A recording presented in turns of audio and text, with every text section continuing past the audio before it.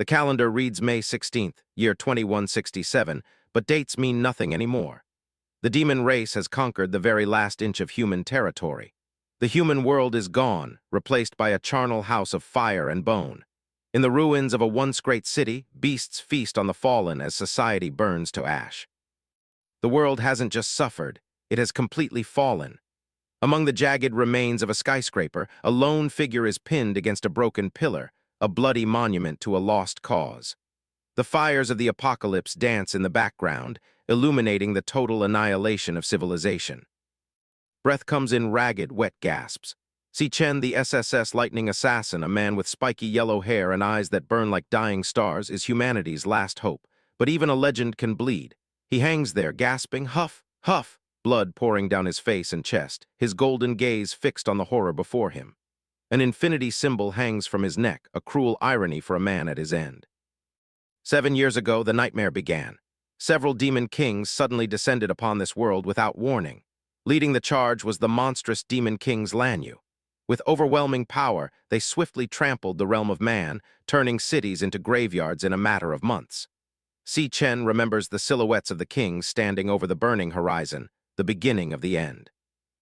Demon King Lanyue, a massive demon king with twisted horns and glowing red eyes, towers over the wreckage. He stares down at the broken assassin and sneers with a voice that drips with malice. Heh, to think you were called humanity's last hope. Your entire race is nothing but pathetic, fragile trash.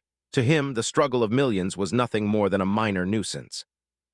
The Demon King raises a massive, clawed hand, red energy crackling around his fingertips like trapped lightning. He looks at the dying warrior and declares, "Now, it's time to fulfill your only remaining purpose." The air grows heavy with the scent of ozone and death as he prepares the final blow. Behind him, the pillar where Si Chen is pinned glows with reflected fire. A surge of crimson power erupts, a jagged, terrifying manifestation of demonic energy. The force of it threatens to tear the very atmosphere apart. This isn't just an execution, it is a ritual of consumption. The red claws of energy flex, ready to strike and end the era of humanity forever. Demon King Lanyue looms closer, his face twisted into a mask of hungering greed. He hisses the command that seals Si Chen's fate. Become MY food. Become MY power. He intends to absorb the last SSS-Rank soul, feasting on the very essence of humanity's greatest warrior to fuel his own dark ascension. A blinding shockwave of white and red light tears through the battlefield. The sound is deafening, a roar of pure energy that shatters what little remains of the city. The collision of demonic power and a desperate, rising counterforce creates a vortex of destruction that swallows everything in sight. This is the moment where the hunter becomes the hunted. But Si Chen's soul is screaming louder than the explosion. No, MY sister, MY COMRADES. He sees their faces in the white light, the people he failed to protect. The red energy isn't just external anymore, it's the manifestation of his own agonizing grief and the blood he spilled for a losing war. The memory of them is the only thing keeping him from fatting. Images of the fallen flash before his eyes like shattered glass. MY master, every single person closest to me. He sees the silhouettes of those he loved, standing in a sea of blood. The realization hits him with a visceral force. All of them had their lives snatched away by you beasts. The grief transforms into a white-hot, electric rage that surges through his broken veins. Lightning crackles across Si Chen's teeth as he grits them in a terrifying snarl. He looks directly into the eyes of death and makes a final, desperate vow. For their sake, even if it's the last thing I do, I will take you down to hell with me. He isn't fighting for survival anymore. He's fighting for a mutual grave. The infinity necklace glows with a blinding, prismatic light. He pushes past the limits of human endurance, reaching for a power that demands his very life as fuel. A holographic message flares in the void of his mind. SSS Ultimate Skill, Terminus Arc. A pillar of rainbow-colored lightning erupts from his body, soaring into the heavens and turning the night sky into a day of judgment. Si Chen stands at the center, a silhouette of pure, destructive light. The world turns a blinding yellow as the Terminus Arc expands. Demon King Lanyue, once the arrogant predator, is now just a shadow caught in the blast. The sheer magnitude of the skill dwarfs the Demon King, his soldiers disintegrating instantly in the peripheral lightning strikes. The shock on the demon's face is the last thing Si Chen sees through the glare. The Demon King's eyes widen in genuine terror as the light binds him. "What is this? I can't move," he screams, his voice cracking with panic. The SSS skill isn't just damaging him, it's locking his very existence in place, pinning the master of demons to the same fate he tried to inflict. The arrogance is gone, replaced by the realization that even trash can burn with the heat of a star. Si Chen's body begins to fragment, his skin cracking like porcelain as the lightning consumes him from the inside out. He looks strangely at peace, his golden eyes wide and glassy, reflecting the end he chose. He isn't screaming. He's simply fading into the light, his sacrifice nearly complete. The infinity symbol on his chest is the last part of him to glow. In his final moments, the shards of his memory surround him. He sees a vision of his sister, her face streaked with blood and tears as he held her in the rain. "Sister," he whispers in the silence of his mind. The memory is painful, a sharp fragment of the life he couldn't save, now shattering along with his physical form. Another shard drifts by, showing the back of the man who taught him everything. Master. The figure is distant, a silhouette of strength that Si Chen strove to emulate. The loss of his mentor was a wound that never healed, a debt he is finally paying back with his own soul. The darkness of the void begins to swallow the edges of the memory. The most painful shard appears, a family photo from a time of peace, showing his parents and a younger, happier sister. "Mom, Dad." He reaches out for them, but they are just echoes of a world that no longer exists. They are the faces of the humanity he failed, the ghosts that have haunted his every step since the invasion began. The fragments continue to fall away into the blackness. He thinks to them we'll see each other soon, but the thought is poisoned by a bitter regret that tastes like ash in his mouth. It's a pity I wasn't strong enough. Even at the very end, the guilt of his perceived weakness is the heaviest burden he carries. As his consciousness dissolves into white light, one final, agonizing thought echoes through his mind.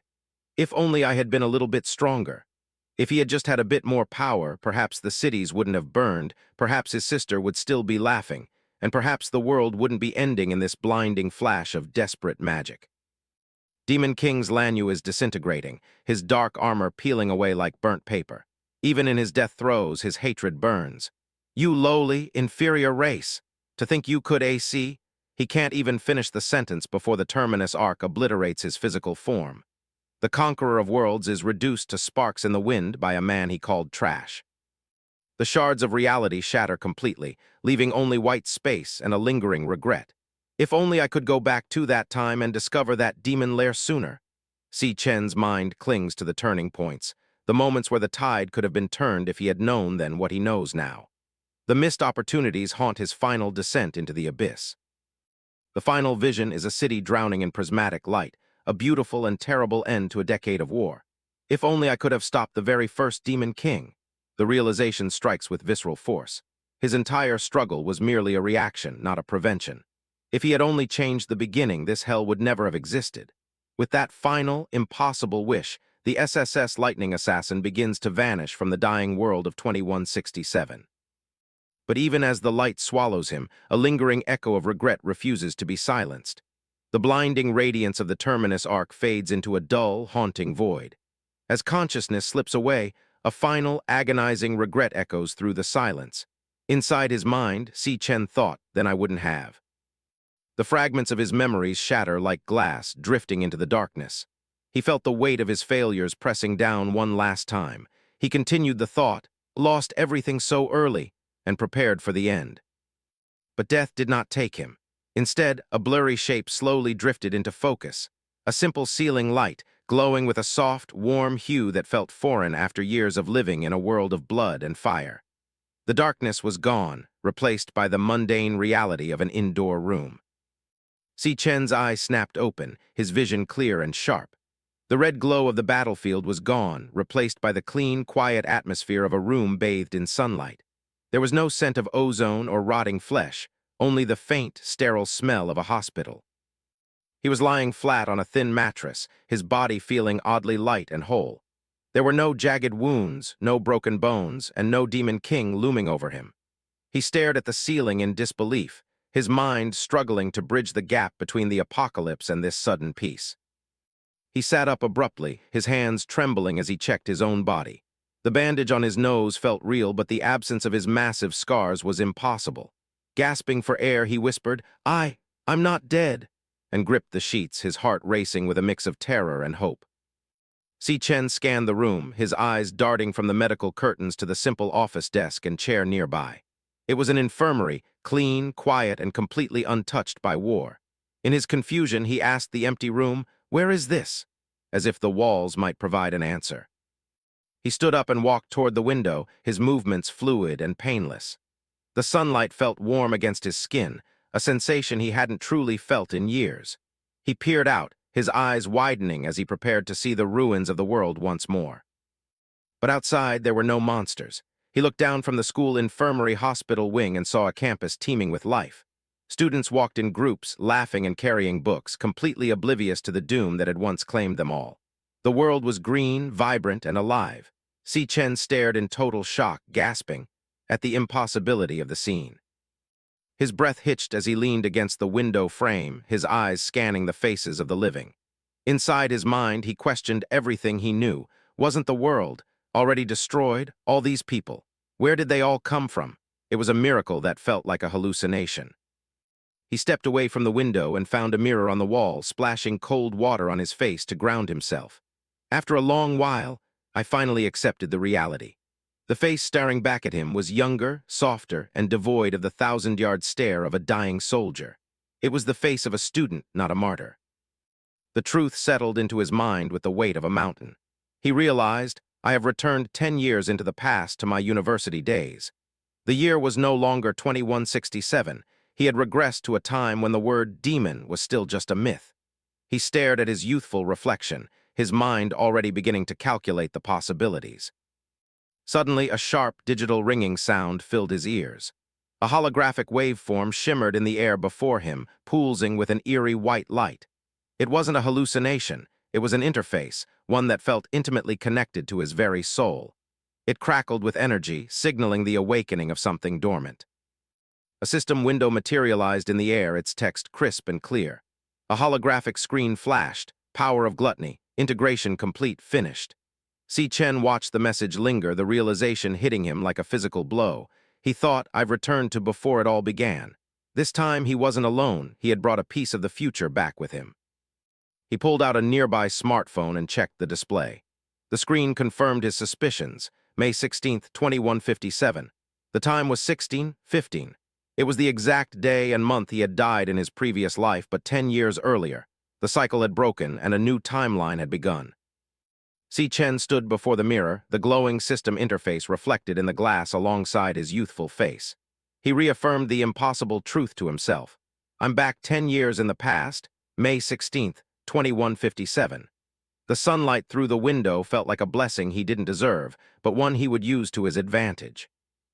His golden eyes narrowed, flickering with a faint, dangerous red light as his killer instincts resurfaced. He realized the strategic importance of this date. This is 3 years before the descent of Demon Kings. He had 3 years to prepare, 3 years to gather strength, and 3 years to ensure that history did not repeat itself. A dark vision of the future flashed through his mind, massive purple tentacles and demonic eyes looming over a helpless city. 3 years from now in 2160, the first Demon King, Wrath, will descend. He remembered the screams and the smell of burning rubber as the world began its slow descent into hell. The vision shifted to the shadows of monstrous beings emerging from a red void. It was Wrath who opened the gates of hell, and because of him the other Demon Kings followed into the human world one by one. That was the starting point. Si Chen's fists clenched at his sides as the memories of the invasion flooded back. He saw the burning ruins and the silhouettes of demons standing over the corpses of humanity, of total destruction, and the reason, I lost everything. The loss of his sister, his master, and his comrades burned in his chest like an unquenchable flame. This time he wouldn't just be a survivor, he would be the executioner. He looked down at his palms, feeling the youthful blood coursing through them. A fierce, predatory grin touched his lips. But now, I am back. The despair of the previous life was gone, replaced by a cold, calculating resolve. He had been given a second chance, and he wouldn't waste a single second. His eyes blazed with a crimson intensity as he formulated his plan. As long as I defeat the first one to appear, Wrath, I can prevent the gates of hell from ever opening. I have a chance to change everything. The mission was clear. Kill the first Demon King and save the world before the war even starts. The system message remained floating in his vision, a constant reminder of the gift he had received. Power of gluttony, integration complete, finished. As the initial shock began to fade, a new curiosity took hold. Inside his mind, he thought, come to think of it. Standing in the silence of the infirmary, Si Chen found himself unable to pull his eyes away from the shimmering text. This power of gluttony, it was a name he had never encountered in his previous life, yet the interface had been tethered to his vision since the moment he woke. Inside his mind, he questioned, what is this power of gluttony interface? It's been floating in front of me ever since I opened my eyes. It was an unknown variable, a mysterious force that defied his memories of the future. Curiosity outweighed caution as he reached out, his fingers brushing against the flickering waves of light. The digital strings vibrated at his touch, humming with a raw, predatory energy that felt both alien and exhilarating. It was as if the system was waiting for his command to reveal its secrets. As he focused his intent, the screen flickered, preparing to display the impossible truth of his new existence. Si Chen stared at the holographic screen floating in the air, his eyes wide with disbelief. A translucent window displayed a set of numbers that defied logic. He gasped as he realized what he was looking at, a status bar from his own past, yet fundamentally changed. Inside his mind, he thought, as the weight of the discovery began to sink in. He leaned in closer to examine the flickering data. The name on the screen was Xiao Zhu, his identity within this mysterious system. But it was the attributes that were truly terrifying. Strength, stamina, elemental power, speed, luck, and spirit were all set to a perfect 100. He questioned his reality, thinking, what is all this game-like data? Are these my current attributes? For a level 1, these stats were nothing short of godlike. He looked down at his youthful hands, then back to the mirror, his red eyes reflecting a cold, sharp intelligence that didn't belong to a university student. He calculated his situation, thinking, I've never seen anything like this before. In the past, I always fought using my awakened power. This was something entirely different, a variable that could flip the world on its head. Memories of the old world's hierarchy flashed through his mind, represented by the glowing icons of different classes, the Star Mage, the Nucleus Warrior, and the Lightning Assassin. He recalled the harsh reality of their society. A thought echoed in his head, only 1 in 10,000 people in this world can become an awakener. In a world of billions, they were the elite, the gods among men.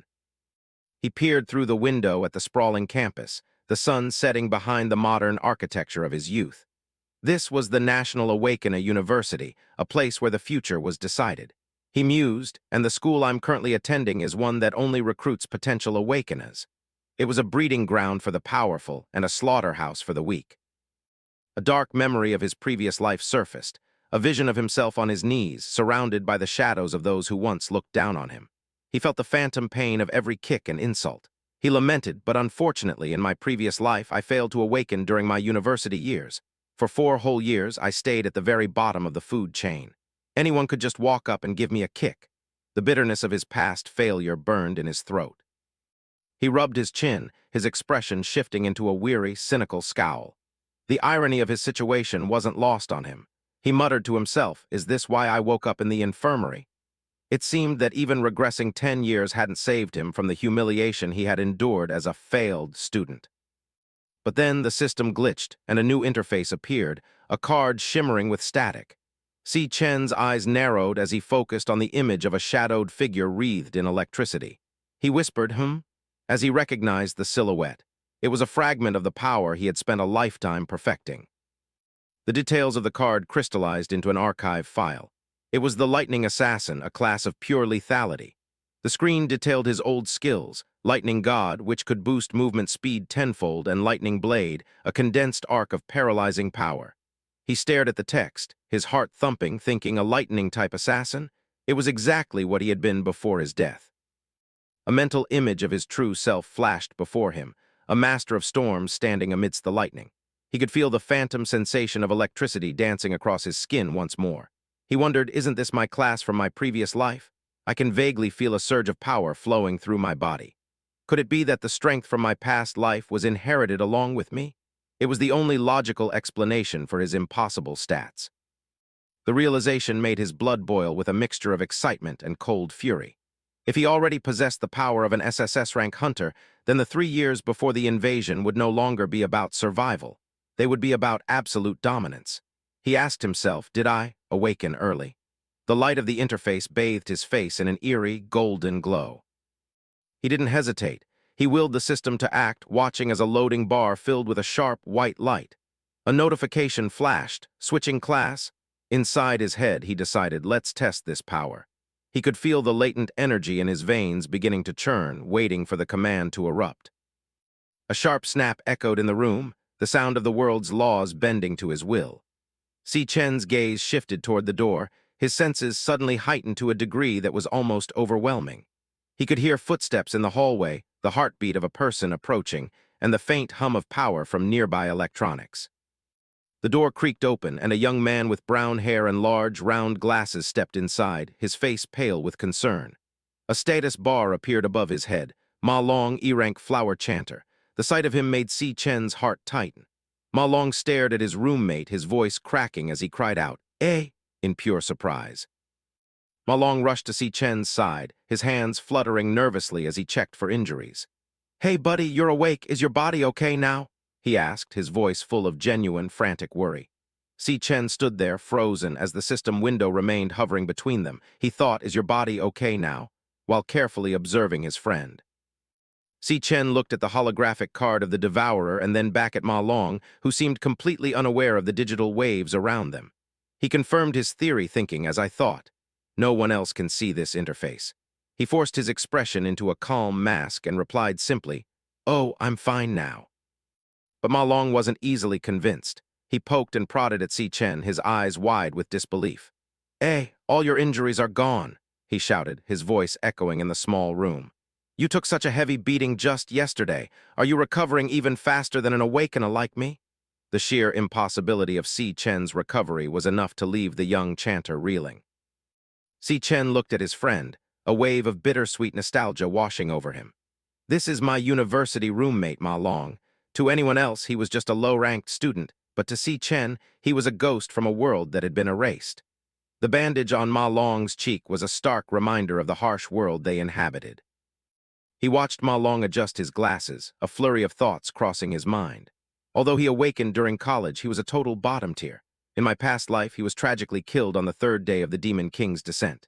The memory of his friend's death was a cold, sharp blade in his soul.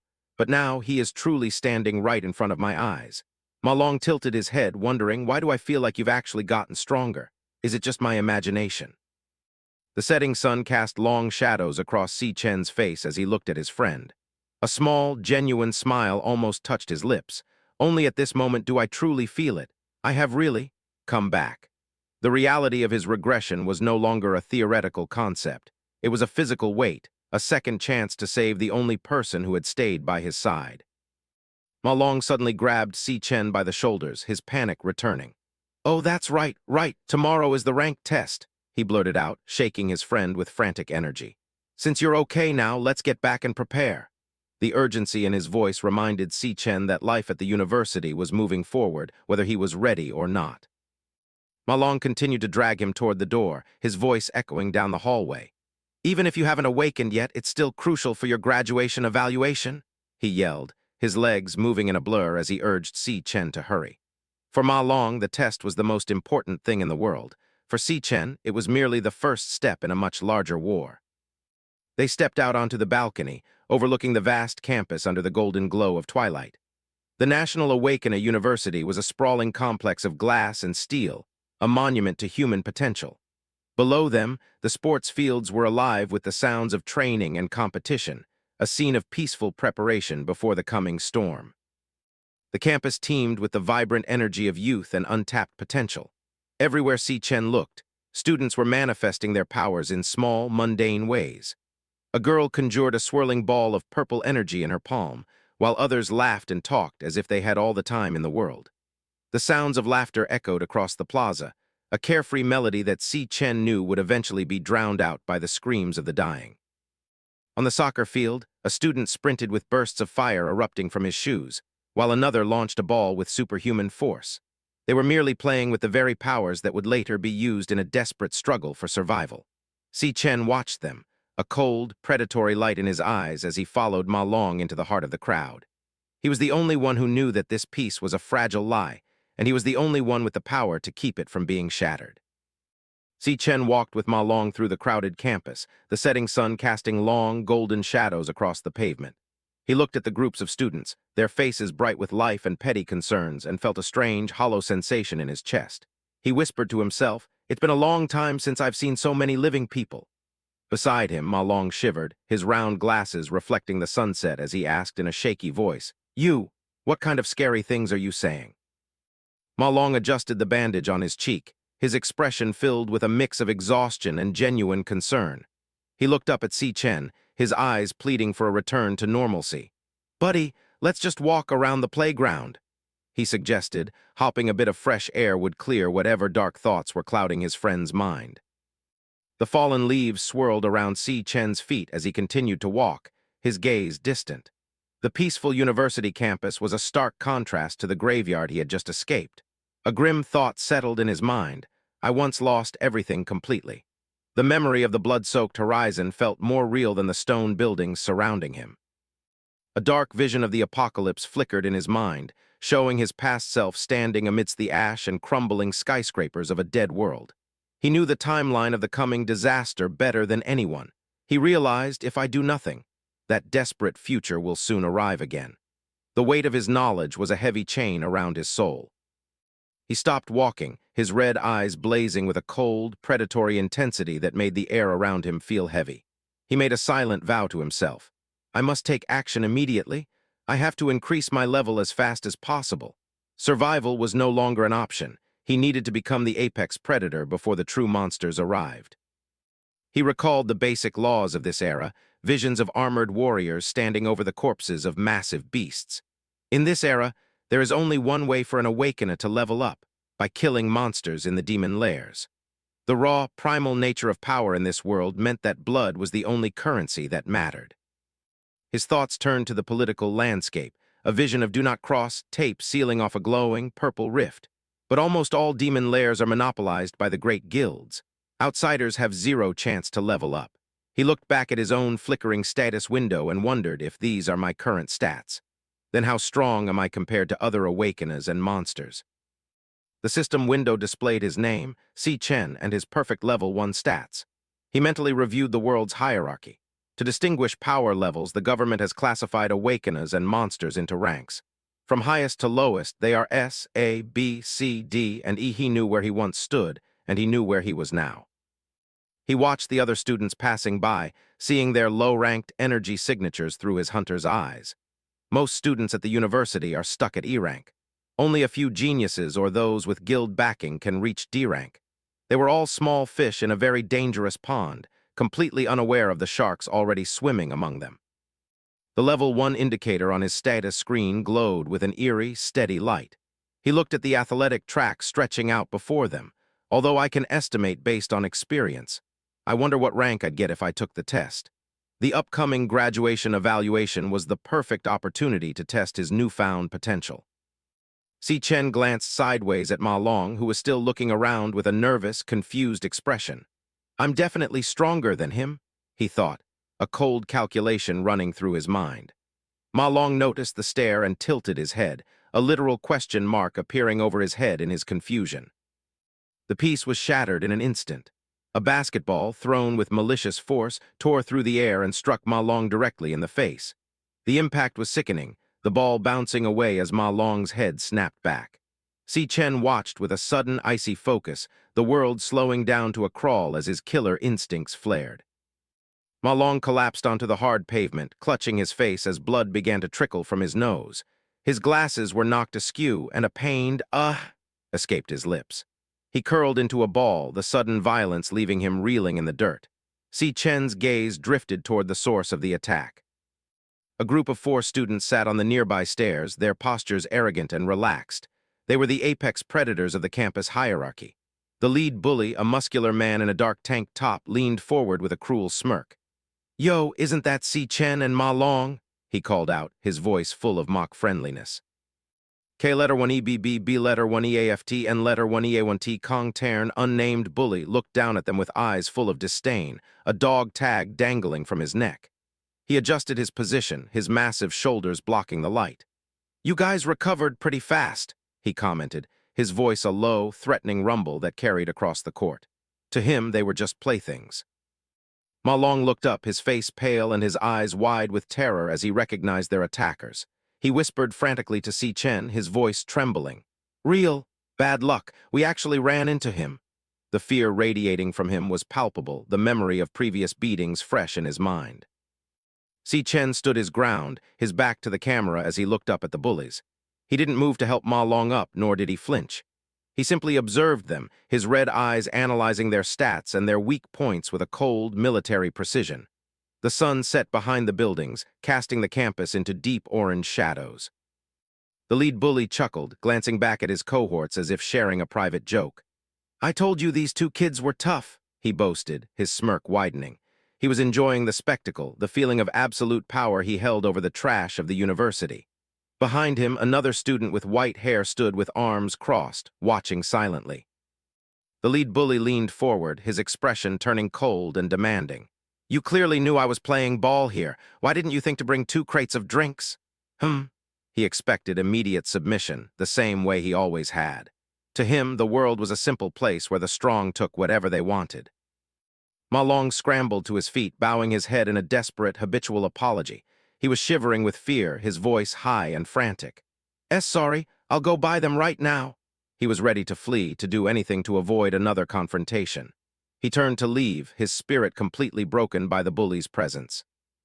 But Si Chen's hand shot out, catching Ma Long's shoulder and stopping him in his tracks. He stared directly at the bullies, his red eyes reflecting a dangerous, lethal calm. He spoke with a voice that was as sharp as a razor. "You aren't the one at fault. The ones who should be saying sorry are them." The air on the court suddenly grew cold, as if the first frost of winter had arrived early. Under the harsh afternoon sun, a group of students sat lounging on the concrete steps, their presence radiating a subtle threat. One of them pointed toward the approaching duo and called out, "Yo, isn't that Si Chen and Ma Long?" The casual tone of his voice masked the predatory intent beneath it. Gong Ting leaned back with an arrogant smirk, his muscular frame draped in a dark tank top. He eyed the two newcomers with a condescending gaze and remarked, "You guys recovered fast." To him, they were nothing more than convenient outlets for his boredom. Ma Long froze, sweat beading on his forehead beneath his messy brown hair. The bandages on his face were a testament to their previous encounters. He thought in a panic, just my luck. Ran into him again? The fear in his wide eyes was palpable. Standing beside his trembling friend, Si Chen remained eerily calm. His gaze was fixed on the bullies above, his posture relaxed yet ready. He didn't flinch, even as the tension in the air thickened to a suffocating degree. Gong Ting chuckled, turning his head slightly to boast to his companions. "I told you these two kids can take a beating," he bragged, his voice dripping with sadistic pride. He saw their resilience not as strength, but as a reason to hit them harder next time. As Si Chen stared at his tormentor, something shifted within him. His dark eyes began to glow with a faint, ominous red light. He whispered to himself, "It's this guy."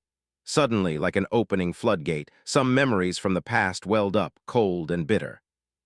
The memory hit like a physical blow.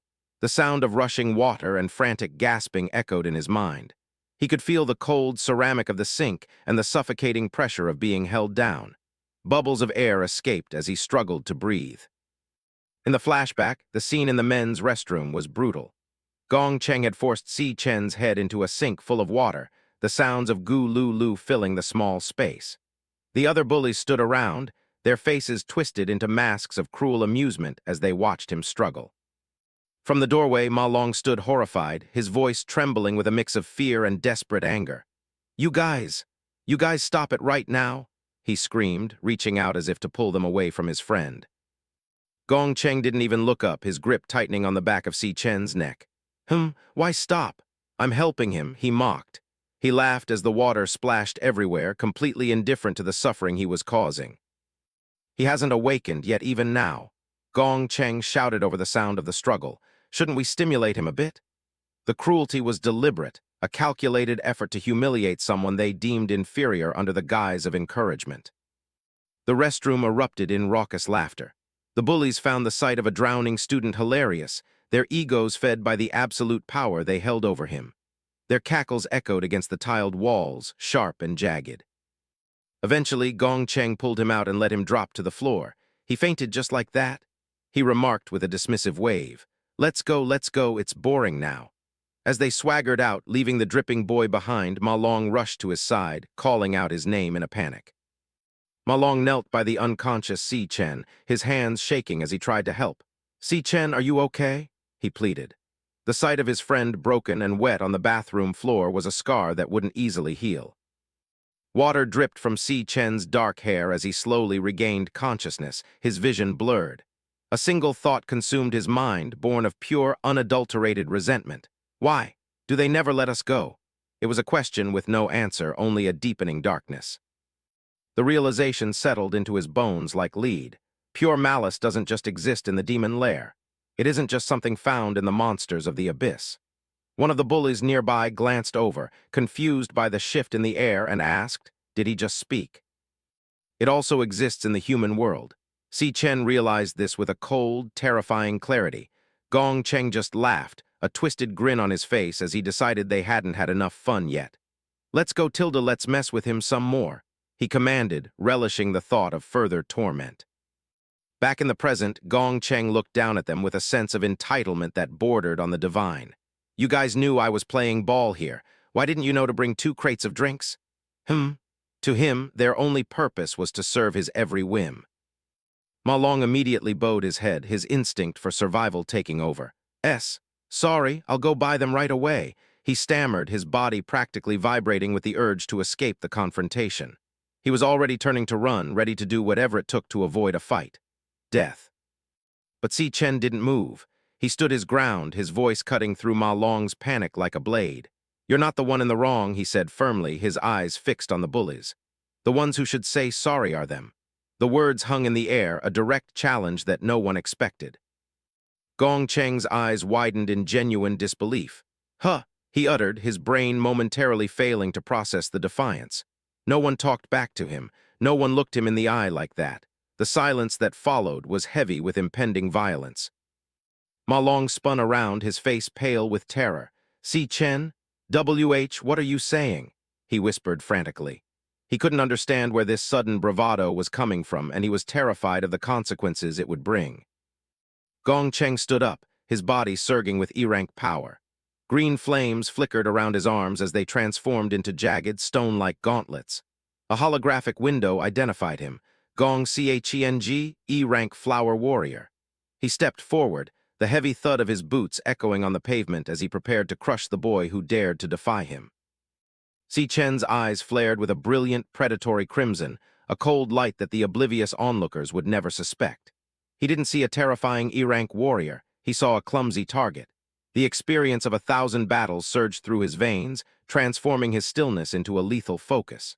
The game of predator and prey was about to be flipped on its head, right in the center of the campus square. He analyzed the situation with the cold efficiency of a master assassin, even as the first whispers of a crowd began to gather.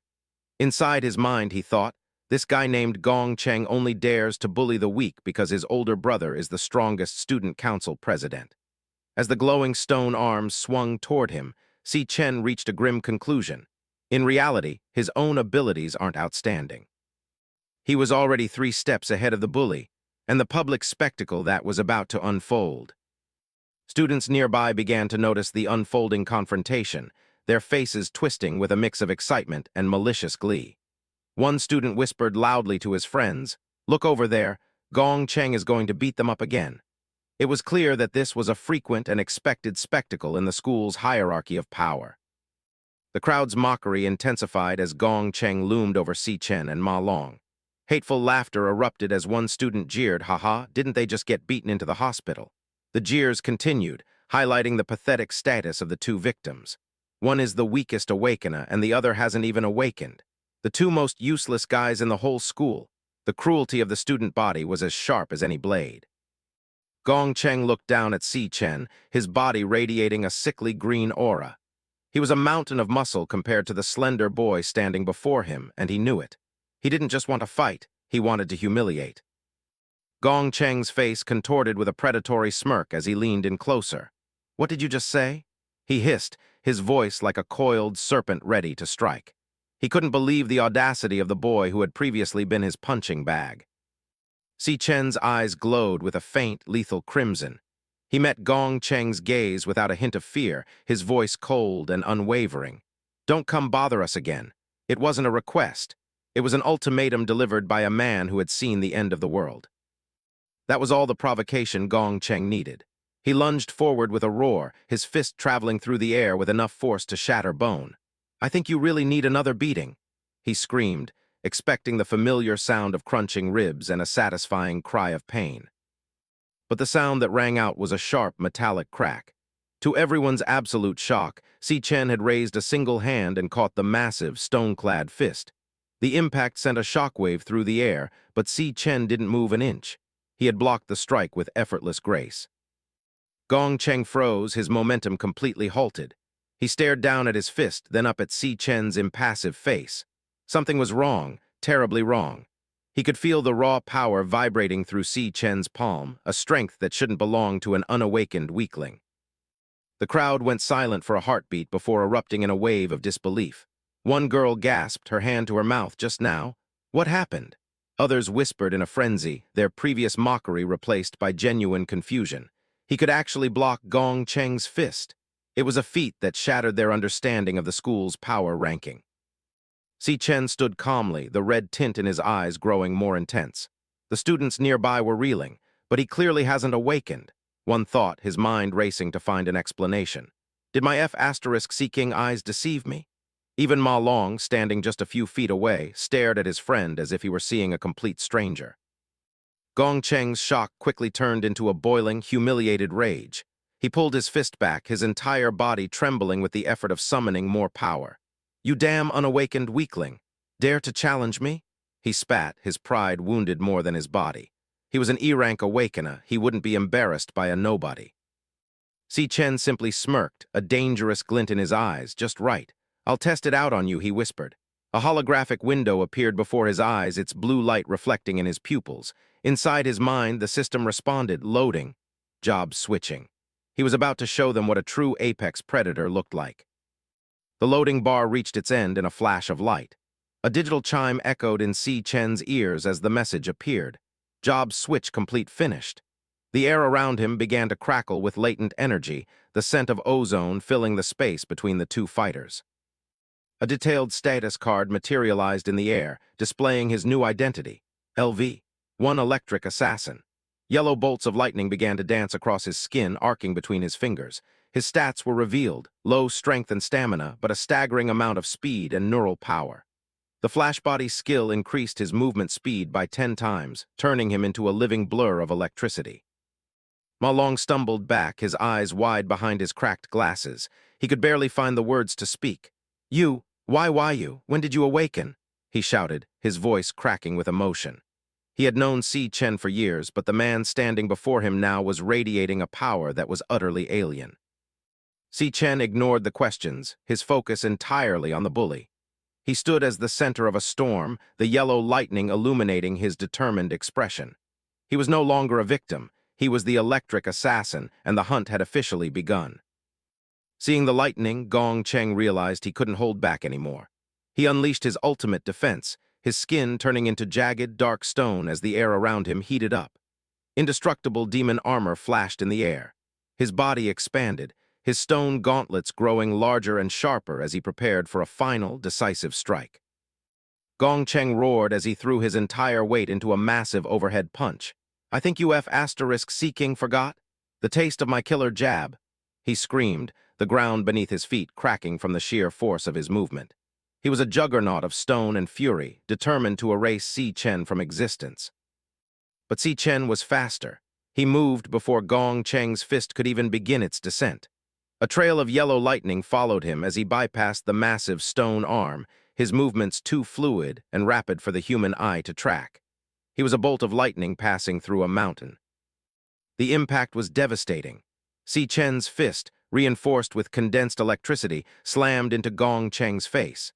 The indestructible demon armor shattered like glass under the pressure. A brilliant explosion of yellow light engulfed the two of them as the force of the blow rippled through Gong Cheng's entire body. Gong Cheng was sent hurtling backward. his massive frame tumbling through the air like a rag doll. A spray of blood arched through the sky as he crashed onto the concrete steps, the impact leaving a small crater. The powerful bully who had terrorized the school was broken in a single instant. The entire courtyard was stunned into absolute silence. A few students stood with their mouths hanging open, their eyes wide with terror. One screamed in disbelief, "What happened in that instant just now?" Another shouted he sent Gong Ting flying with one punch. The impossible had happened right before their eyes. Ma Long stared at the crater where Gong Ting lay, his jaw practically hitting the floor. The shock was so great that he couldn't even move. He looked back at Si Chen, who was calmly shaking the excess electricity from his hand, and felt a cold shiver run down his spine. This was a new world, and Si Chen was its master. Gong Ting groaned as he tried to push himself up, blood dripping from his shattered jaw. Is this really Si Chen? He thought, his mind reeling as he looked up at the silhouette surrounded by lightning. What on earth is going on? The pain was immense, but the humiliation was worse. He spat out a mouthful of blood and cursed, "FCK, your grandfather. Dare to sneak attack me." Even in defeat, his ego wouldn't allow him to admit he had been outclassed. Gong Ting glared at his friends who were standing frozen in the distance. "Are you FCkers just going to stand there and watch?" He roared, his voice thick with rage and desperation. He couldn't believe his own lackeys were so useless when he needed them most. The dynamic of the school had shifted, and everyone was beginning to realize it. The crony wheezed, sweat drenching his face as he stared up at the boy he had once deemed nothing but scum. His jaw twitched, yet only disjointed syllables tumbled out. But, he stuttered, eyes bulging with a horror that eclipsed mere physical agony. The absolute impossibility of it all began to shatter his mind. Si Chen stood as a dark silhouette against the blinding afternoon light, his body wreathed in violent arcs of yellow electricity. He wasn't just a student anymore. He was a storm personified, a predator who had finally revealed his claws.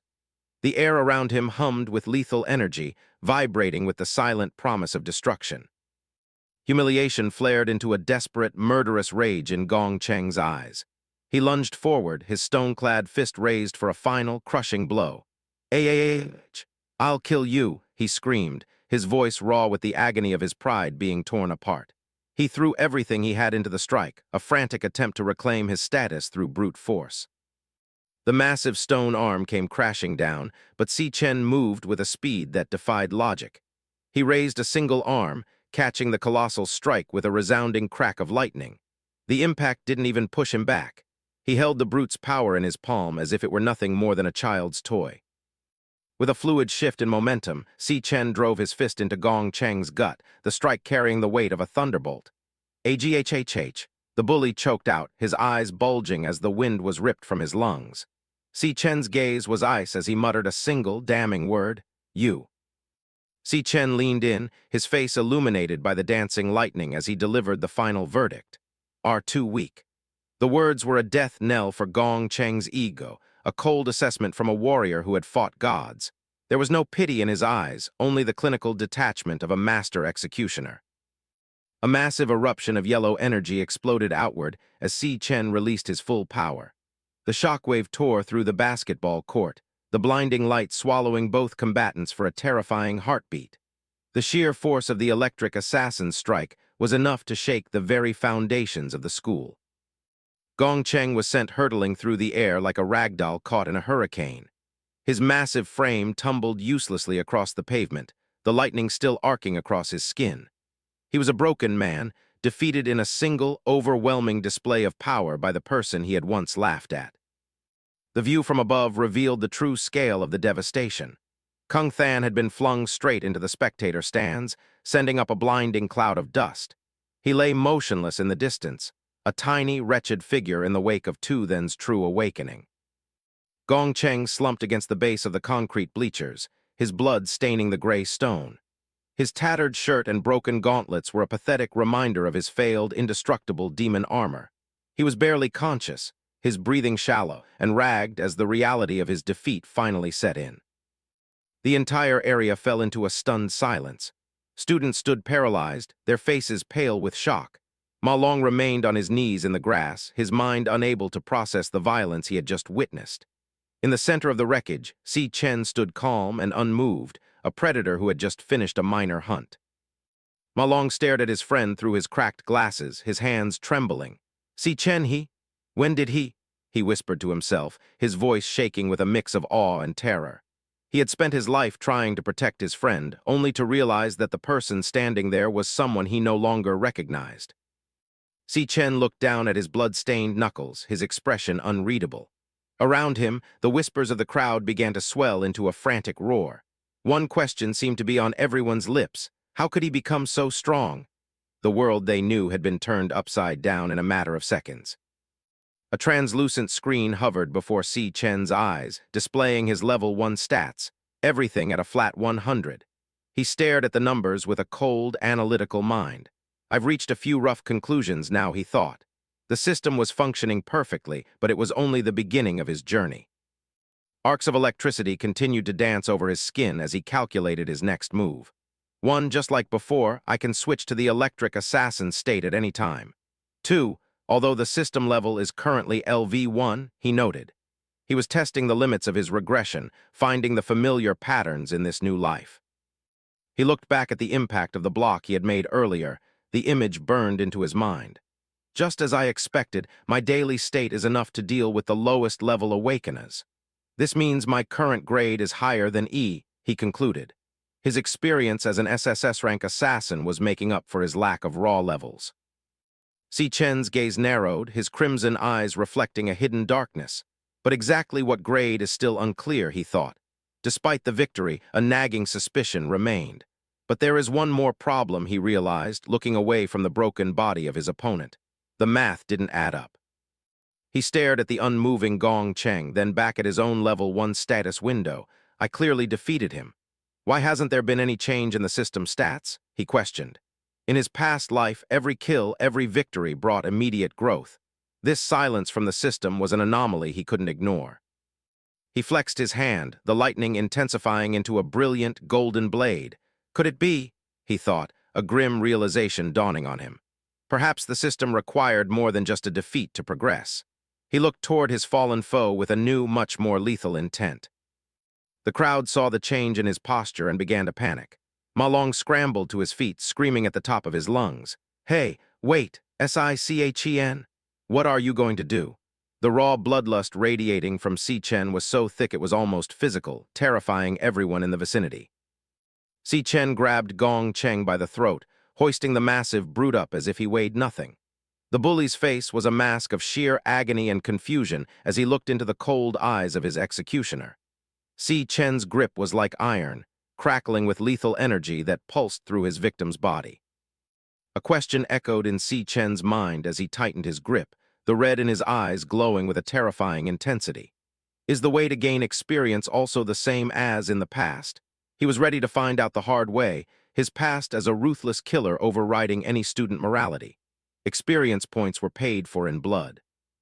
He prepared to deliver the final strike, the lightning in his hand condensing into a white-hot point of death.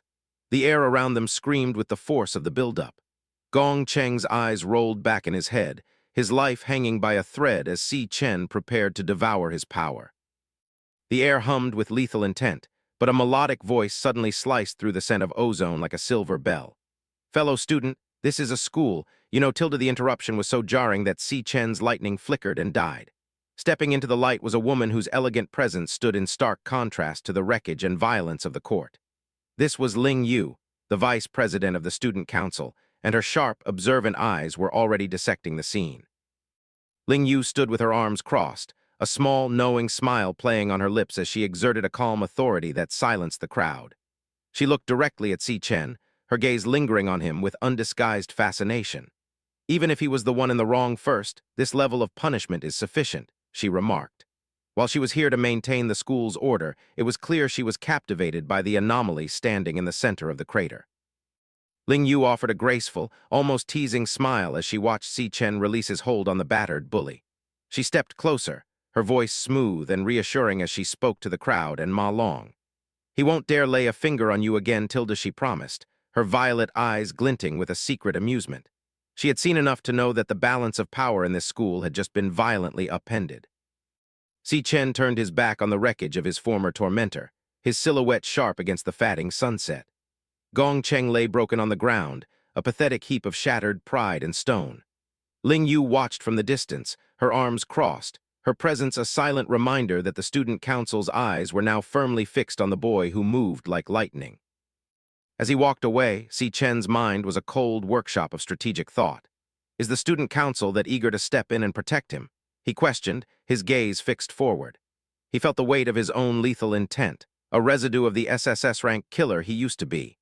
I wasn't actually planning to do anything to him, he told himself, though the dark glint in his eyes suggested a much more permanent solution was never far from his mind.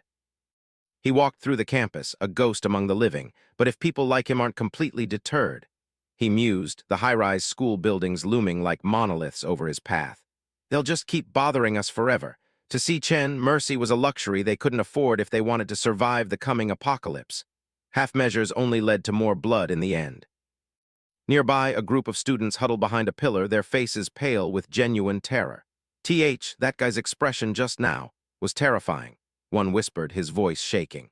His companion nodded frantically, clutching the edge of the wall. Let's never provoke him again.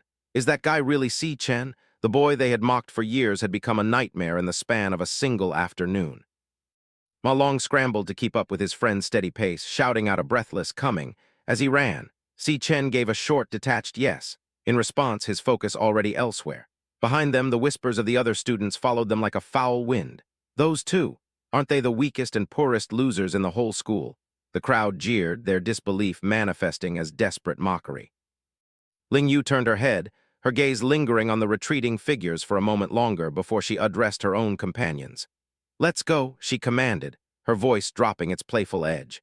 She was already calculating the impact of Si Chen's emergence, her mind weaving new threads into the complex tapestry of school politics. Night fell over the campus, casting long, dark shadows across the gray concrete of the men's dormitory. Light spilled from a few windows, but the atmosphere was heavy and oppressive. Within these walls, the lower-ranked students lived out their lives, unaware that the hierarchy they relied on was about to be obliterated. Inside their cramped dorm room, Ma Long was vibrating with an intensity his roommates had never seen. Why won't you believe me? Si Chen has truly awakened, he screamed, his hands raised as if to grab the truth out of the air. And he's a super-strong lightning assassin. His eyes were wide behind his glasses, burning with the desperate need to make them understand. Ma Long threw a frantic punch at the air, reliving the moment of victory. He literally rubbed Gong Ting into the dirt. He boasted, his voice echoing in the small room. Now that gang doesn't even dare look us in the eye. He paced between the bunk beds, a triumphant smile on his bandaged face, while his roommates watched him with expressions of profound annoyance. One of the roommates, Xiangzhu, a boy with messy hair and an arrogant tilt to his jaw, picked at his ear with a bored expression. As an E-rank nucleus mage, he considered himself the undisputed king of their low-level room. Where is he then? He asked skeptically, his eyes fixed on nothing in particular. To him, Ma Long's story sounded like the delusional ramblings of someone who had taken too many hits to the head. Xiangzhu leaned forward and sharply poked Ma Long on the forehead, mocking his excitement. If he's that strong, does he really still need to go running? He demanded, his voice rising in irritation. Does an awakener even need such basic fitness training? Does that even make sense? He saw Si Chen's continued training not as dedication, but as proof of his weakness. The other roommate, Xiangyu, was hunched over his computer, a lollipop protruding from his mouth. He didn't even turn around as he added his own cynical commentary. Seems like Ma Long's head was really beaten into a pulp, he remarked, his fingers clattering over the keyboard.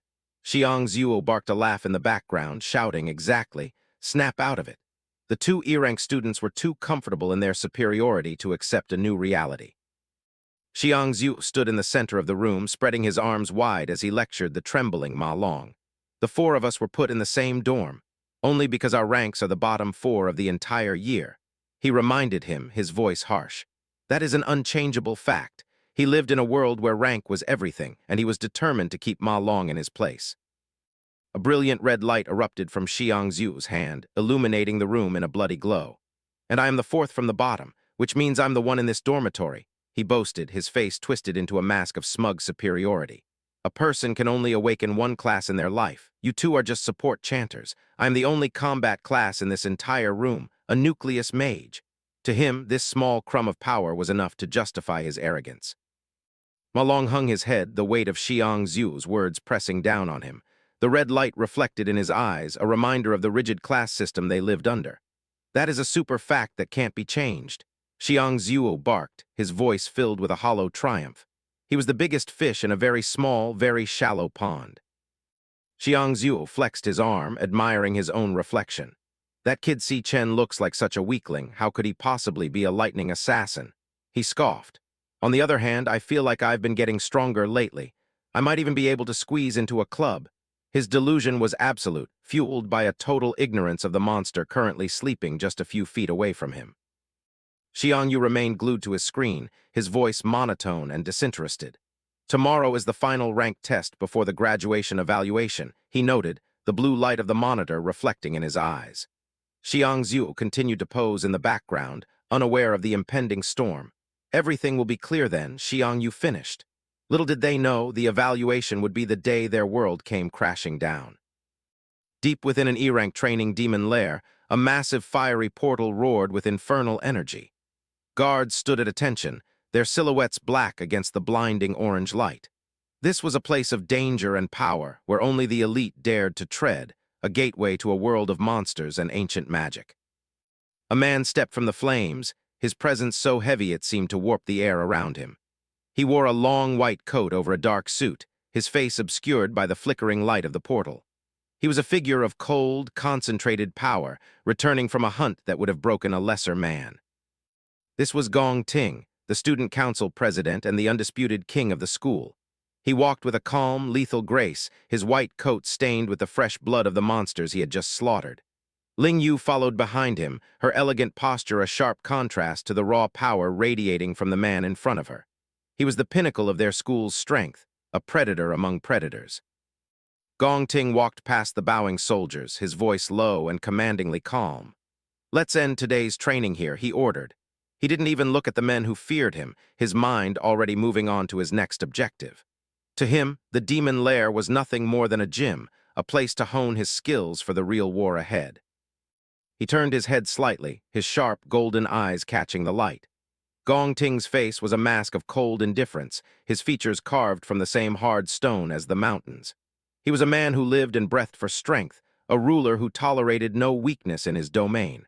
Regardless of his status, he was a monster in human skin. Gong Ting came to a halt as the shadows revealed the broken figure of his younger brother lurking by the facility exit. "You're still waiting here, Gong Cheng," he noted, his voice as frigid and detached as a winter wind. He looked down at the bandaged mess of a man, his golden eyes projecting a judgment so absolute it felt like a physical blow. To the student council president, Gong Cheng was nothing more than a living stain on their elite lineage. Gong Cheng looked up, his eyes bloodshot and burning with a desperate green light. "Brother, if you don't take care of this, I won't be able to sleep," he pleaded, his voice cracking with the strain of his humiliation. "He bullied your own brother in front of so many people. He clearly has no respect for you." The broken bully was begging for a vengeance he lacked the spine to claim himself, his cowardice as glaring as the white bandages wrapping his shattered ego. Gong Ting listened to his brother's desperate pleas with a cold, detached expression. He didn't offer a hug or a comforting word, only a sharp, clinical gaze that seemed to cut right through the younger boy's cowardice. "Understood," he said simply, his voice devoid of any emotion. He was already seeing the situation not as a family matter, but as a minor disturbance in the order he worked so hard to maintain. Gong Ting turned his back on his brother, his golden eyes reflecting the harsh light of the facility. "I'll handle it for you," he promised, though the words felt more like a chore than a commitment.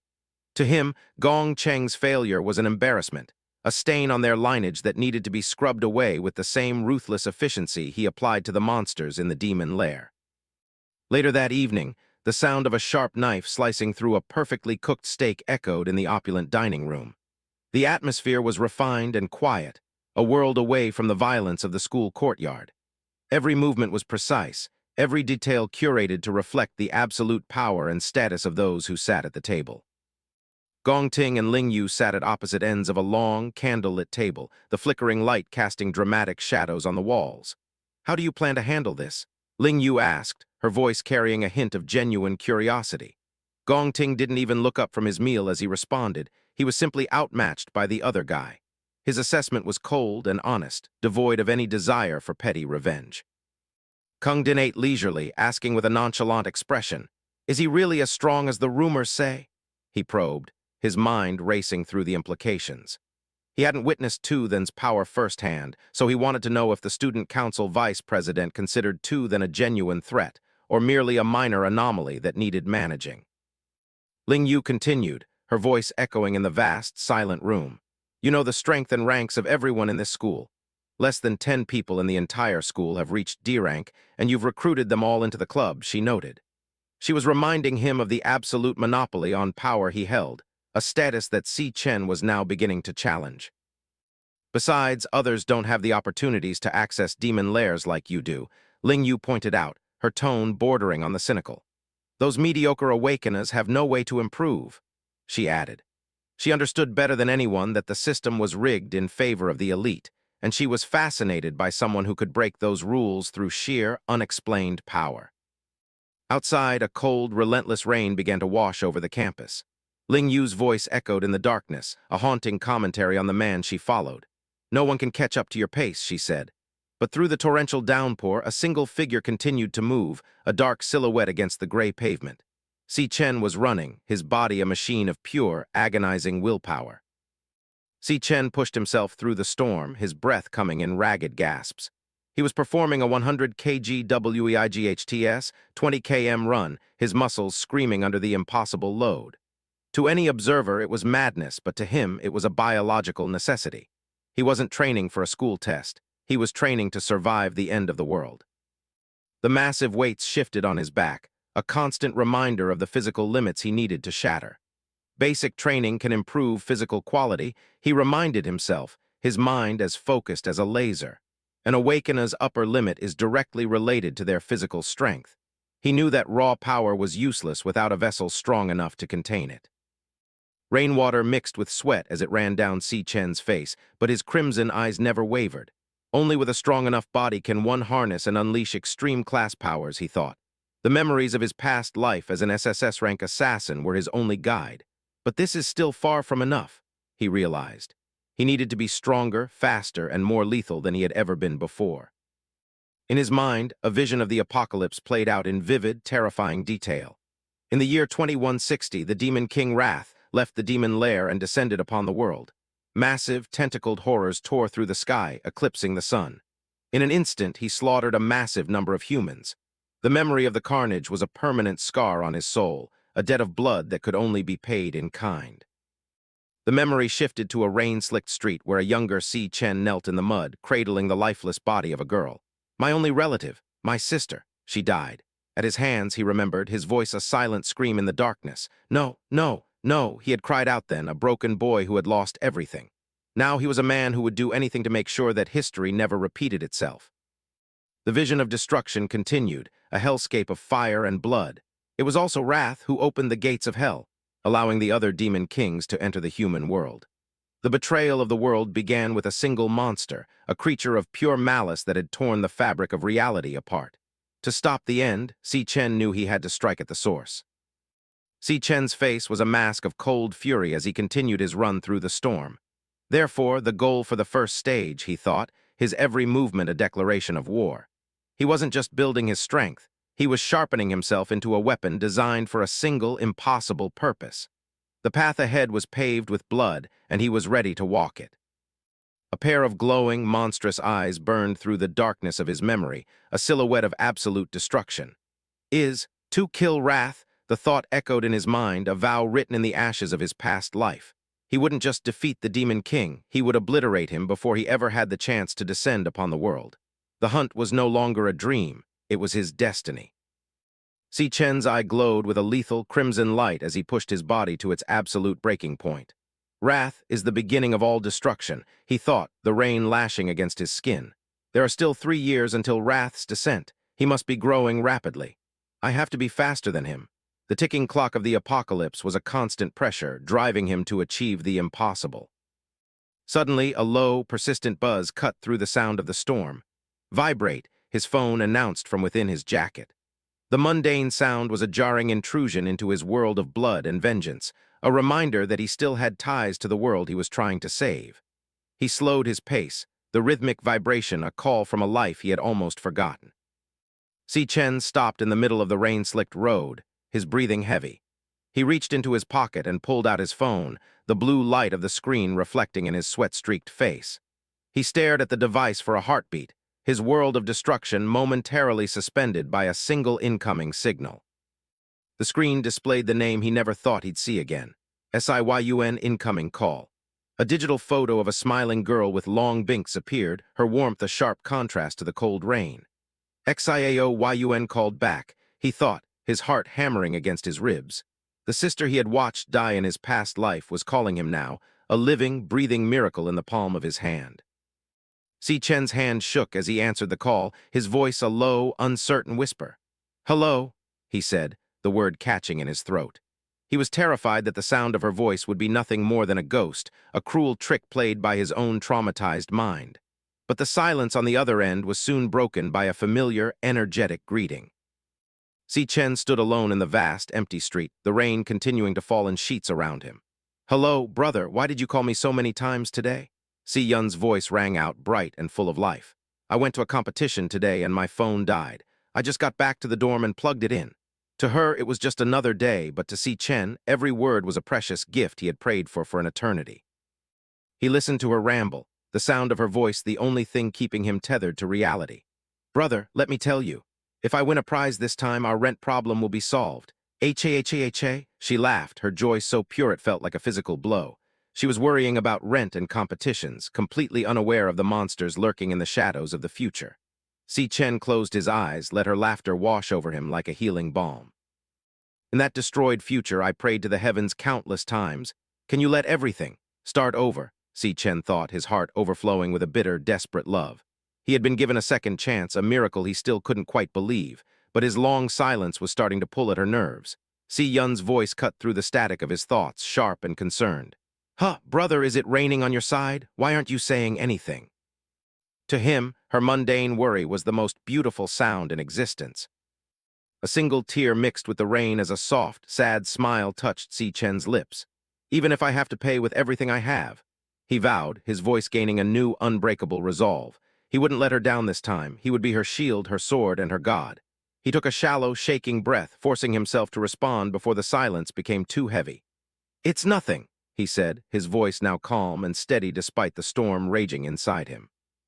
He was ready to face anything, to kill anything, just to hear her laugh one more time. Si Chen stood in the pouring rain, his eyes wet with more than just the storm. A soft, heartbreaking smile touched his lips as he whispered into the phone, "It's been too long since I heard your voice." He felt the weight of 1,000 lifetimes of grief lifting for a single, precious moment. "Even if I have to fall into an endless hell," he vowed to himself, "I will never let that voice be silenced again." He was a man reborn, a sinner granted a second chance to be a brother.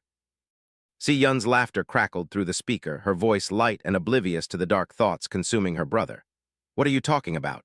Didn't we just talk on the phone the day before yesterday?" She teased, her tone bright and full of life. "We'll see each other once my competition is over. Just wait for my good news." By tilde she finished, hanging up before Si Chen could respond. He stood there for a long time, the silence of the rain-slicked street replacing her voice, but the warmth remained in his heart. Si Chen lowered the phone, his face hardening as he looked into the distance. The crimson in his eyes burned with a new, much more lethal intensity.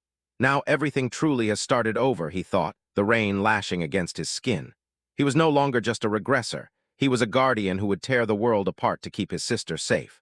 The cycle of tragedy was broken, and he was the one holding the pieces. He didn't stop training, his body a machine of pure, agonizing willpower. 3 more laps. He screamed internally, his legs burning with every step. "I must become stronger at the fastest possible speed. To protect all of this." He pushed himself through the torrential downpour, the gray campus buildings blurring around him. Every drop of sweat, every ounce of pain was an investment in a future that didn't end in blood and ash. Finally, Si Chen slipped back into the dark dorm room, his silhouette passing through the sliver of light from the hallway. His roommates were dead to the world, Ma Long sleeping fitfully in his bunk. "It's been 8 hours since I returned to this era," he mused, looking at the familiar, cramped space. In less than a day, he had already changed the course of history, but the real work was only just beginning. The hot water of the shower washed away the grime, and the cold of the storm, steam filling the small stall. Si Chen stood under the spray, his muscular back reflecting the harsh light. "I'm gradually adapting to this body," he thought, testing the flexibility of his younger frame. Although the physical strength is still low, it is much younger. He could feel the potential within him, a clean slate ready to be etched with the power of a god. He dried himself off, the white towel draped over his shoulders as he stared into the dark room. Next, I need to think about the most critical issue, he decided, his crimson eyes reflecting the latent red light of his power. He was already planning his next move, his strategic mind never resting. He wasn't here to play student, he was here to hunt. Si Chen sat on the edge of his bunk, the shadows of the room deepening around him. Leveling up requires entering demon lairs, he calculated, his hand resting on his knee. But the demon lairs are monopolized by the guilds. This was the primary obstacle in his path. The world he lived in was a hierarchy of wealth and power, and he was currently at the very bottom. He lay back on the thin mattress, staring up at the ceiling with unblinking eyes. Aside from the powerful and wealthy, most people have no chance to level up, he mused, his crimson eyes glowing in the dark. How can I come into contact with monsters? He needed a way to bypass the guilds, to find a hunting ground where he could feast on the power of the abyss without being noticed. Si Chen slowly closed his eyes, his consciousness beginning to drift into the abyss of sleep. And that power of gluttony? He thought, the words a silent echo in his mind. It was the one thing he didn't fully understand, a mysterious variable that had followed him back from the end of the world.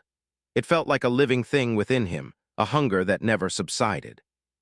The darkness of sleep was absolute, a silent void that seemed to stretch out into eternity. What exactly is it? He questioned, his mind sinking deeper into the unknown. The question hung in the air, a final mystery before his conscious mind finally gave way to the heavy pull of exhaustion. Suddenly, a brilliant red light flared in the darkness. A series of holographic status bars materialized in the void, their text glowing with an ominous intensity. System BOOTING loading, the interface announced. This wasn't a dream, it was an activation, a hidden mechanism within his soul finally coming online. The air itself seemed to vibrate with the hum of alien machinery. Si Chen felt himself falling through a kaleidoscope of red light and shifting geometric shapes. Loading complete, the system declared, the message echoing through his mind. He was being transported, his consciousness pulled from his physical body and cast into a world that didn't obey the laws of physics. The sheer force of the transition was enough to make him gasp, though he had no lungs to breathe with. A massive glowing announcement filled his vision, the letters burning like stars in the void. Finished Gluttony System start. The power he had carried within him finally had a name and a purpose. He had been chosen not just to survive, but to devour, to consume the strength of his enemies until nothing remained but ash. The real game was finally beginning. Si Chen's eye snapped open, his crimson pupil reflecting the alien world around him. He was a passenger in his own mind, watching as the reality of the Gluttony System revealed itself. The atmosphere was thick with a heavy, ancient power, a force that had been waiting for him for an eternity. He wasn't afraid, he was curious. He was a hunter who had just found a new, much more lethal playground. He landed with a silent thud, his feet touching down on a dark, reflective surface that looked like blood. He crouched for a moment, his senses on high alert, his dark hair falling over his eyes. Around him, the void pulsated with a rhythmic, crimson light, like the beating of a massive, subterranean heart. He was in the center of the beast, and he was ready to eat his way out. Si Chen stood up and looked into the distance, his eyes widening at the impossible scale of the world. Before him stood a massive, twisted tower that seemed to pierce the very heavens, its surface covered in jagged, obsidian-like growths. It stood in the center of a vast, crimson sea, a monument to a power that defied human understanding. He was a tiny silhouette in the face of this colossal, terrifying architecture. "What is this place? Wasn't I just sleeping?" Si Chen questioned, his voice echoing in the vast, silent space. He looked around at the Red Sea and the dark, looming tower, his mind racing to find an explanation. He could feel the power of gluttony vibrating within him, responding to the energy of this place as if it were finally home. He had stepped out of the world of men and into the realm of the Devourer. Back in the waking world, Ma Long scratched the back of his head with a confused, slightly anxious expression. I think he said. He was going for a run. He stammered to someone out of view. He looked at the empty bunk where his friend should have been, unaware that Si Chen's journey had already taken him far beyond the confines of their mundane school life. The storm was coming, and Ma Long was the only one who had even noticed the first drop of rain. Si Chen opened his eyes to find himself in a desolate, crimson-tinted world. He sat up slowly, his mind struggling to bridge the gap between sleep and this new reality. He wondered, what is this place? Wasn't I just sleeping? In the distance, a massive, jagged structure rose toward the bruised sky like a petrified demon. He stared at the ominous sight, murmuring, "And what is that tower?" Movement in the haze caught his attention as twisted, skeletal beasts began to manifest from the shadows, their presence radiating pure malice. The system identified the approaching threats. Death Hound E-rank cloud warriors. They snarled, their jaws dripping with a viscous blue energy. Static began to crackle across Si Chen's skin as a translucent screen flickered into existence. Loading, switching class. He watched the energy build in his palms, thinking a monster. Don't tell me I'm inside a demon lair. The transformation solidified with a final chime, class switch, complete, finished. A status icon confirmed his new identity as a level 1 lightning assassin. Si Chen adjusted his stance, whispering, "I haven't figured out what's going on yet, but first I'll deal with the trouble in front of me." The archive file detailed the potential of his new path. By infusing his entire body with electricity, his movement speed would increase by a staggering 10 times. The hounds didn't wait. They lunged simultaneously, a blur of fur and bone aiming for his throat. Si Chen moved before they could even blink. He was a streak of yellow light, his strikes cleaving through the nearest hound in a violent explosion of blood. As the beast's remains hit the ground, a loot notification appeared. Obtained death forest ×3. He continued his assault, leaping into the air and spinning through the chaos. He felt the raw power coursing through his limbs, thinking, with my current strength. He landed with a thunderous impact, his blade severing heads and limbs in one fluid motion. The battlefield became a landscape of carnage. Electric sparks danced in his eyes as he stood amidst the fallen. He exhaled a breath of steam, his confidence growing. He thought, dealing with these E-rank monsters is child's play. Blood pooled around his feet as the system flooded him with experience points. The weight of his actions hit him, and he realized this all feels so real, it's definitely not a dream. A brilliant pillar of light engulfed him as the notification rang out. Level up. He was now level 2. His eyes widened at the potential, thinking, most importantly, I can gain experience and level up here. The benefits of his growth were immediate. A message flashed, every stat increased by 5 points.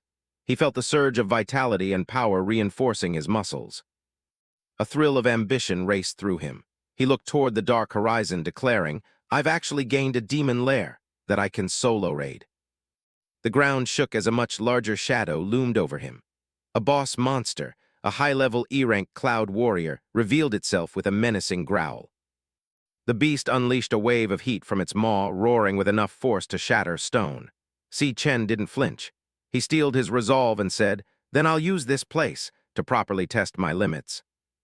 The clash was over in a heartbeat. Si Chen struck with blinding speed, his lightning-infused blades carving through the boss's massive frame. A massive experience reward of 320 points appeared as the creature collapsed.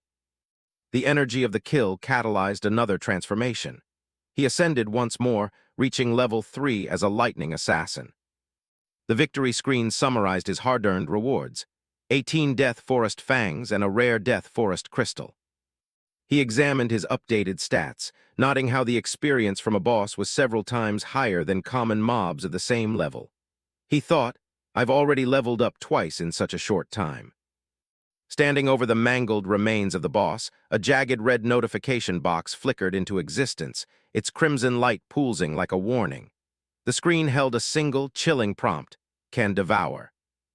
The weight of the system's message hit him, leaving him breathless as he contemplated the dark potential of those words. He stared at the corpse, his red eyes wide with a mix of horror and fascination as he gasped. Si Chen looked down at the fallen beast, a crimson notification hovering above its corpse. He whispered, what does devourable mean? He reached out his hand, and it began to glow with a strange, pulsating light. He wondered, could it be? His red eyes flared as the realization set in. He thought, this is the true meaning of the power of gluttony. A violent vortex of dark energy erupted, swirling around the carcass as a loading bar materialized in the air. Si Chen clenched his fist, electricity sparking as he harnessed the essence of his fallen foe. A system message chimed, finished. A blue card appeared before him, titled Frost Physique. Shocked, he said, the monster was absorbed into a card. He held the holographic card in his hand, a grin spreading across his face. He thought, I can actually devour my enemies after killing them, and turn them into my own classes. His eyes widened in shock as the sheer scale of this discovery hit him. The revelation was overwhelming. He stuttered, this is exactly. In his mind's eye, he saw the terrifying silhouette of the Demon King Lanyue, a creature of pure destruction.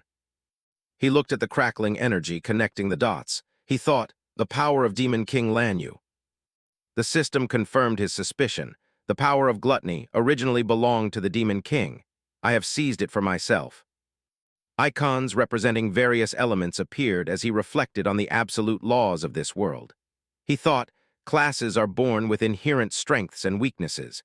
It is an unchangeable law that a person can only possess one class.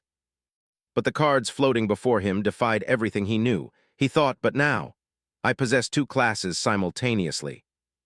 He looked out at the monstrous shapes lurking in the mist. He thought, no, if I can devour other monsters. A dangerous light flickered in his eyes. He vowed, I will possess infinite classes. The adrenaline began to fade, replaced by a deep curiosity. He asked himself, why did I obtain this power? He turned his gaze back to the monolith that pierced the sky. He wondered, and what exactly is this demonic tower behind me? Suddenly, a massive shockwave tore through the air, sending dust and debris flying as the sky seemed to crack.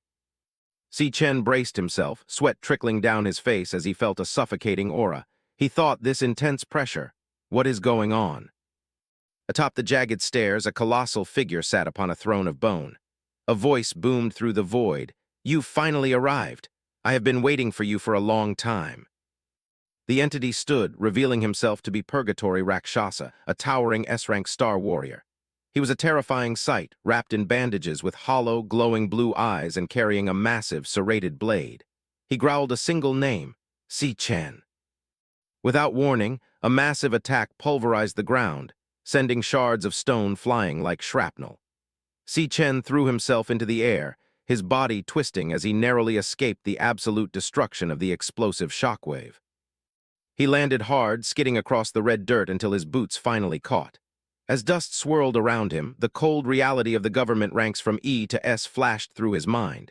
He groaned, coughing as the terrifying truth settled in. He was facing an S-rank monster. Si Chen's breath came in ragged, burning bursts as he analyzed the dire situation before him. He grit his teeth against the mounting pressure, his mind racing back to the pinnacle of his power. In my past life, I nearly died just to reach S-rank. Right now, my combat power is at most D-rank. He looked up at the towering figure standing amidst a lake of blood, the monster's presence as suffocating as a physical weight. The gap was impossible to ignore, he thought, but the one standing before me is an S-rank boss. The gap in levels is too wide. My stats are being completely crushed. Desperation flared in his red eyes as he took in the twisted, demonic landscape of the soul space. He wondered with a growl, what kind of demon lair is this? Why is there an S-rank monster here? Sweat and blood matted Si Chen's hair as he stared at the beast, his mind desperately searching for any logic to this madness. He thought, and, how does it know my name? The Purgatory Rakshasa loomed like a god of death, its massive, jagged blades ready to end him in an instant. Si Chen reflected on the brutal engagement they had just endured, thinking, we've exchanged dozens of blows. During this time, he had countless opportunities to kill me. A massive surge of purple energy from the Rakshasa's blades sent Si Chen flying through the air like a ragdoll. He gasped, as the sheer force of the impact threatened to shatter his bones. He hit the ground hard, his body skidding through the red dirt and leaving a furrow in the earth. He realized the terrifying reality of the monster's control over the fight, thinking, but every strike avoided my vitals. He's just effortlessly knocking me down over and over. The Purgatory Rakshasa's voice echoed with cold mockery from beneath its dark hood, its glowing blue eyes peering into Si Chen's soul. It asked, still struggling. Si Chen pushed himself up, his muscles screaming in protest. His bare chest was covered in abrasions, but his gaze remained unbroken. He thought, he wants me to submit. The The Rakshasa stood before the steps of the demonic tower, its presence suffocating. It spoke again, the words echoing through the desolate space. "You'd best reconsider the choice I gave you. Will you stay here and guard this demonic tower with me? This is a rare opportunity." Si Chen's eyes hardened, the red in them burning with a fierce, untamable light. He roared his defiance in his mind. "No matter what, I will never stay in this hellhole." A sudden blinding beam of purple energy erupted from the Rakshasa's blade, tearing through the air and slicing into Si Chen's shoulder. Blood sprayed in a violent, crimson arc. He recoiled from the sudden pain, his eyes wide with shock as he stared at the spray of his own blood. He gasped. The Purgatory Rakshasa's aura intensified, purple flames licking at the edges of its form as it gripped its massive weapon. It threatened, "Do you truly think I won't kill you? It's only because you are the only one capable of coming here that I have been this patient with you." The silence that followed was heavy with the stench of death. Around them, the massive remains of skeletal creatures seemed to pulse with a haunting purple light as the Rakshasa loomed over the landscape. The Rakshasa gathered a colossal amount of energy, its blades vibrating with power. Status messages flashed in the periphery of the soul space as the monster's stats surged. Strength up, stamina up. The monster declared, "I'll ask you one last time." Massive boulders were torn from the earth by the sheer pressure of the Rakshasa's mana, hovering around the monster as it stood atop a floating island of rock. It looked down at the diminutive human below and asked, "Stay or be crushed into a pulp." Si Chen didn't back down. Lightning began to arc across his body, his eyes glowing with a deadly yellow light that mirrored the static around him. He snarled, "I choose." He launched himself forward, a bolt of living lightning tearing through the crimson sky. He screamed, "To kill you." The Purgatory Rakshasa dismissed the desperate effort with a single word that carried the weight of a mountain. "Ridiculous!" It unleashed a star-shaped explosion of energy that obliterated everything in its path. Si Chen pushed his speed to the absolute limit, moving in a series of lightning-fast zigs and zags to evade the heart of the blast. He used every ounce of his experience to predict the monster's movements. He closed the distance, his eyes locked on the Rakshasa's every twitch. He analyzed the monster's attack pattern with cold, clinical precision. His eyes darted across the Rakshasa's form, analyzing the micro-movements of its stance. He thought, "I've seen through it during our exchange." He focused every ounce of his combat experience on the Purgatory Rakshasa's movements, timing the rhythm of its monstrous power. He watched the monster's grip on its massive serrated blade and calculated, before every swing, he has a 0.4-second wind-up. I can use that moment to observe the angle of his wrist. As the Rakshasa swung its massive blade, a cross of purple light sliced through the air with terrifying speed. Si Chen moved with preternatural instinct, dodging the lethal strike while his mind continued to dissect the monster's combat pattern. He thought, predict the path and dodge the blade. But he knew he needed to find more than just an escape route. Si Chen narrowed his eyes, tracking the monster's every micro-movement. His tactical mind, honed through years of death-defying battles, calculated the timing perfectly. He realized a critical weakness. More importantly, after a strike, he has a 0.2-second recovery lag. Lightning arced across his skin, crackling with desperate intensity. He braced himself for a final, all-or-nothing gambit, thinking, as long as I aim for that opening, while he's defenseless. With a thunderous boom, Si Chen lunged forward, his entire form becoming a blur of static. He roared with every ounce of his remaining strength, "I'll pierce his heart in an instant." A holographic notification flickered amidst the chaotic electrical discharge. Lightning blade. It condensed electricity into a lethal edge, applying paralysis to anything it touched. Si Chen watched the energy surge through his opponent, thinking, although a D-rank can't kill an S-rank, the paralysis from my full power burst should hold him for a few seconds. Without a moment's hesitation, he activated another high-tier skill. Lightning God infused his entire body with high-frequency electricity, instantly increasing his movement speed by tenfold. He calculated his escape, thinking, he's too fast. I didn't have enough time to pull away before. He became a golden streak across the desolate landscape, the ground shattering beneath his accelerated steps. He grit his teeth, pushing his heart to its limits. These few seconds are enough for me to escape. His gaze was locked onto a distant, radiant beacon on the horizon, He had bet everything on this single path. I've been observing during the fight. This is the only light source in sight. He reached out, his fingers inches away from the blinding glow, the hope of survival finally within his grasp. But as his hand touched the light, it shattered like glass into 1,000 pixelated fragments. Si Chen's heart plummeted, the light source vanished. A chilling voice whispered directly into his ear from the void. Unfortunately, that was just an illusion I left behind. The exit you seek doesn't exist. This place isn't a demon lair at all. The darkness pulsed with malevolent energy, coal-black flames licking the edges of the soul space. Purgatory Rakshasa's laughter echoed throughout the void. But to find the flaws in my attack so quickly, interesting. The monster's form stabilized, revealing a terrifying silhouette crowned with massive, curving horns and wreathed in violet mana. Purgatory Rakshasa, the S-rank star warrior, looked down at his prey and said, "You truly are the one who can bring hope." Si Chen stood frozen, his eyes wide with a mixture of shock and dawning horror as he stared at the entity before him. The realization struck him with the force of a physical blow. This appearance of his, I've seen it once before on Demon King Lanyue himself. Despair threatened to swallow him whole, yet the monster seemed almost impressed by his tenacity. Purgatory Rakshasa's voice boomed through the abyss, even under the pressure of despair. You can calmly analyze and risk your life to find a glimmer of hope. Si Chen stood frozen, his eyes burning with a crimson intensity. His mind raced as he stared at the terrifying figure before him. This appearance? I have seen it once before. The memory hit him like a physical blow. It was etched into the very essence of his soul. It was on the body of Demon King Lanyue. A blinding flash of energy erupted as the scene shifted to the past. It was during the final battle of my previous life. The sky was a chaotic mess of fire and lightning. Two titans clashed, their power tearing through reality itself. Si Chen remembered the sheer weight of that confrontation, a struggle for the fate of the world. Out of the darkness, a monstrous head emerged, its single eye glowing with a malevolent red light.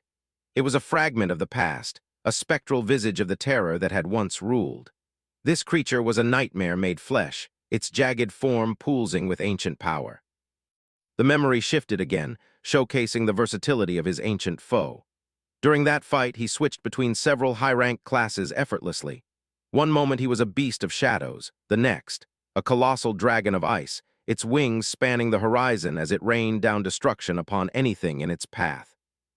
Chaos reigned as fire and shadow collided. A massive explosion of golden light tore through a horned demon, sending shockwaves that shattered the environment. The intensity of the conflict was absolute, a visceral display of raw, unfiltered strength. A towering emerald monstrosity with multiple glowing eyes lunged forward, its many tentacles lashing out like whips. Si Chen watched as his past self soared through the air, dodging the jagged limbs of this forest-bound nightmare. Every move was a gamble against death. A brilliant orb of light descended, illuminating the desolate landscape. Within the radiance, a divine silhouette stood tall, its presence commanding the very elements. Si Chen felt the resonance of that power, a force that had once defined his ultimate challenge. Si Chen narrowed his eyes, his gaze sharp and golden. The memories flooded back with agonizing clarity. I remember it vividly. Among those many forms, there was one that stood out above all others. He focused on the shadow looming over him in the present. The entity materialized fully, its skeletal frame wreathed in violet flames. Purgatory Rakshasa towered over the landscape, its massive horns curving toward the heavens. It was a regal and terrifying sight, a remnant of a power that should have been lost to time. Purgatory Rakshasa stared down at him, its presence suffocating. A chilling thought crossed Si Chen's mind. Does this mean? He was devoured by Lanyue's power of gluttony. The realization that his current power was built upon the remains of such legends was daunting. Si Chen touched his face, feeling the cold sweat and the marks of his struggle. And since that power is now integrated into my body, he paused, his mind reeling from the implications. Does that mean I am now the container for all that rage and despair? He looked across the crimson sea toward the monolithic tower and the figure standing before it. This place is actually inside me. The scale of his inner world was beyond anything he had imagined, a mental fortress where ancient kings were held in check. Purgatory Rakshasa let out a rasping chuckle, its many sharp teeth gleaming in the dark light. HMPH. Not only is your mental fortitude impressive, but you're also sharp as a razor. You've proven yourself worthy of everything this place holds. The demon's voice echoed through the void, filled with a begrudging respect. Everything here? Si Chen whispered, his voice trembling slightly. He looked up as a majestic light descended, revealing a golden artifact. It was a key shimmering with an otherworldly glow. A holographic screen flashed, Key of the Void, rank SSS. It was described as the only key to the gates of the demonic tower. The key floated gracefully, pulsating with an ancient power. Purgatory Rakshasa reached out with a skeletal hand. "This is the key to the tower," the entity declared. It was more than just a tool, it was a legacy of the devoured. Purgatory Rakshasa stood between two massive, glowing blades embedded in the ground. Lanyue once devoured countless ferocious demons. The strongest among them have all been sealed behind me, within this very tower. The revelation sent a shiver down Si Chen's spine as he gazed at the monolithic structure. The demon's voice boomed with a dark intent. "Devour them, grow stronger, let them all become your fuel." Si Chen stood in shock, watching the key of the void drift toward him. His body was battered and bloodied, but his spirit was beginning to burn with a new purpose. A system message chimed in his mind. Obtained Key of the Void X1. Si Chen reached out and grasped the artifact, his hand shaking. He looked at the towering demon with a mixture of fear and confusion. "Why are you doing this? Why help me like this?" He couldn't understand why a sworn enemy would offer such a gift. Purgatory Rakshasa's hand flared with blue energy as it moved toward the ground. Even among the demon race, there is a line between good and evil. The demon kings slaughtered my entire kin just to satisfy their own greed. The bitterness in the demon's voice was palpable, a centuries-old hatred finally boiling over. The entity's spectral flames roared as it looked at Si Chen. "I have been waiting for an eternity for a chance at revenge. And finally, that chance is standing before me." He took a step forward, his chains rattling. "That guy was right. You are the only hope, only you can succeed." Si Chen's face hardened as he processed the demon's words. "Who are you talking about? That guy?" There was another force at play, someone or something that had predicted his path. The mystery only deepened, but the weight of his new responsibility felt heavy on his shoulders. The tower stood silent and imposing in the background. "The answers are all hidden within this tower. Go find them for yourself." Purgatory Rakshasa's figure began to fade into the crimson mist, leaving Si Chen alone with the looming threat of the unknown. His mind flashed with a single punctuation mark. As the demon began to dissolve into pure energy, its final command echoed through the space. "Take my power, and make them pay." The blue and purple flames swirled around Si Chen, ready to be absorbed into his soul. The ritual of inheritance had begun. Si Chen gasped, his voice a mere whisper against the growing roar of energy. "Take your power." Sweat poured down his face as he felt the crushing weight of the Rakshasa's essence surging toward him like a tidal wave of shadow. It was more than a gift. It was a baptism of fire, a forced evolution that would rip his soul apart and reassemble it into something capable of God-slaying. The demonic face of Purgatory Rakshasa loomed inches from his own, its eyes burning with a fierce, desperate determination. "From this moment on, you must become unstoppable." The command thundered through the mental void, shaking the very foundations of the tower. "Open the gates of the demonic tower, devour everything inside." But even as the power surged, the demon's gaze darkened, the celebratory moment giving way to a grim, impending warning. Purgatory Rakshasa leaned in, its skeletal face a map of ancient scars and glowing malice. A chilling warning echoed through the mental void. "The demons in there won't go as easy on you as I did." Its single, luminescent eye flared with blue energy, the light crackling like freezing lightning. "They are the most cunning and vicious entities in existence." Every word carried the weight of a death sentence, yet Si Chen didn't flinch. He absorbed the demon's intensity, knowing the true trial was only just beginning. The demon's voice boomed again, a command etched in blood and shadow. "But you must endure it all. You must conquer them all." It loomed over Si Chen, its silhouette devouring the light. The final ultimatum hung in the air. "You must stand at the very peak of this world." Si Chen met the demon's gaze, his own red eyes reflecting a resolve that burned brighter than the hellish landscape around them. He was no longer just a survivor. He was a predator in the making. Dark, monstrous silhouettes of the demon kings loomed in the crimson haze behind the Rakshasa, until finally, you devour every single one of those demon kings. The prophecy was a promise of absolute slaughter.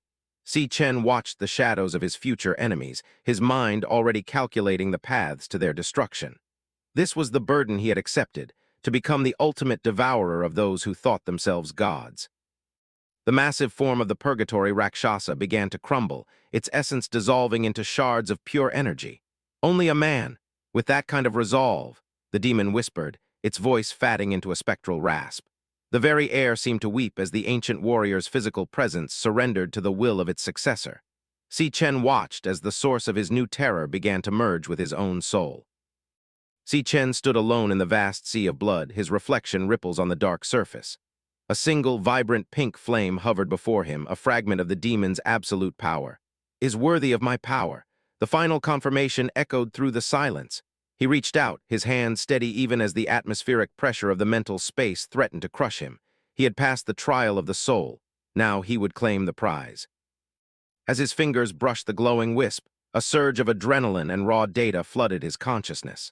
A pink loading bar materialized in his vision, pulsing with the rhythmic thrum of a heartbeat. The inheritance was initializing. He could feel his very cells being overwritten, his muscles tightening and his senses sharpening to a lethal edge. The process was visceral, a painful yet intoxicating rebirth. A blinding golden light erupted, and a holographic system window shattered the darkness, devouring level up. Below it, the text glowed with triumphant intensity, LV 10 Si Chen. He stood at the center of the eruption, his fist clenched tight. He could feel the level jump coursing through him, a massive leap in strength that felt like lightning trapped beneath his skin. Level 10, a milestone that most would take months to reach, conquered in a single night of spiritual warfare. The system interface flashed again, declaring a total victory. An item card appeared, Raksasa's underworld bone with a quantity of 2. The jagged, purple-edged blade shimmered with a deadly aura. These weren't just trophies, they were weapons forged from the very essence of the demon he had just bested. He felt the weight of the underworld in his inventory, a tangible proof of his triumph in the realm of spirits. Si Chen's eyes snapped open in the mental void, his gaze cold and calculating. He thought, I understand.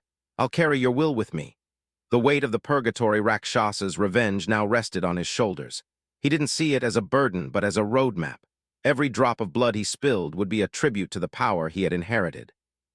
The final notification chimed, Devouring complete. A vibrant purple card materialized, showcasing the Purgatory Rakshasa in its full glory as a star warrior. Beneath the statistics of strength and elemental power, 2 lethal skills were listed, Bone Grip Ruin and Triple Gravity Strike. Si Chen's hand hovered over the interface, a dark smirk playing on his lips. I'll make them pay in blood.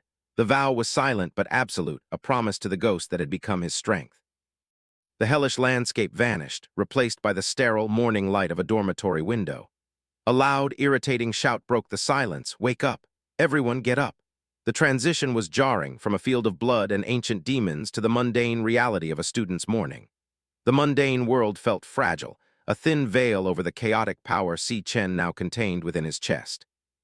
Si Chen's eyes fluttered open, his pupils still dilated from the spiritual battle. The sunlight felt harsh against his skin. He lay still for a moment, the taste of copper and the roar of the Rakshasa still echoing in his ears. His red eyes slowly focused on the ceiling, the familiar cracks in the plaster a stark contrast to the shifting shadows of the demonic tower. He was back, but he was not the same man who had fallen asleep. He sat up slowly in his bunk bed, his movements fluid and unnaturally precise. Ah! A single syllable escaped his lips, a breath of realization. He looked around the small, cramped room, the air thick with the smell of unwashed clothes and cheap instant noodles. The shift in scale was overwhelming, from a titan of the underworld to a lowly student in a dormitory bunk. It felt like a costume he was forced to wear. Across the room, his roommates were already scrambling. Hurry up, don't be late. One yelled while pulling on a shirt. We have to wear our school uniforms today. Si Chen watched them with a detached gaze, his mind still half buried in the blood sea. He thought, am I? Back in the dorm. The question seemed absurd given the physical reality around him, but the memories of the night before were far more vivid than the morning light. He pulled back the collar of his shirt, checking his chest and torso. My wounds are completely healed. He remembered the visceral pain of the Rakshasa's attacks, the feeling of his ribs cracking and his skin tearing. Now there wasn't even a scar. Was everything that happened just a dream? He touched his skin, searching for any trace of the battle, his red eyes wide with a mix of suspicion and awe. A thought triggered the system, and a blue holographic window shimmered into existence before his eyes. It confirmed everything. Name, Si Chen, level 10. Below, the items from the mental space were clearly listed. Raksasa's underworld bone and the key of the void. My system proves it. It was all real. Even the loot I got in that dream came back with me. He stared at the digital confirmation, a surge of adrenaline returning to his veins. The power wasn't a hallucination. It was a weaponized reality. He analyzed the numbers on his status screen. Strength, speed, stamina, every major stat sat at a clean 150. I jumped to level 10 in a single night. A grim smile touched his lips. In this world, such progress was unheard of, a miracle that would terrify the academic board. He wondered to himself, I wonder what rank I'd be classified as now. He was a wolf hidden in a flock of sheep, and the upcoming test would be his first chance to show his teeth. Hey, Si Chen? A voice cut through his thoughts. He looked up to see Xiang Zhu standing over him, his expression a mix of arrogance and annoyance. Xiang Zhu was the self-proclaimed king of this small dorm, a nucleus mage who prided himself on his mid-tier E-rank status. Si Chen watched him with a calm, predatory gaze that made the air in the room feel suddenly heavy. He wasn't the easy target Xiang Zhu was used to. Xiang Zhu smirked, leaning in with a mocking tone. Someone was talking big about you last night, Tilda saying you've become some kind of powerhouse. He laughed, the sound grating and full of condescension. To him, Si Chen was still the bottom dweller, the weakling who existed only to be stepped on. He had no idea he was mocking a man who had just inherited the legacy of an ancient demon king. Nearby, Ma Long looked on with wide, nervous eyes, his glasses slipping down his nose. He stayed silent, his posture hunched and defensive. He had seen the change in Si Chen firsthand the day before, and the fear was still fresh in his mind. He watched the interaction with bated breath, knowing that Xiang Zhu was walking straight into a meat grinder without even realizing it. Xiang Zhu's eyes narrowed, a flash of genuine anger crossing his face. You're actually looking to topple my reign as the top in this dorm? He couldn't stand the way Si Chen was looking at him, not with fear, but with a cold, detached indifference. It was an insult to his perceived authority, a challenge to the petty hierarchy he had spent years building through intimidation. Si Chen just stared back, his expression unreadable, his red eyes boring into Xiang Zhu like twin embers. The roommate scoffed, turning toward the door. Let's go. The rank test is about to start. Let me see what you're really made of. He gestured for the others to follow, his voice booming with a false confidence that Si Chen found almost pathetic. The test wasn't a challenge, it was an execution. Xiang Zhu took a massive bite of a bread roll, chewing with a vulgar intensity as they walked out. He spoke through a mouthful of food, his arrogance undiminished. Our dorm might look like a bunch. He paused to swallow, his eyes scanning the crowd of students outside. He lived for the hierarchy, the belief that his meager rank made him a god among the insects of the lower tiers. The trio emerged into the bright campus morning, with Xiang Zhu leading the way like a self-appointed general. He didn't miss a heartbeat in his lecture, his voice rising with every arrogant step. Each rank is split into 3 tiers, he barked, flashing a peace sign over his shoulder. You guys are stuck at low E rank, but me, I'm mid-E rank. He chuckled, a smug, self-satisfied grin fixed on his face, utterly oblivious to the fact that the person trailing behind him possessed stats capable of obliterating his entire world. Si Chen remained silent, his mind visualizing the mental hierarchy of the school's power structure. He saw the tiers, C, D, and E, stacked like a ladder he had already surpassed. Xiang Zhu's voice continued to drone on in the background. The gap between each tier is massive. I could take on 10 of you low ranks at once. You get it? To Si Chen, the arrogance was almost laughable. The rank test was finally upon them, and as they neared the stadium, it was time for the world to see what a true rank breaker looked like. Xiang Zhu swaggered ahead of the group, his hands behind his back and a delusional smirk plastered on his face. Heh, who knows? Maybe my rank has shot up since the last test. He threw a fist into the air, caught in a daydream of grand achievement. Behind him, Si Chen walked in silence, his expression unreadable, watching his roommate's pathetic display of bravado with a cold detachment. To Xiang Zhu, this was a game of status. To Si Chen, it was a declaration of war against the very foundation of this school. Ma Long leaned in close to Si Chen, his eyes wide behind his spectacles as he whispered words of desperate encouragement. Hey, Si Chen, give it everything you've got. Aim for D rank and scare the hell out of him. He gestured toward Xiang Zhu, clearly hopping for a miracle that would topple their dorm's local tyrant. Si Chen glanced at his friend, the faint glow of his red eyes hidden beneath the shadows of his hair, absorbing the hope Ma Long placed on his shoulders. Si Chen narrowed his eyes, the words echoing in his mind with a heavy irony. D-rank, huh? In his past life, such a rank was a mere stepping stone, a level of power he had eclipsed long before his final fall. Now, in this second chance, even a D-rank seemed like an insult compared to the abyssal strength he had inherited from the demonic tower. He felt the phantom weight of the key of the void in his inventory, a reminder that his true target was far beyond the petty hierarchies of a university. As they moved through the campus, the atmosphere grew tense. From the corners of the buildings, several students peeked out, their faces pale and their eyes darting nervously. A low murmur of whispers followed them like a cold breeze. The campus was alive with rumors, and the presence of Si Chen, the once weakling who had suddenly become an enigma, was the spark that had everyone on edge. Something had shifted, and everyone could feel it. Suddenly, a voice cut through the tension with a casual, grating familiarity. "Yo!" A student popped his head out, his expression a mix of curiosity and mocking surprise. Behind him, Ma Long looked on, his mouth slightly agape as they reached the heart of the testing grounds. The day of the official ranking was no longer a distant threat. It was a reality staring them in the face, and the predators were already coming out of the woodwork. The massive stadium loomed before them, filled with hundreds of students and faculty. A giant digital screen flickered to life, broadcasting the official announcement. National Awakener University official rank test ceremony. "Everyone's here pretty early," Xiangzhu remarked, his eyes scanning the crowd with a mix of excitement and anxiety.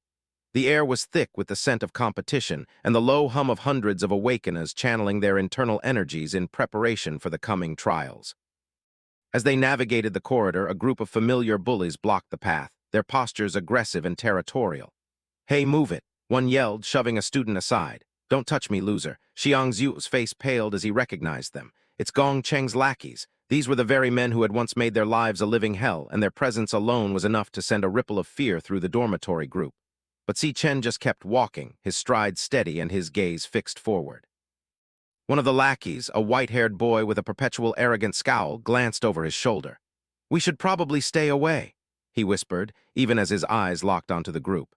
There was a dark tension in his gaze, the remnants of the humiliation his leader, Kung Than, had suffered. He looked like a cornered beast, desperate to regain a shred of authority in a world that was rapidly shifting beneath his feet. Xiangzhu's eyes went wide, his jaw dropping in absolute shock as he realized the direction of the lackey's attention. "They're looking this way?" he stammered, his body tensing for an assault that he knew he couldn't survive. Beside him, Ma Long shared the same terror, his glasses nearly falling off as he watched the feared bullies turn toward them with expressions that weren't full of malice, but something far more confusing, pure, unadulterated shock. Si Chen walked past them without a single glance, his black hair casting a shadow over his face. He carried himself with the quiet authority of a king walking through a den of thieves.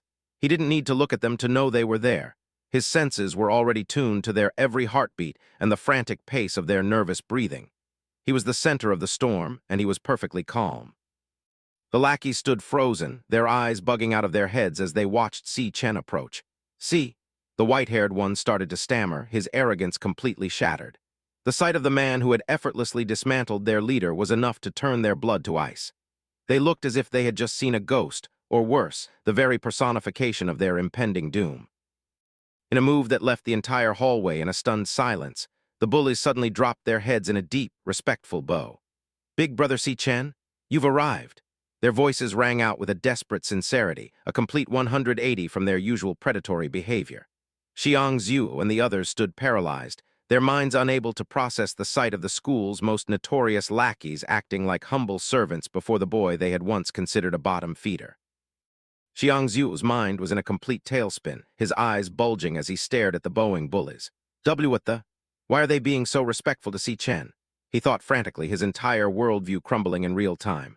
Could everything Ma Long said actually be true? Beside him, Ma Long crossed his arms and let out a smug, knowing HMPH till the "what did I tell you?" The validation was sweet, even as the scale of Si Chen's new influence became terrifyingly apparent. Si Chen didn't stop, his eyes closed as he continued his steady march through the corridor. Behind him, the lackeys remained in their deep bow, their fear palpable in the stagnant air. The petty dynamics of student bullies meant nothing to him anymore. He was moving toward a far greater purpose, and these distractions were merely pebbles beneath his boots. The power of the Devourer was absolute, and its influence was already spreading through the school like a silent plague. Suddenly, a sharp, commanding voice sliced through the silence. "Oi!" Si Chen's eyes snapped open, his crimson pupils glowing with a sudden, lethal intensity. The air around him dropped several degrees as he turned his gaze toward the source of the interruption. Someone was bold enough, or stupid enough, to try and block his path, and they were about to find out exactly what kind of monster they were dealing with. A new figure stepped into the light, his posture oozing a refined arrogance that made the previous bullies look like amateurs. Jiang Jian, a student council officer with swept-back gray-blue hair, smirked as he looked Si Chen up and down. I heard someone had a little incident with Gong Ting yesterday. He was wearing a loud, floral shirt beneath his uniform jacket, a mark of a man who believed his status placed him above the rules. His eyes were cold, calculating, and filled with a predatory curiosity. Jiang Jian leaned in, his smile widening into a jagged, toothy grin.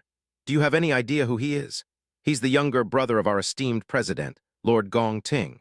The name was dropped like a heavy weight, a reminder of the absolute hierarchy that ruled the university.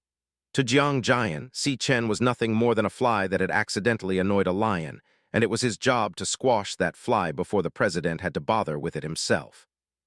The crowd of students around them began to murmur in hushed, terrified tones. That's Jiang Jian from the student council, one student whispered, his voice trembling. The presence of such a high-ranking officer was a sign that this was no longer a simple student squabble. This was a direct intervention from the school's upper echelon, a power move designed to remind everyone of their place in the food chain. The tension in the hallway became suffocating. Xiang Zhu and Ma Long huddled together, sweat dripping down their faces as they watched the confrontation. Isn't he the president's personal lapdog? He's a D-rank powerhouse. Xiang Zhu whispered, his bravado from earlier completely vanished. This is bad. Why is he targeting Si Chen now? They knew that a D-rank was on an entirely different level from the low E ranks they were used to. To them, Si Chen was finally facing a wall that he couldn't possibly climb over.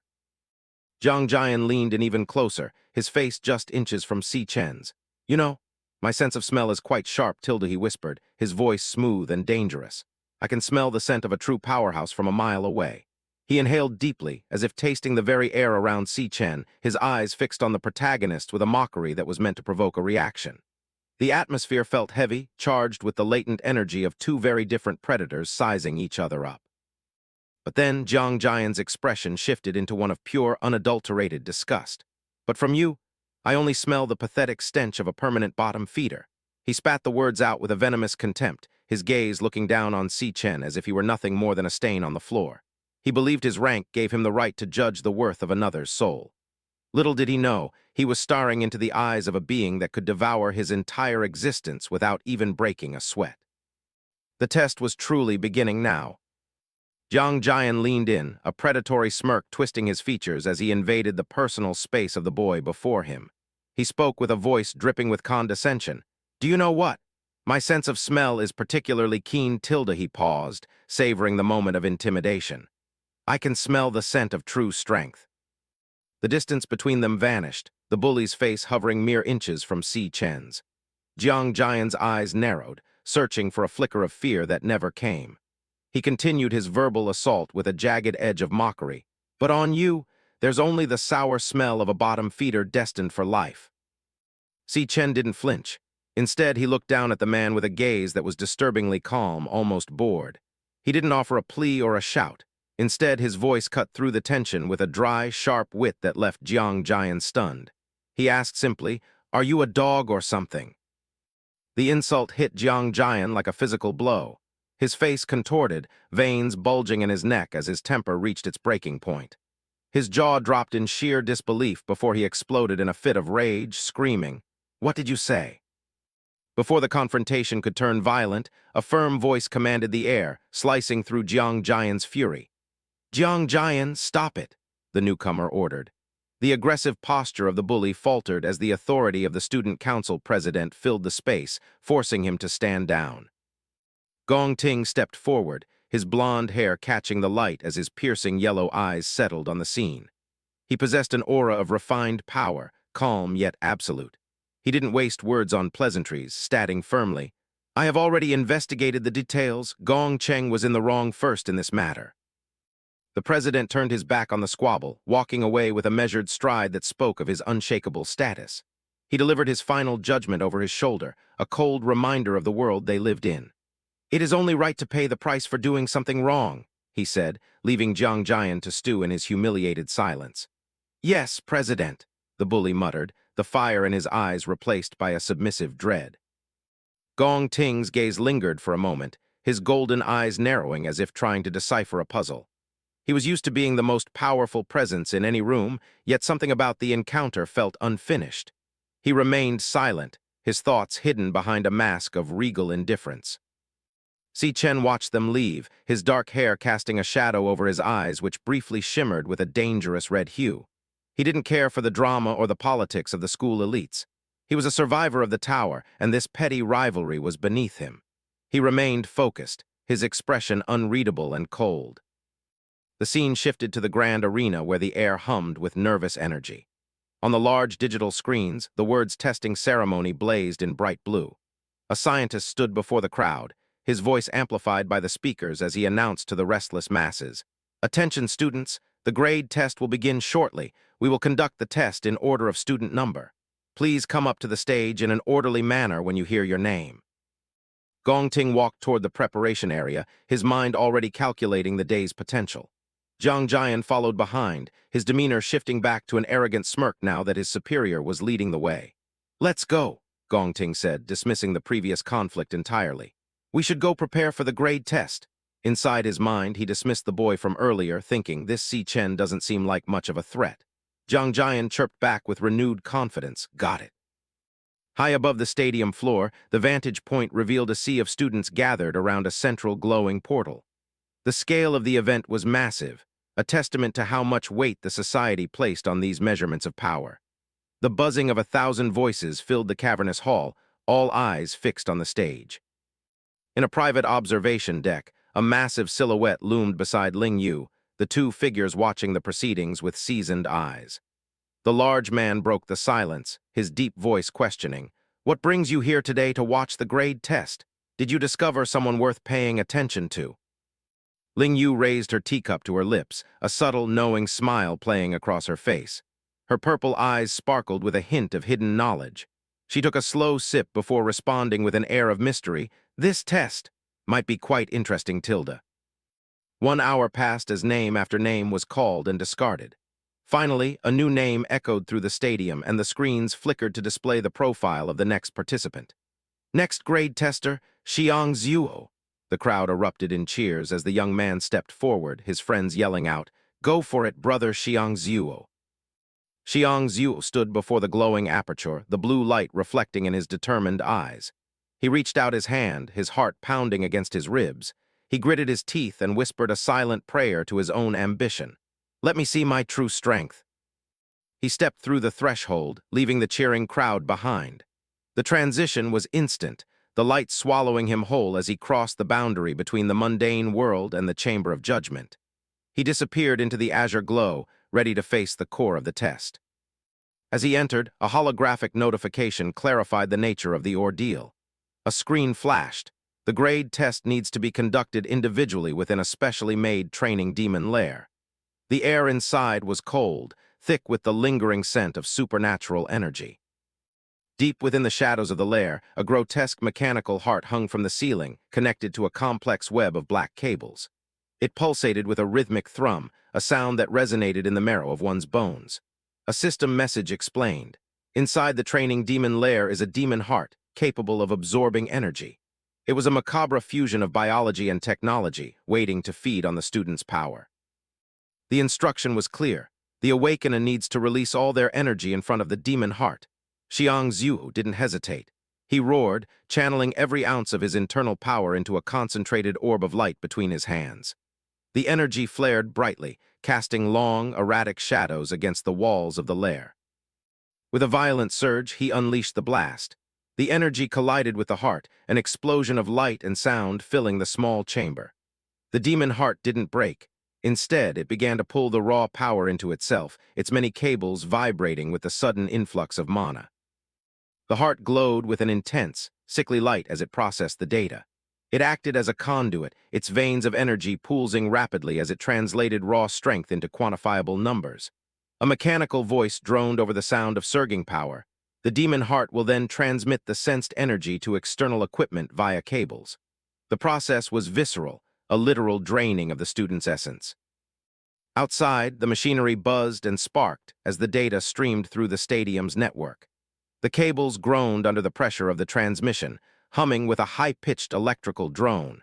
Every circuit in the facility seemed to react to the energy being harvested from the boy within. The violent surge of mana finally subsided, leaving the air heavy with ozone as the machine finished its calculations. On the stadium's massive digital display, the feedback solidified into a definitive verdict. A system message hummed. Finally, the energy will be presented on the screen in the form of data. Beside Xiangzu's profile, a cold, glowing letter appeared. He had been categorized. Grade, E mid-tier. It was a solid performance for a common student, yet it lacked the spark of true elite talent. Yuan Long and his team of scientists recorded the result with the practiced neutrality of men who had seen thousands of such tests. E-grade mid-tier recording complete, one remarked, his fingers flying across the terminal. But Yuan Long didn't pull away. He leaned closer to the flickering monitor, his brow knitting together in deep confusion as he searched the scrolling lines of code. He muttered to himself, has the other data not come out yet? He was looking for the one metric that truly mattered, the hidden potential that was about to take center stage. Ma Long's voice cracked with excitement as he leaned forward, hands clasped in anticipation. He shouted, "Here it comes! This is the main event!" Beside him, Si Chen remained a statue of indifference, his crimson eyes tracing the movements on the stage with a gaze that felt years older than the students around him. A holographic overlay flickered, illuminating the technical specifications of the assessment. It explained that besides the current grade, it can also measure another data potential. A subtext clarified the stakes, the highest grade achievable for that profession in the future. The blue screen hummed with static, preparing to judge the next soul. The system continued its cold analysis. People with high potential have a very high probability of receiving key attention from the state. The screen flashed a potential C, the bright white letter pulsing against the digital background, a symbol of mediocrity that still managed to keep the students' hopes alive. The buzzer sounded, signaling the end of the current session. A notification appeared, test complete. The final tally was displayed for everyone to see. Current grade, E-grade mid-tier, max potential, C. It was a common result, the ceiling of a commoner's future. Xiangzu stepped out of the portal, his shoulders slumped and beads of sweat rolling down his temple. He looked at his own hands with a mixture of disgust and exhaustion. He whispered to himself, "Looks like my grade hasn't improved at all in these 2 years. I was hopping to push for D grade." Down on the stairs, his friends hurried to meet him. "Relax, brother Xiangzu, till we're even weaker," Ma Long shouted, trying to lighten the heavy mood. Xiangzu sat with his head in his hands, a metaphorical storm cloud raining over his dejected form. The group wallowed in their shared mediocrity. One student sighed, "You're not the only one who can't reach D grade. Aren't we the same?" The data confirmed their plight. Xiangyu had an E-grade result with low-tier potential C. Ma Long followed with an E-grade low-tier and potential C. Even their best, Xiangzu, had only managed E-grade mid-tier with the same potential C. Where would this school get so many D grades? Maybe there won't be a single one this year, they lamented. Suddenly, a loud chime echoed through the stadium, and a new result blazed across the monitor. The crowd gasped. Test complete. Current grade, D grade low tier. Max potential, B. Ma Long's eyes nearly popped out of his head, his mouth agape in pure shock as he stared at the impossible numbers. Woe tilde the crowd roared in unison. An announcer's voice boomed over the speakers. "The first D grade of this year has appeared." On stage, a student stood triumphantly before the portal, their success a beacon of light for the rest of the struggling class. They looked up at the D low-tier grade and potential B with wide-eyed amazement. Some time later, the atmosphere had reached a fever pitch. Another portal flickered and a student stepped out, arms spread wide as he basked in the glory. The display behind him was staggering, test complete. Current grade, D grade low tier, max potential A. He laughed as the blue light of the portal bathed his back. Ma Long buried his face in his hand, the weight of the day's revelations crushing his spirit.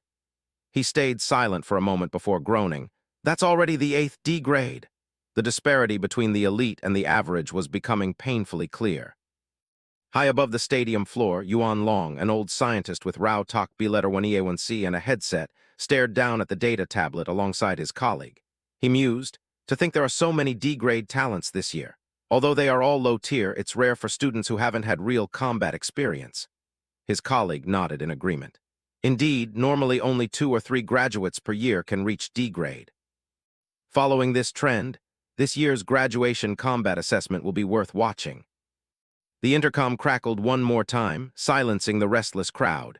A single box appeared on the main display, next grade tester. A pair of polished black shoes stepped onto the stage, the rhythmic click of heels echoing with authority against the hard floor. Gong Ting stepped into the light, adjusting the lapels of his tan coat. He was the picture of power and pedigree, a calm mask hiding his deep-seated ambition. He looked out over the sea of faces with unblinking eyes. A student in the crowd whispered urgently, "It's finally his turn," as the name Gong Ting appeared on the monitors. The spectators were in a frenzy, their voices melding into a chaotic chant. "The president and the young master of the Imperial Guild," someone cried out. Another added with awe, "The chosen one with countless titles." The pressure of the stadium was palpable, a physical force pressing against the testers. Amidst the worshipping crowd, Si Chen stood still, his black hair messy and his red eyes cold. He watched Gong Ting with a predatory focus, his mind calculating the real strength hidden beneath the blonde's perfect exterior. He didn't join the cheers, he only observed. The rumors spread like wildfire through the stands as Gong Ting's profile stayed on the screen. It said he reached D grade in the test 2 years ago. The highest grade measured so far this year is D grade low tier. Our school's highest grade in history is only D grade mid-tier. I wonder what level he can reach. Every eye was glued to the figure standing before the portal. Inside the testing chamber, the demon heart hung in the center, its surface pulsating with a sickly teal glow. The black cables snaked around it like veins, twitching with every synthetic heartbeat. Thump, thump, thump, thump. The rhythmic sound echoed through the chamber, a primal call to the power-hungry. A close-up of the device revealed a single, slit-like eye in the center of the heart. It remained closed, its lid heavy as it waited for a worthy soul to stir it from its slumber. The mechanical thrumming intensified, vibrating through the dark wires. Gong Ting stood before the eye, his back to the viewer, his silhouette sharp against the glowing heart. He reached out a hand, his mana beginning to swirl in the air around him like a gathering storm. Thump, thump, thump, thump. The heart seemed to acknowledge his presence, its glow brightening. Gong Ting's golden eyes narrowed, reflected in the emerald light of the chamber. He knew the world was watching, but he had a different game to play. Inside his mind, he plotted, "Only by revealing my full strength during the graduation combat assessment can I cause the biggest sensation. For now, I must hold back some of my power." A sharp zing of energy cut through the air as his mana spiked. His eye dilated, a fierce determination burning within the iris. He thought, but even so, I will be #1 in school history.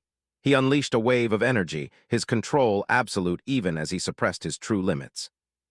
The testing apparatus screamed in protest. Zai, zai. Static electricity arced between the cables and the display board.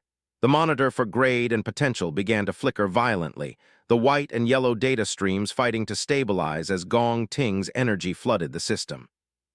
Yuan Long's eyes widened behind his glasses, a cold sweat breaking out on his brow as he stared at the surging readings on his monitor.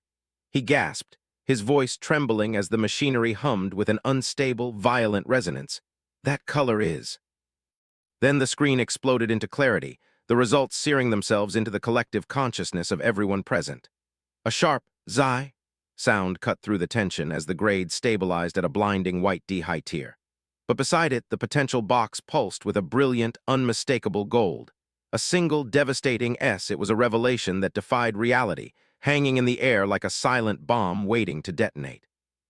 The crowd erupted into a chaotic frenzy, their collective disbelief echoing through the stadium. The monitors blazed with the impossible result, D-grade high-tier and S-rank top-tier potential. A student screamed in sheer bewilderment, "WTF!" as they stared at the glowing blue and yellow letters. Jiang Jian led the chorus of praise, his face flushed with ecstatic fervor. He bellowed with everything he had, "The first person in school history, as expected of the president. Long live the president." The cheers around him were deafening, drowning out all reason. Ma Long clutched his face, tears of pure shock streaming down his cheeks as he trembled. He gasped out, "Our school actually produced an S-rank potential user. We witnessed history." Amidst the hysteria, Si Chen stood silent, his red eyes narrowed as he watched the crowd's envy and awe fester around them. Someone whispered, "So envious," while the world seemed to shift on its axis. The researchers craned their necks, staring up at the screen with an almost religious awe. "D-grade high tier, S-rank potential," one whispered, his voice shaking. Another turned to his colleague, asking with urgent breath, "Should we report directly to the superiors?" The lead scientist, a headset tight against his temple, didn't hesitate for a second, of course. Gong Ting walked through the sea of admirers with the poise of a king among peasants.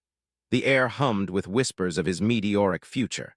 Someone in the crowd remarked with breathless reverence, "An awakener with S-rank potential is a rare treasure in the whole world. He will definitely be focused on and protected by the state." A smug, predatory smirk played on the president's lips as he basked in the spotlight. A black data box reinforced his absolute status. Gong Ting test result. Grade, D-grade high tier. Potential, as the crowd's whispers continued to swell, fueled by his pedigree. What's more, he's the noble son of the Imperial Guild. This will definitely make national headlines. High above the stadium floor, silhouettes stood against the floor-to-ceiling windows of a private observation suite. The man looked down at the teeming masses below and mused aloud. This year's test really sees talents coming forth in large numbers. The entire city seemed to be watching the birth of a new legend. The man turned, his gray beard and stern features illuminated by the arena's artificial light. He was Yuan Long, the National Awakener University principal. He looked at the woman beside him and asked with a knowing smile, "You knew Gong Ting was an S-rank potential user long ago, right? No wonder you came to watch the show today." Lingyu took a slow, deliberate sip of her tea, her expression unreadable behind the steam of her cup. She replied coolly, her voice barely a whisper, "No, I didn't come just for him." Yuan Long's eyebrow shot up in genuine intrigue. "Oh," he uttered, curious as to who could possibly overshadow their star student. Lingyu's gaze drifted back to the arena, her eyes sharp and calculating. A small beauty mark sat just below her left eye, adding a touch of elegance to her piercing stare. She was looking for something, or someone, far more significant than the current sensation everyone was celebrating. Her purple eyes fixed on a specific point in the crowd where a dark-haired boy stood apart from the rest, his presence a silent shadow in the chaos. She thought to herself, "Compared to Gong Ting, I'm looking forward to his performance more." Below, Si Chen stood with his hands in his pockets, waiting for the inevitability of his turn. The speakers crackled, and the announcer's voice boomed once more, silencing the chatter. "Next grade tester Si Chen." The protagonist looked up, his face a mask of cold, unshakable determination as his name appeared on the massive monitors. He was ready to shatter their reality. Jiang Jian's mocking laughter cut through the air as Si Chen passed him on the way to the stage. "Oi, kid," the bully sneered, his floral shirt clashing with his arrogant grin. "You'd better bring some damn honor to that dorm of yours. When your results come out, don't you dare show us another low E-rank." Si Chen didn't even give him a sideways glance. The bully doubled over, his mouth wide in a grotesque, hysterical laugh as he pointed at the group.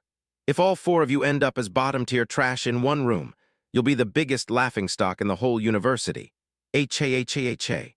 His laughter echoed off the stadium walls, a jarring sound in the tense atmosphere. Infographic boxes hovered over Si Chen's friends, highlighting their relative weakness. Xiangzhu, mid-E-rank potential Si Xiangyu, low E-rank potential Si Ma Long, low E-rank potential Si Jiang Jian's voice dripped with pure venom. "A bunch of weaklings like you, showing up to the graduation combat assessment, will be nothing but a disgrace." Si Chen stood amidst his dejected friends, his red eyes burning with a hidden fire. Ma Long's face turned betrayed, his eyes bulging behind his glasses as he screamed back at the top of his lungs, his voice cracking with emotion. "Why, you just wait. Si Chen is going to blow your damn eyes wide open." The intensity of his belief was the only thing holding the group together. Si Chen's profile flickered onto the massive stadium display, his stoic face mirrored on a dozen screens for the entire student body to see. He walked toward the glowing blue threshold of the testing portal, his silhouette solitary and unyielding against the blinding light. The crowd went silent as the underdog approached the abyss. His friends watched from the stands with bated breath, their anxiety palpable. "Si Chen," Ma Long whispered the name under his breath like a prayer, his eyes fixed on the retreating back of his roommate. Jiang Jian laughed in the background, a sharp contrast to the group's desperate hope. Si Chen stepped into the abyss of the testing lair, the cables snaking through the dark, emerald darkness like giant mechanical serpents. A voice whispered in the void, a thought echoed by every spectator in the stadium. Can he really do it? He descended deeper into the mechanical heart of the facility. Deep within the chamber, the massive, monstrous mechanical eye of the demon heart snapped open. It focused on the intruder with a cold, blue stare, sensing a power that didn't belong in this world. The machine hummed with an aggressive tone, ready to devour the energy of the next tester. Si Chen's eyes ignited with a hellish red glow as he surrendered to his inner power. He bared his teeth in a predatory snarl, his face contorted by the raw strength of the Purgatory Rakshasa. His hand reached out, fingers tensing into sharp claws as he prepared to show the machine the true meaning of fear. The narrator's voice grew grave as the scene shifted to the harsh realities of their world. In this era, for an awakener to secure the best future, joining a high-rank guild is the only path, and the only chance for most to prove their worth to those guilds. Shadows of warriors with jagged blades loomed in the red-tinted void, fighting for survival. Is the graduation combat assessment? The words appeared in jagged white text against a background of monstrous silhouettes with bared fangs and glowing eyes. It was a trial by fire, a ritual where only the strongest could hope to emerge with their dreams intact. The rules for the brutal competition were laid out in stark, uncompromising terms. Candidates were to form a squad of up to 10 members, granted the total freedom to choose their own teammates for the ordeal. As the silhouettes of students stood in readiness, prepared to fight for a future they barely understood, the stakes were revealed to be higher than any of them could have ever imagined. Winning meant every single member would be directly recruited by the nation's most prestigious force, the Imperial Guild. The grand, soaring architecture of the guild's headquarters towered into the sky, a monument to ultimate power and wealth. For most, this was a fantasy come true, but Si Chen looked at the guild's silhouette and saw the first piece of a much larger puzzle, a gateway that would lead him toward his ultimate vengeance. The true nature of the examination hung in the air like a heavy fog. Si Chen realized that this test wasn't just about determining one's rank. It was a calculated cull, a search for the elite hidden among the masses. It had a far more crucial purpose, scouting the future. Jiang Jian burst into the room, his face flushed with triumph as he hauled another student forward. He roared with arrogant joy, "Boss, this is Yan Lin, low D rank." The bully's voice echoed through the hall, a grating sound of premature victory. "With him, our 10-man squad is finally complete. All 9 D ranks of this year are in our team, and with your brother Gong Cheng added to the mix, first place is practically ours." The underlying truth was cold and pragmatic. It's about scouting the perfect teammates for the graduation assessment. In this hyper-competitive environment, a strongest team will inevitably be born. Gong Ting stood at the center of his entourage, his expression one of bored superiority as his sycophants clamored for his favor. One student beamed, pumping a fist into the air. "The final MVP will definitely be yours, President Tilda." Outside the testing chamber, the silence was deafening. Ma Long adjusted his glasses, sweat beading on his forehead as he stared at the closed doors. He bit his lip, worrying to himself, how long has Si Chen been in there? The massive display screen flickered, showing Si Chen's name beside an agonizingly empty result box. The crowd began to murmur, the tension rising with every passing second of inactivity. Ma Long's heart hammered against his ribs as he wondered, why isn't there any movement at all? Jiang Jian's mocking laughter broke the spell, a jagged sound that drew the eyes of the remaining students. He sneered, "I bet his power is so pathetic the machine can't even register a rank. Ha ha!" Another student shrugged, turning to leave. "The testing is basically over. Let's go, back to the dorm." The bully leaned in toward the president, his tone oily with faux friendship. "The few left are definitely trash. There's no need to wait, President. Our squad is full anyway. Let's go find a place for some karaoke." He gave a thumbs up, eager to celebrate their early success. Gong Ting closed his eyes, his patience finally wearing thin with the mediocrity surrounding him. He let out a soft sigh and gave a curt nod. "Fine," he whispered. "Call the rest of the team." Jiang Jian grinned, ready to lead the way out. Just as they turned to leave, a violent crackle of static erupted from the monitors. "Zai! Zai!" The blue screen buckled under an unseen pressure, lines of corrupted data screaming across the rank interface as a mysterious energy flooded the system. The static cleared for a fleeting second, revealing a result that made the stadium go silent. Beside Si Chen's name, a brilliant white letter burned into the pixels. High D-rank. Gong Ting froze, his golden eyes narrowing in disbelief. Zai, the portal hummed with a low, ominous vibration. Ma Long and the other students stood frozen in the field, their mouths agape as they stared at the impossible reading. The air around the crowd seemed to thin, the silence of the stadium absolute as everyone tried to process the sudden leap in power from the supposed loser. Then the dam broke, the students erupted in a cacophony of disbelief. D-rank, high tier, Ma Long lunged forward, his voice a frantic scream of vindication. Whoa, what did I tell you guys? I wasn't wrong, was I? He pointed a finger at the screen, laughing with pure joy. The president's mask of calm shattered. Gong Ting stared at the screen, his expression one of grim fascination. Jiang Jian's jaw dropped, his face paling as he stammered, Huh! HHID rank? The bully's eyes were wide with a growing sense of dread. Deep within the chamber, Si Chen reached out toward the mechanical eye of the heart. A holographic window flashed, current rank result, high D rank, but the machine was struggling to contain what was inside. System DETCTD instability in the demon heart. A second warning followed, potential deviation in RESULTS. Candidate, please retest. Si Chen ignored the warnings, his red eyes fixed on his own internal statistics. He stood at level 10, his physical parameters a perfect 150 across strength, speed, stamina, luck, elemental, and spirit. He analyzed his performance with a cold, detached logic. I was just using my basic, unswitched physical form, so level 10 base stats are equivalent to high D rank. A new prompt appeared, bathing the dark room in a flickering light. Loading, class switching.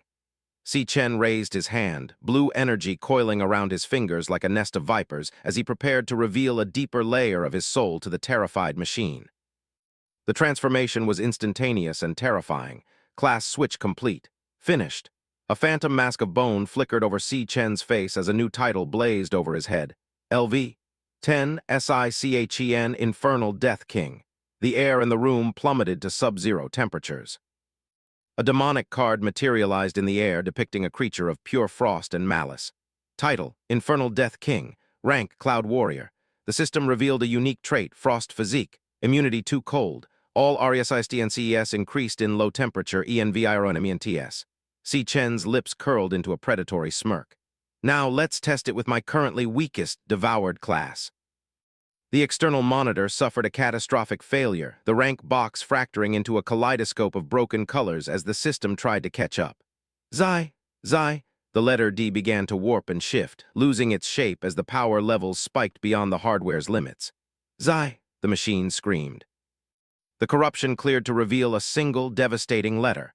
See underneath it, the words mid-C rank pulsed with a sickly intensity. Zai. The stadium fell into a deathly silence, the result appearing like a declaration of war. The silence was shattered by a wall of sound. What? Boomed from 1,000 throats. The students were a mass of panicked confusion, hands clutched to their heads in disbelief. What's going on? Si Chen's rank. It jumped again? The reality of the situation was too much for them to bear. Jiang Jian was vibrating with pure, unadulterated fear. He pointed a trembling finger at the monitor, his voice a shrill shriek of denial. C-rank, that's total BS. Something is definitely wrong with the machine. Behind him, Gong Ting could only watch in stunned silence. In the control booth, Yuan Long was a mess of cold sweat and frantic activity. He adjusted his headset, his eyes bulging as he stared at the erratic readings. Why does the rank keep changing? He cried. Is the system malfunctioning? His colleague trembled beside him, whispering, I've never seen anything like this. Inside the lair, the demon heart was no longer a judge. It was a victim. Its singular eye was wide with terror, quivering as it sensed the abyss within Si Chen. System DETCTD instability in the demon heart. The desperate warning flashed again. Potential deviation in RESULTS. Candidate, please retest. But the machine was already dying.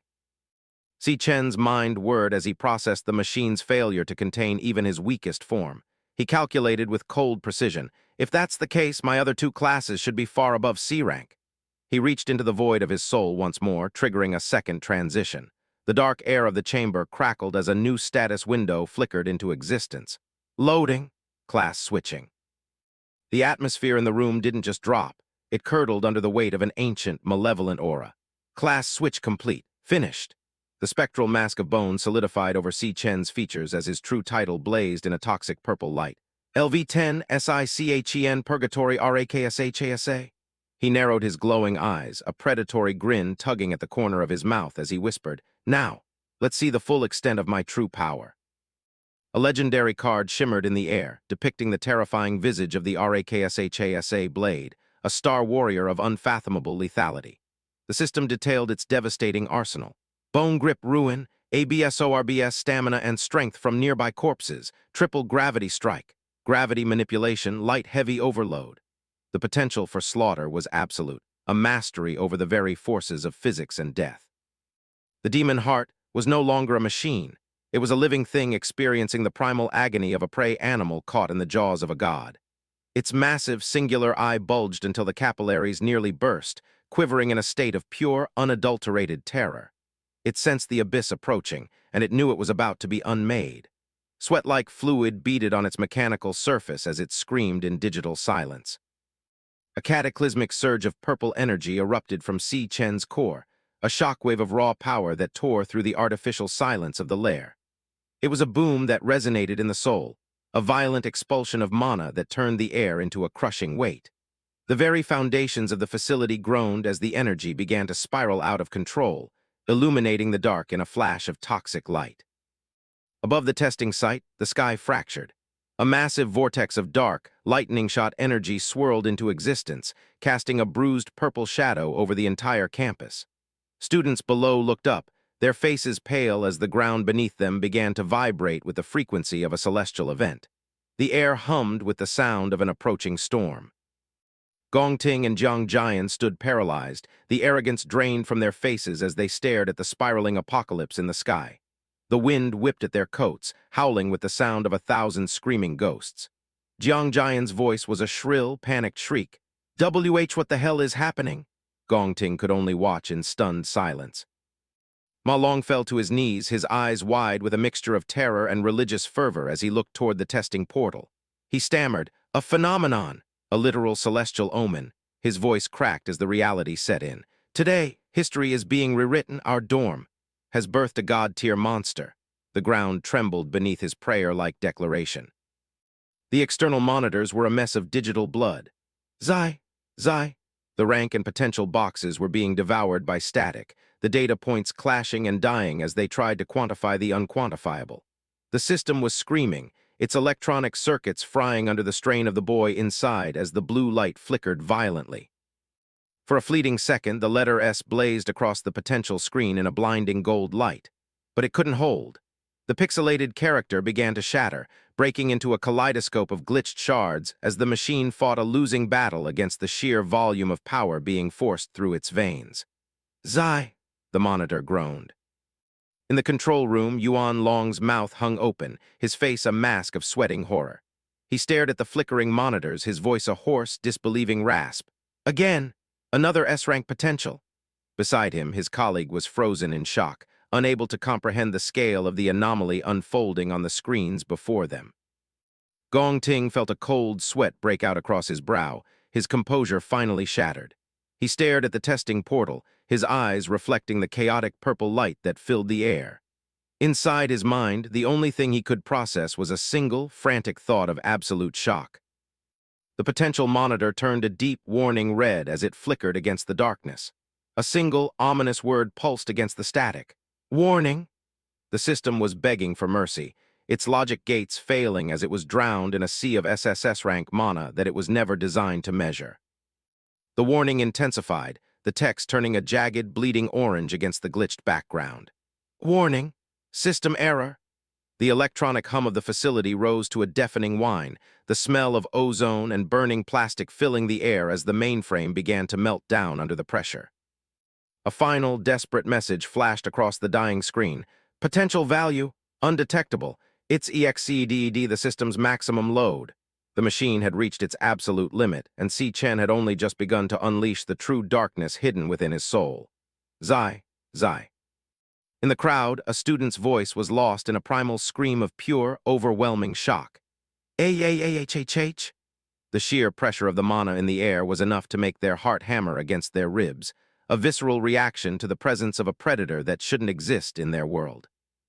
The portal didn't just deactivate, it detonated. A blinding pillar of blue fire roared out of the threshold, throwing the surrounding observers back as the machine suffered a catastrophic hardware failure. The testing booth was consumed by a brilliant, white-hot explosion of mana that lit up the entire arena. "Not good, the demon heart is overloading," Yuan Long screamed, his voice barely audible over the roar of the fire. He and another scientist lunged toward the smoking wreckage, desperation written in every line of their faces.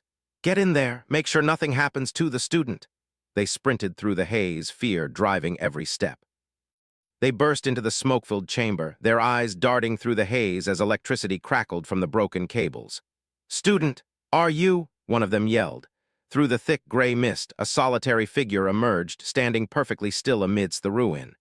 Si Chen looked up, his expression hauntingly calm as the blue light flickered around him. Yuan Long skidded to a halt, his eyes fixated on the floor. He let out a sharp gasp of air, his mustache twitching with a sudden, freezing dread as he looked at the remains of the facility's most expensive piece of equipment. He stood paralyzed, his mind unable to process the destruction.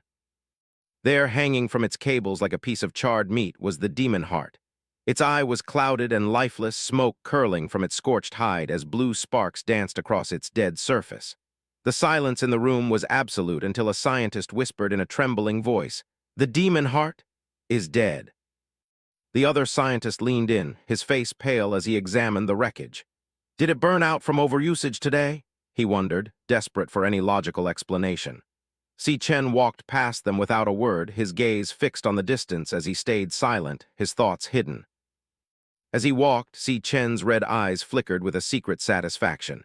Inside his mind, he reflected on the destruction he had caused with cold logic. "I accidentally pushed too hard and choked the demon heart to death." He looked at his hand, a small smirk playing on his lips. "But I did get a little surprise out of it." A holographic window, invisible to the trembling scientists, blazed to life before Si Chen's eyes, devouring complete. Finished. He examined the new acquisition with a cold, calculating gaze. Exquisite demon heart rank. The system prompt clarified the extent of his new sight. Can perceive the power rank of all things within a 100-meter radius. Provides danger warnings if a threat enters the range. Inside his mind, a dark realization took root as he thought. So the power of gluttony can even devour the core of a machine. Si Chen stood amidst the wreckage of the laboratory, the sparks from severed cables casting erratic shadows against his stoic face. He was a devourer in a world of prey, a predator who had just consumed the very tools meant to judge him. As the smoke began to clear, the blue light of the system window reflected in his pupils, marking his transition into a silent observer of the weak. The test had ended, but his true assessment was only just beginning. The world through Si Chen's eyes changed instantly as a status window visible only to him flickered into existence. "Exquisite demon heart ACTIVATED." He looked out at the sea of students, his new ability overlaying the reality with sharp, technical precision. The air hummed with the pulse of activated mana, sensing the power of everyone within 100 meters. Each student was now tagged with a hovering green hexagon, revealing the truth they tried to hide or the mediocrity they were forced to live with. High E-rank blazed over the heads of the crowd in a uniform wave of weakness. Inside his mind, Si Chen calculated the data with a cold efficiency and thought, "Now I can see everyone's true rank. This is quite convenient." His gaze swept across the field, the glowing blue light in his irises intensifying as the system fed him a continuous stream of information. No one was a secret anymore. The true power levels of his peers were laid bare, revealing a landscape of profound commonality that didn't interest him in the slightest. Si Chen's eyes settled on the student council president, the analytical overlay instantly identifying the man's hidden depth behind his mask of regal calm. A pink hexagon blazed over his head. Mid-C rank. Si Chen narrowed his eyes, a small smirk playing on his lips as he realized the deception. He thought, so Gong Ting has been hiding his real strength too? Mid-C rank. Mediocre at best. On the stage, the atmosphere was thick with sweating anxiety. Yuan Long coughed into his hand, his face pale as he stood before the smoking testing portal with his colleague. The mechanical judge was dead, a charred ruin of cables and scorched hide. The scientist spoke with a trembling voice that carried over the speakers. Cough. Unfortunately, it seems the demon heart suffered a sudden death due to excessive strain. Today's testing must be suspended. The announcement echoed through the massive stadium, met with a wave of grumbling and confusion. The officials were desperate to hide the anomaly they had just witnessed. As for Si Chen's data just now, it was likely an error, they declared, their words a calculated dismissal. We will report this to the higher-ups. For those who haven't been tested yet, come back tomorrow. We will have a new device ready by then. Ma Long erupted with joy, lunging at Si Chen and nearly knocking him over in his excitement. I don't care what you say. The data wasn't wrong. Our Si Chen is a goddamn genius, he screamed, his voice cracking. Another friend leaned in with sparkling eyes and asked, What does the Great One want to eat today? Si Chen looked at them with a mixture of boredom and exhaustion, sighing as he whispered, Let's just go back to the dorm. The celebration was cut short by a jagged, mocking voice from behind. Jiang Jian stood there, his floral shirt clashing with the bitter sneer on his face. I knew it, he barked, his eyes full of venomous jealousy. How could a loser like you ever reach C-rank and S-rank potential? It was obviously just a glitch in the machine.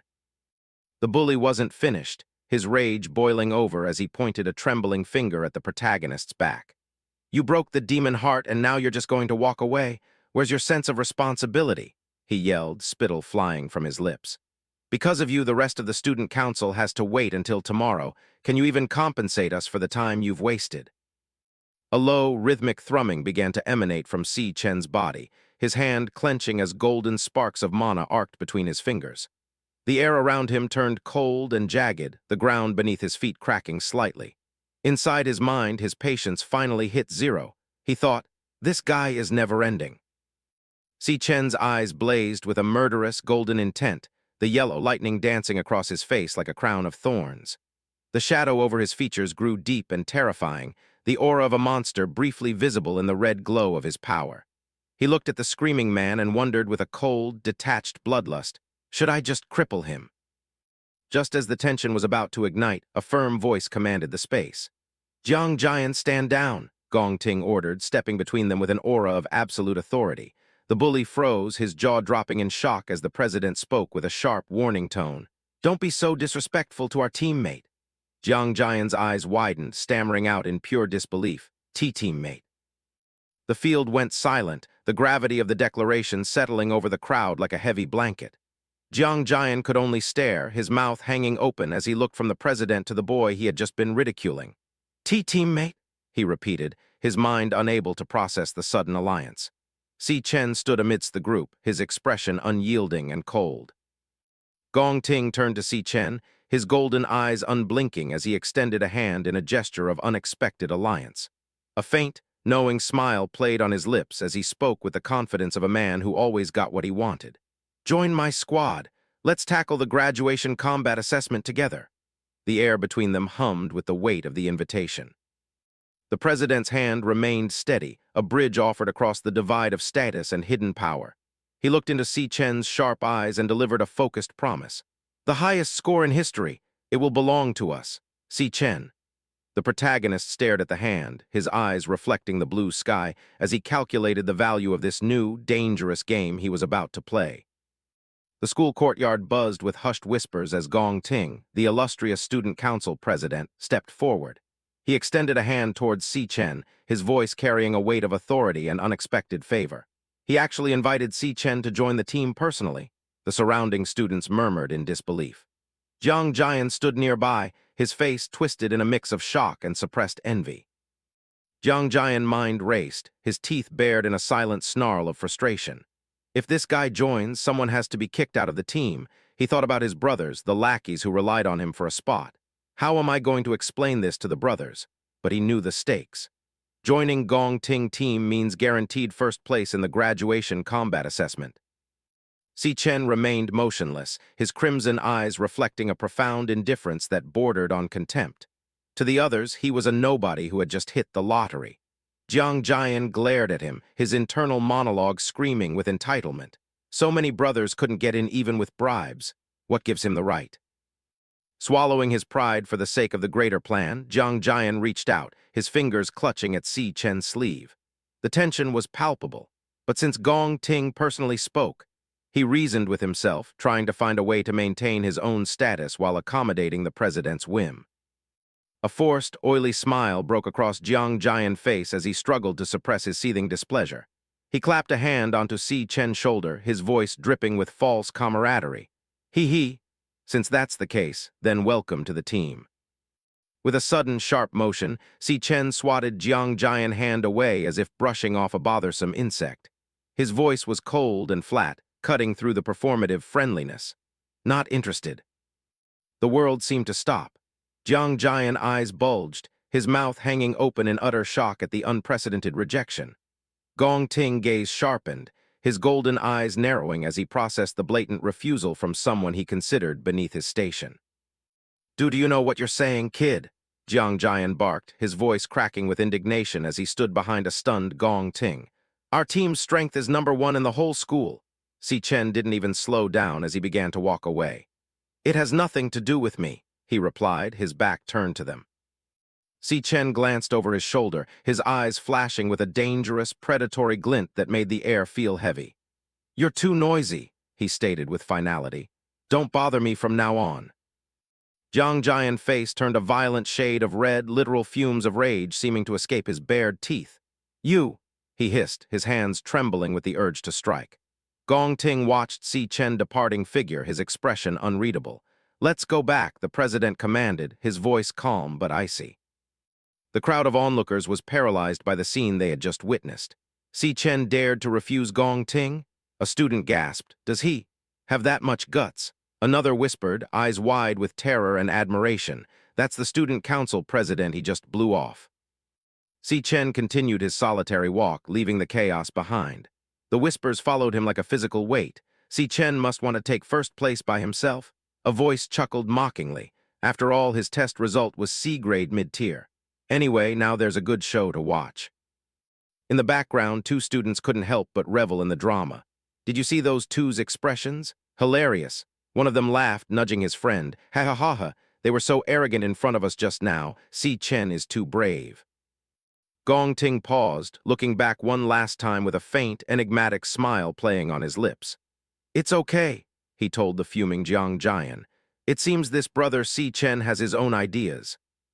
From high above, the school grounds looked like a miniature stage, the figures of the students scattering after the morning's explosive confrontation.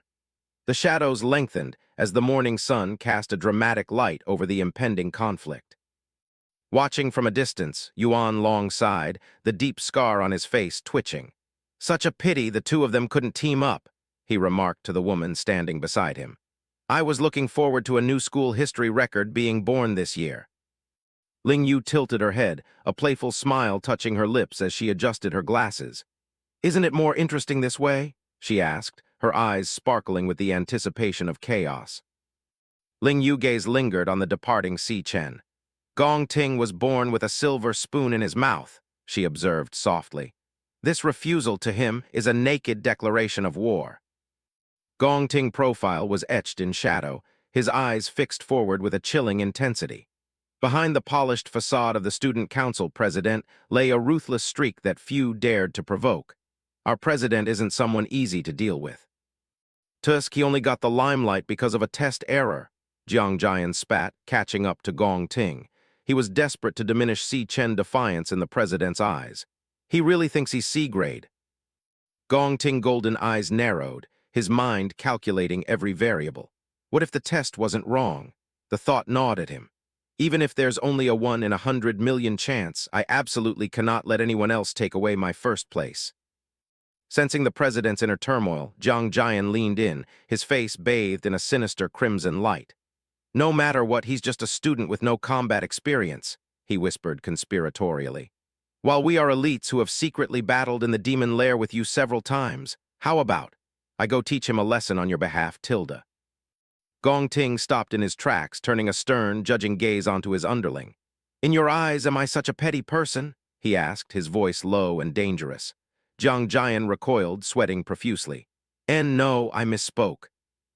I'm not in the mood for karaoke today, Gong Ting declared, his voice cold as he turned toward the parking lot. He gave a sharp, dismissive wave, leaving the group behind. You and the team members arrange things yourselves. A sharp golden light flared in Gong Ting's eyes as he paused one last time.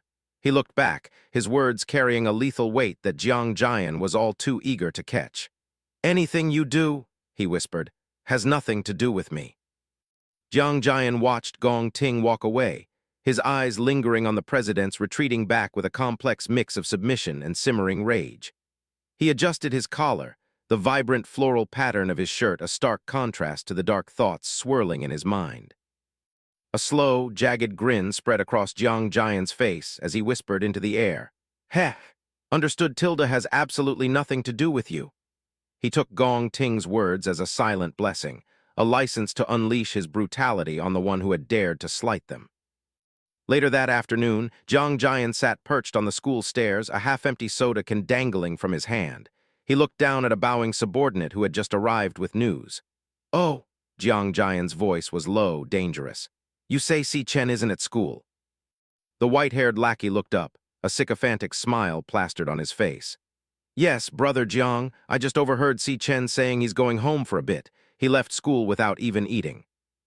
The soda can buckled and sprayed under the sudden pressure of Jiang Jian's grip. A sharp crack echoed through the hallway.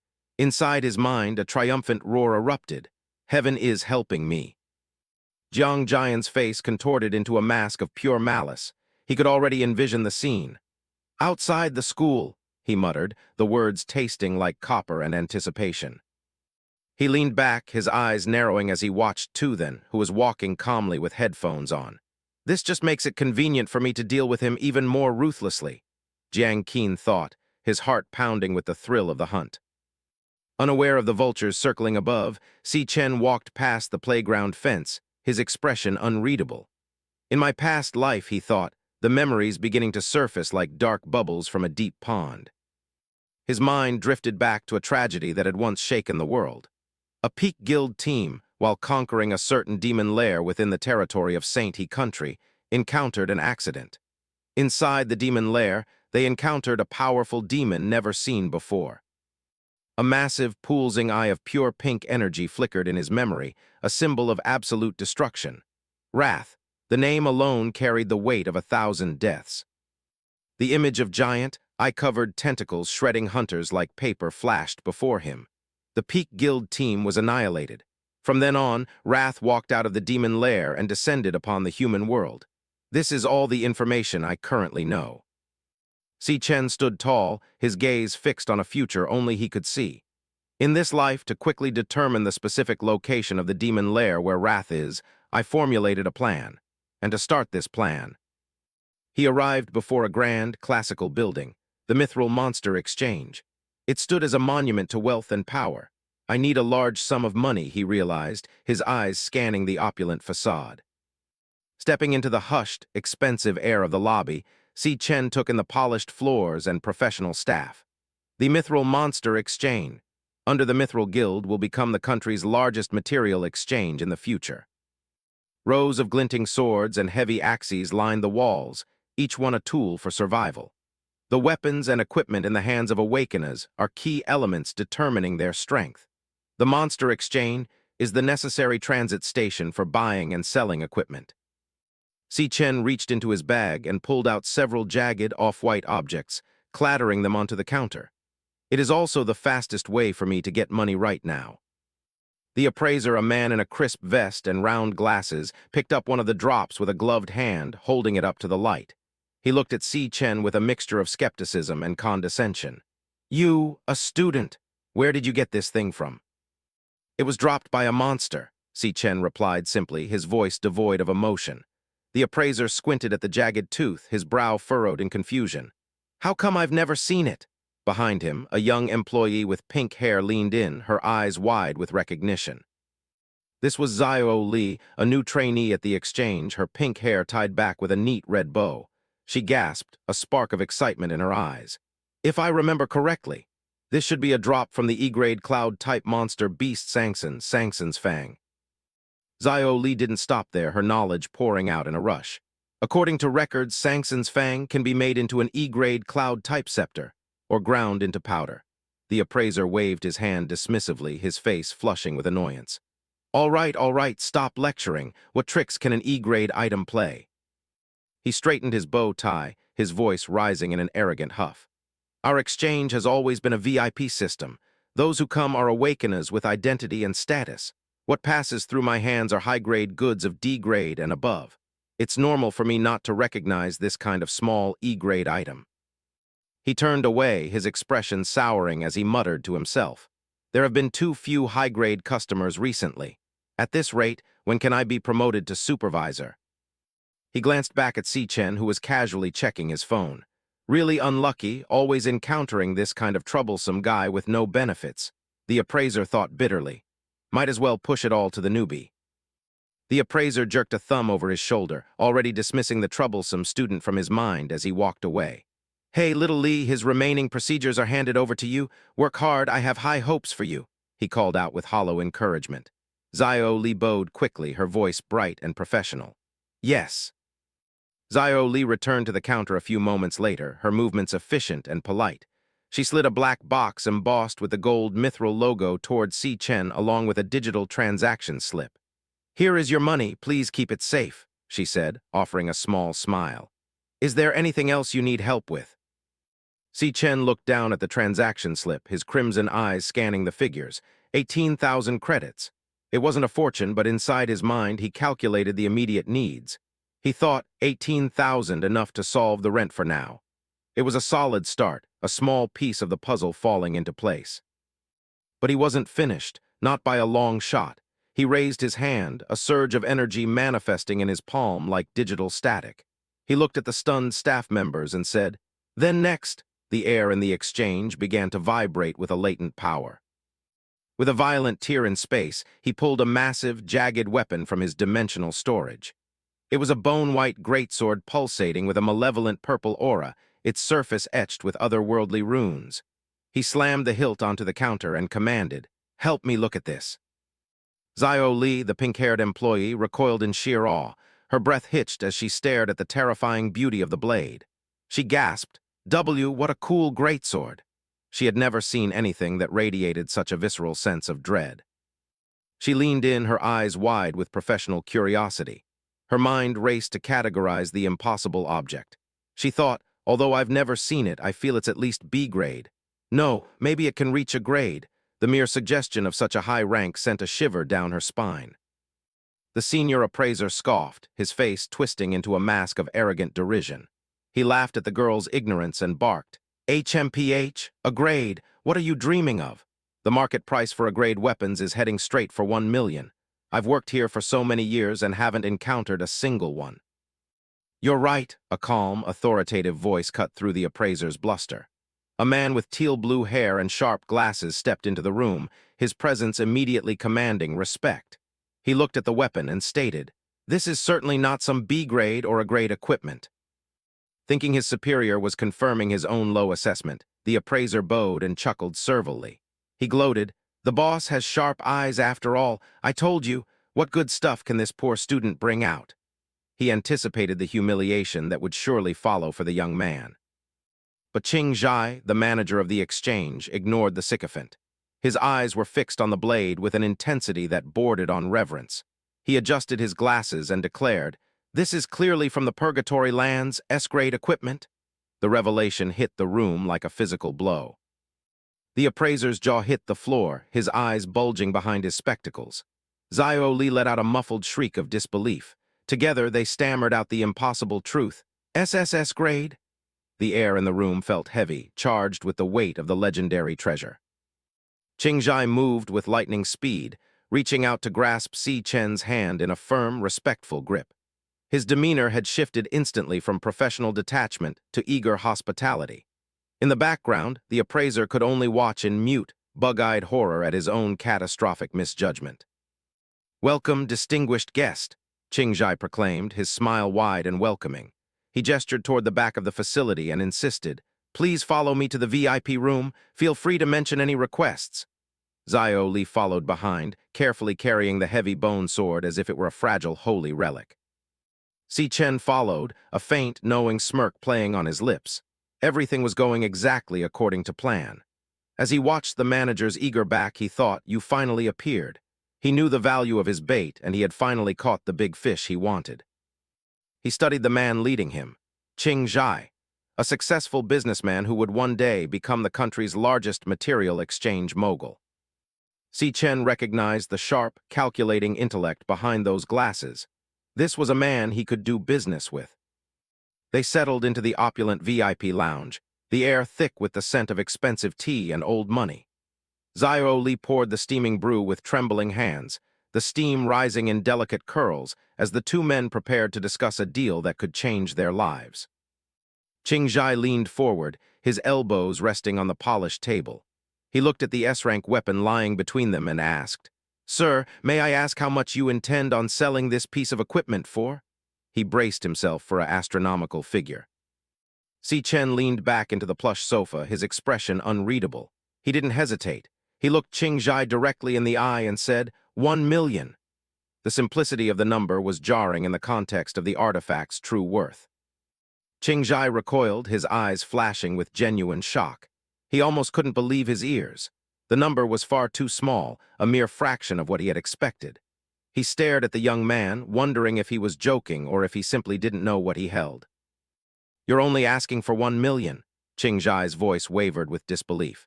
He stood up and continued, "Sir, you do understand that even A-rank equipment are able to sell for millions. This S-rank weapon would be able to fetch at the very least tens of millions on the market." He paced the room, his mind reeling. He gestured wildly at the greatsword, his professional integrity compelling him to speak the truth. "This weapon could even cause a crowd stampede, it's that valuable." He couldn't fathom why someone would let such a treasure go for so little. It was a deal too good to be true. Si Chen sipped his tea calmly, unfazed by the manager's outburst. He clarified his proposal with surgical precision. "I want to use this S-rank weapon as collateral to get a loan of 1 million. I'll pay it back in 1 month. He had no intention of losing the sword. Qingzhai fell silent, his analytical mind spinning into high gear. Using an S-rank weapon to secure a loan? Is this something a university student would normally think about? He studied the boy, looking for any sign of weakness or deceit. He saw none. Inside his head, Qingzhai ran through a dozen different scenarios. It seems he has no intention of actually selling this sword. Does he intend to use it for himself later? He's certainly wiser than his age would suggest.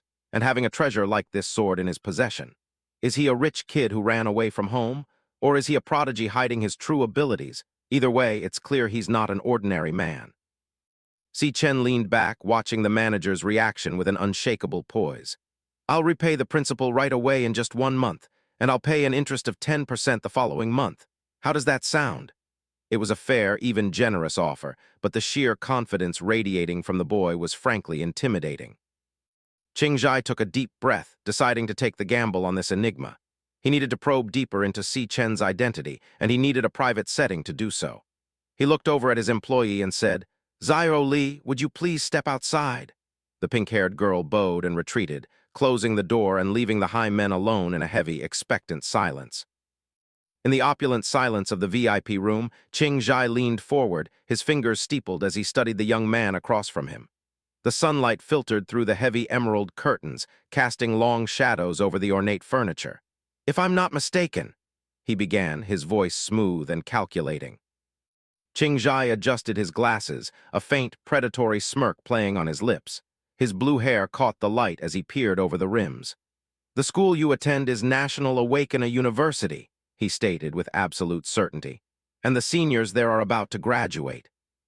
He leaned back into the plush sofa, crossing his legs with effortless elegance. "To my knowledge, National Awakener University holds an annual graduation examination. This year's examination is scheduled to take place in exactly 1 month from now, and the prize money awarded to first place is exactly 1 million, which completely lines up with your proposed loan repayment amount and date." A sharp glint flickered in Qingzhai's eyes, a look of pure strategic intrigue. He didn't blink as he delved deeper into his deduction. "If I had to take a guess." Si Chen sat motionless, his face partially obscured by shadow, a single crimson eye glowing with a cold, steady light. He said nothing, allowing the silence to hang heavy between them. Qingzhai continued his interrogation, his voice dropping an octave. "You're confident that you'll take first place in the examination, aren't you?" Qingzhai stood up, packing the room with the grace of a panther. He looked at the massive bone sword lying on the table, its aura reflecting in his glasses. "You could have just waited 1 month to collect the prize money, yet here you are, urgently trying to offer up this rare item as collateral for a loan. This indicates that you are in desperate need of this money, and surely you wouldn't turn to such a risky option unless it was a last resort. A slow, knowing grin spread across Qing Zhai's face. He had seen the truth behind the mask. If that's the case... He turned back to Si Chen, his expression shifting from analytical to aggressively generous. Then I can loan you $1.5 million in cash on the spot, with 0 interest for 1 month. Qing Zhai extended a hand, the gesture open and inviting, his silhouette framed by the bright window. Consider this the start of a friendship between us. Si Chen looked up, his expression one of calm surprise. He studied the manager's face, searching for the ulterior motive he knew was there. He remained silent, his mind already calculating the next dozen moves. Qing Zhai's smile remained fixed, but his eyes sparkled with a professional hunger. And rest assured, I will keep everything discussed today strictly confidential. And remember, if you have any trading needs in the future, please consider our exchange facility as your first option. I'll make sure to cut you the best deal, what do you say? Si Chen's gaze lingered on Qing Zhai, a faint, imperceptible smile touching his lips. With just a few details, he was able to infer my situation and my needs. Impressive. And instead of taking advantage of my predicament once he figured it out, he even offered me better terms for the sake of a long-term partnership. It's no wonder Qing Zhai will be able to make the Mithril Exchange into the world's premier exchange in the future. Si Chen reached out, his hand meeting Qing Zhai's in a firm, decisive handshake. His internal monologue shifted to a darker, more global objective. In order to eliminate wrath, I can't just rely on my own strength. The two men stood silhouetted against the bright light, their hands joined in a pact of mutual interest. That's why I'll need to start making some trustworthy allies, Si Chen reasoned. A heavy, magical contract scroll was unfurled on the table. Si Chen placed his hand over the ancient parchment, and a golden magic circle erupted with a low, vibrating buzz. The energy crackled beneath his palm as the terms were magically bound. The magic contract is complete. The funds have been transferred to your account. A holographic notification dinged in the air. Si Chen checked his phone, seeing the confirmation of the $1.5 million. Qing Zhai stood by, his smile satisfied as the deal for the abyssal netherbone was finalized. Qing Zhai's curiosity was piqued. He looked at the young student, wondering what other secrets he held. Speaking of which, since you're using such a great weapon as collateral, what are you going to use for the graduation examination? Would you like me to lend you some equipment? He gestured toward the racks of glinting swords and heavy armor lining the walls. We do not have any S-rank equipment currently, but we still have quite a selection of high-rank items including some A-rank and B-rank equipment. Si Chen didn't even look at the weapons.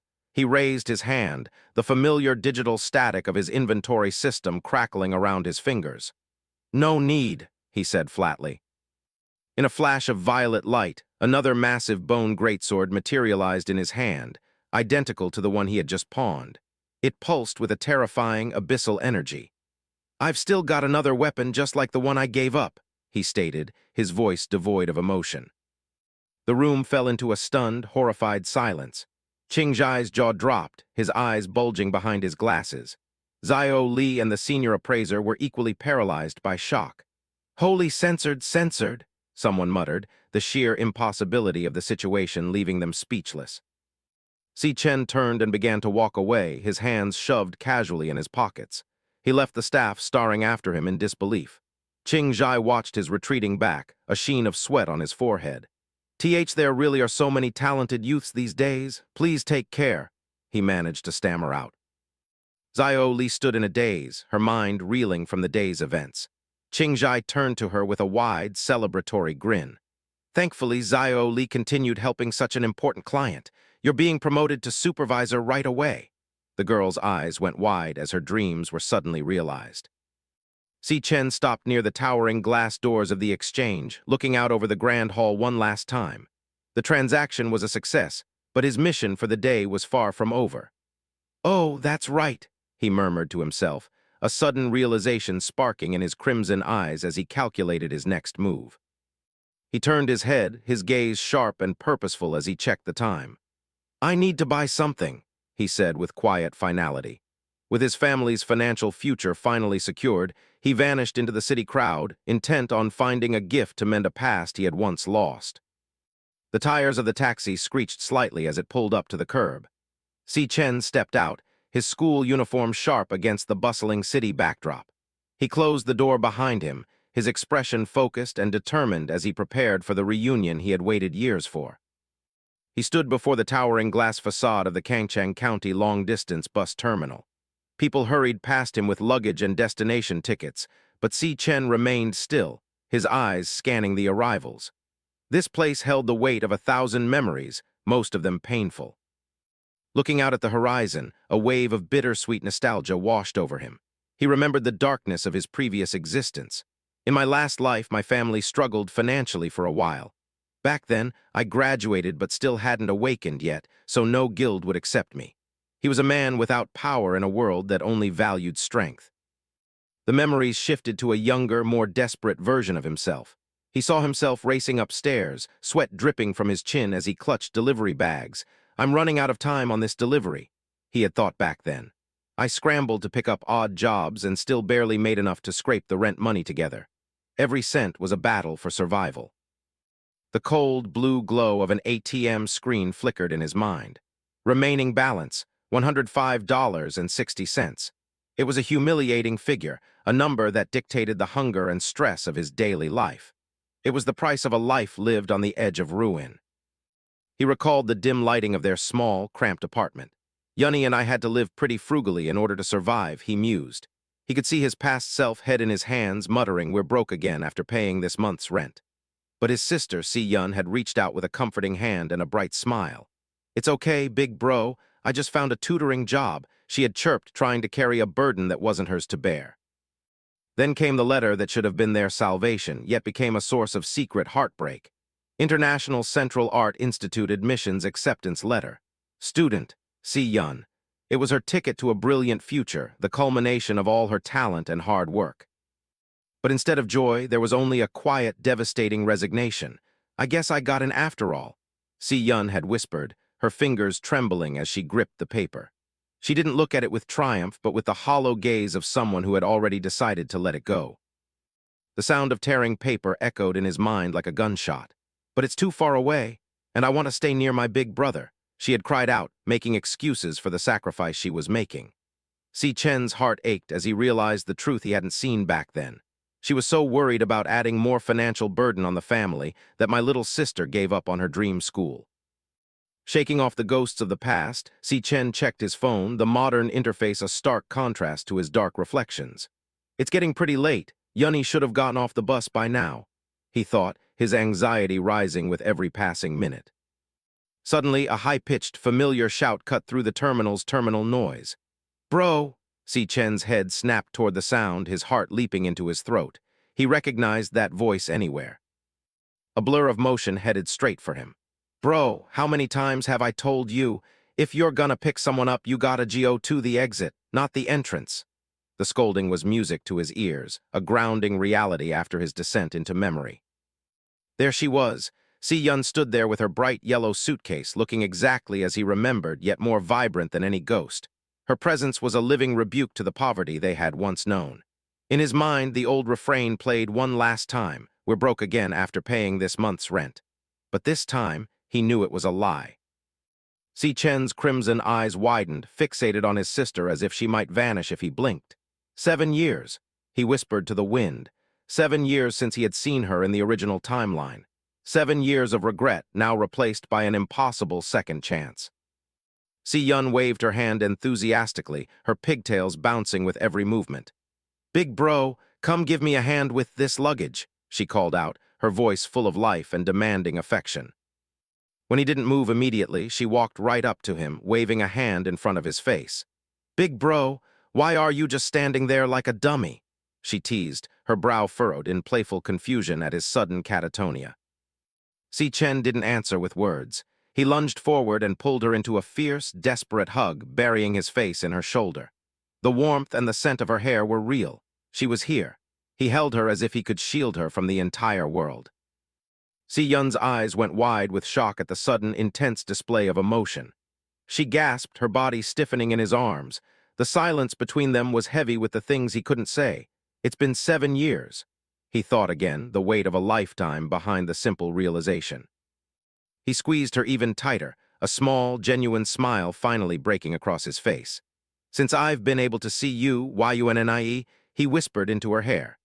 The cold, calculating star warrior was gone, replaced by a brother who had finally found his heart. Si Chen began to squirm, her arms flailing as she tried to regain some personal space. "Bro," she grunted, her voice muffled by his coat. She was touched, but the intensity was starting to become a bit much for the busy terminal. Finally, she managed to break free, puffing out her cheeks in mock outrage while jabbing a finger at his chest. "Are you trying to choke me to death?" she yelled, her annoyance a thin veil for her own happiness at seeing him. She snatched up her bag and started walking toward the parking lot, her head tossed back. "You've been acting really weird the last couple days. Did you get rejected by a girl or something? Come on, hurry up. Let's go home, let's go home." Si Chen followed behind, a soft chuckle escaping him. "No, I didn't," he muttered, content to let her lead the way. As they walked together, the sun began to set, casting a golden glow over the terminal. Si Chen talked incessantly, her voice a bright melody in the evening air. "Oh yeah, the ride to take my exam this time was crazy. Let me tell you about it." Percent 10%, Si Chen listened to every word, every nonsensical detail, cherishing the normalcy of it all. Si Chen watched her profile, her eyes sparkling with pure, unfiltered excitement as she recounted the highlights of her journey. This time around, he thought, his own gaze softening with a profound, unspoken promise. Everything was going to be different. This time, he would ensure the ending was one of their own making, a future where they finally held all the cards. He looked at her radiant, happy face and made a silent vow that resonated through his very soul. "I won't let you suffer anymore," he told her in his heart. There would be no more torn acceptance letters, no more desperate odd jobs, and no more hunger. He had the power now, and he would use it to build her a world where she could truly dream. Yet even as they walked, the light was fading, and a darker reality was preparing to greet them in the quiet streets ahead. The shadows lengthened in the narrow alleyway as the sun dipped below the horizon. A group of men huddled together in the gloom, their eyes fixed on the street corner. One of them pointed a calloused finger and grunted, "This is definitely the way that punk Si Chen takes to get home." The air was thick with the scent of stagnant water and impending violence. Jiang Jian stood at the center of the group, the vibrant floral pattern of his shirt almost glowing in the dim light. He took a long drag from his cigarette, the tip burning a bright, angry orange. He looked at his hired muscle, their faces obscured by masks, and commanded, "Go hide, and the moment he shows up, we'll jump him." He exhaled a thick cloud of smoke, a predatory glint in his eyes. A slow, jagged grin spread across Jiang Jian's face, revealing a row of sharp teeth. He leaned closer to the shadows, his voice a low, raspy whisper that carried the weight of 1,000 grudges. "I'll make sure he learns. What happens when you mess with me?" He chuckled, a dry, hollow sound that echoed against the damp brick walls. The trap was set, and the Star Warrior was walking right into it. In a narrow, dimly lit alleyway, shadows lengthened as a group of figures paced with impatient energy. One of the thugs, gripping a heavy metal pipe, looked toward his leader with a hint of hesitation. He muttered, "By the way, boss, since a bunch of us, student council members, are here, what if things go too far?" The air was thick with the scent of damp concrete and malice, a trap set for an unsuspecting prey. Qiang Dai, a high-ranking member of the student council with silver undercut hair and a cigarette dangling from his lip, let out a dismissive scoff. "I was just gonna teach him a little lesson. But that dude's attitude pisses me off." He adjusted his red floral shirt, his eyes narrowing with pure contempt. "That low-tier E-rank piece of trash actually thinks he's a C-rank now. That trash has no idea who he's messing with." To Qiang Dai, the mere idea of Si Chen rising above his station was an insult that needed to be erased with blood and broken bones. Qiang Dai's mind flashed back to the encounter that had ignited his rage. He saw Si Chen's profile, cold and detached, those dark eyes glowing with a faint, predatory red light. In that memory, Si Chen had dismissed him with terrifying indifference, saying, "You're too loud. Don't bother me ever again." The memory only served to fuel the fire in Qiang Dai's chest. He wouldn't rest until that look of superiority was wiped off Si Chen's face forever. Behind Qiang Dai, his cohort stood ready, their faces masked and weapons drawn. One thug slapped a wooden bat against his palm, the sound echoing sharply against the brick walls. Qiang Dai snarled, "When it's time, you guys better leave me a piece, 'cause I'm gonna destroy him." He gripped his weapon tighter, his knuckles turning white. He won't be able to take the graduation in 2 weeks when I'm done with him. The graduation ceremony was meant to be a new beginning, but for Si Chen, Qiang Dai planned to make it an ending. A cold, azure light began to emanate from Qiang Dai's hand as he drew a jagged, serrated combat knife. The energy hummed with lethal intent, marking him as a formidable cloud-type assassin. He grinned, a sadistic expression twisting his features as he felt the power surging through his veins. "I'm one of the best cloud-type assassins in the entire school." He spat the words out like venom. "Just wait till I'm done with you, you poser piece of shit." The name Qiang Dai burned in the air, a declaration of the violence to come. Outside the oppressive gloom of the alley, the day was bright and deceptively peaceful. Si Chen walked alongside his younger sister, Si Yun, their shadows stretching out over the pavement. The city hummed around them, unaware of the predators waiting just a few blocks away. For Si Chen, this moment was precious, a slice of normalcy he was determined to protect, even as he sensed the shifting atmosphere around them. Si Yun sipped on her drink, her large, expressive eyes fixed on her brother. She had always been the more observant of the two, and the subtle shift in Si Chen's demeanor over the past few days hadn't escaped her. "Hey, big bro, you've been acting pretty weird the last couple of days," she noted, her voice tinged with concern.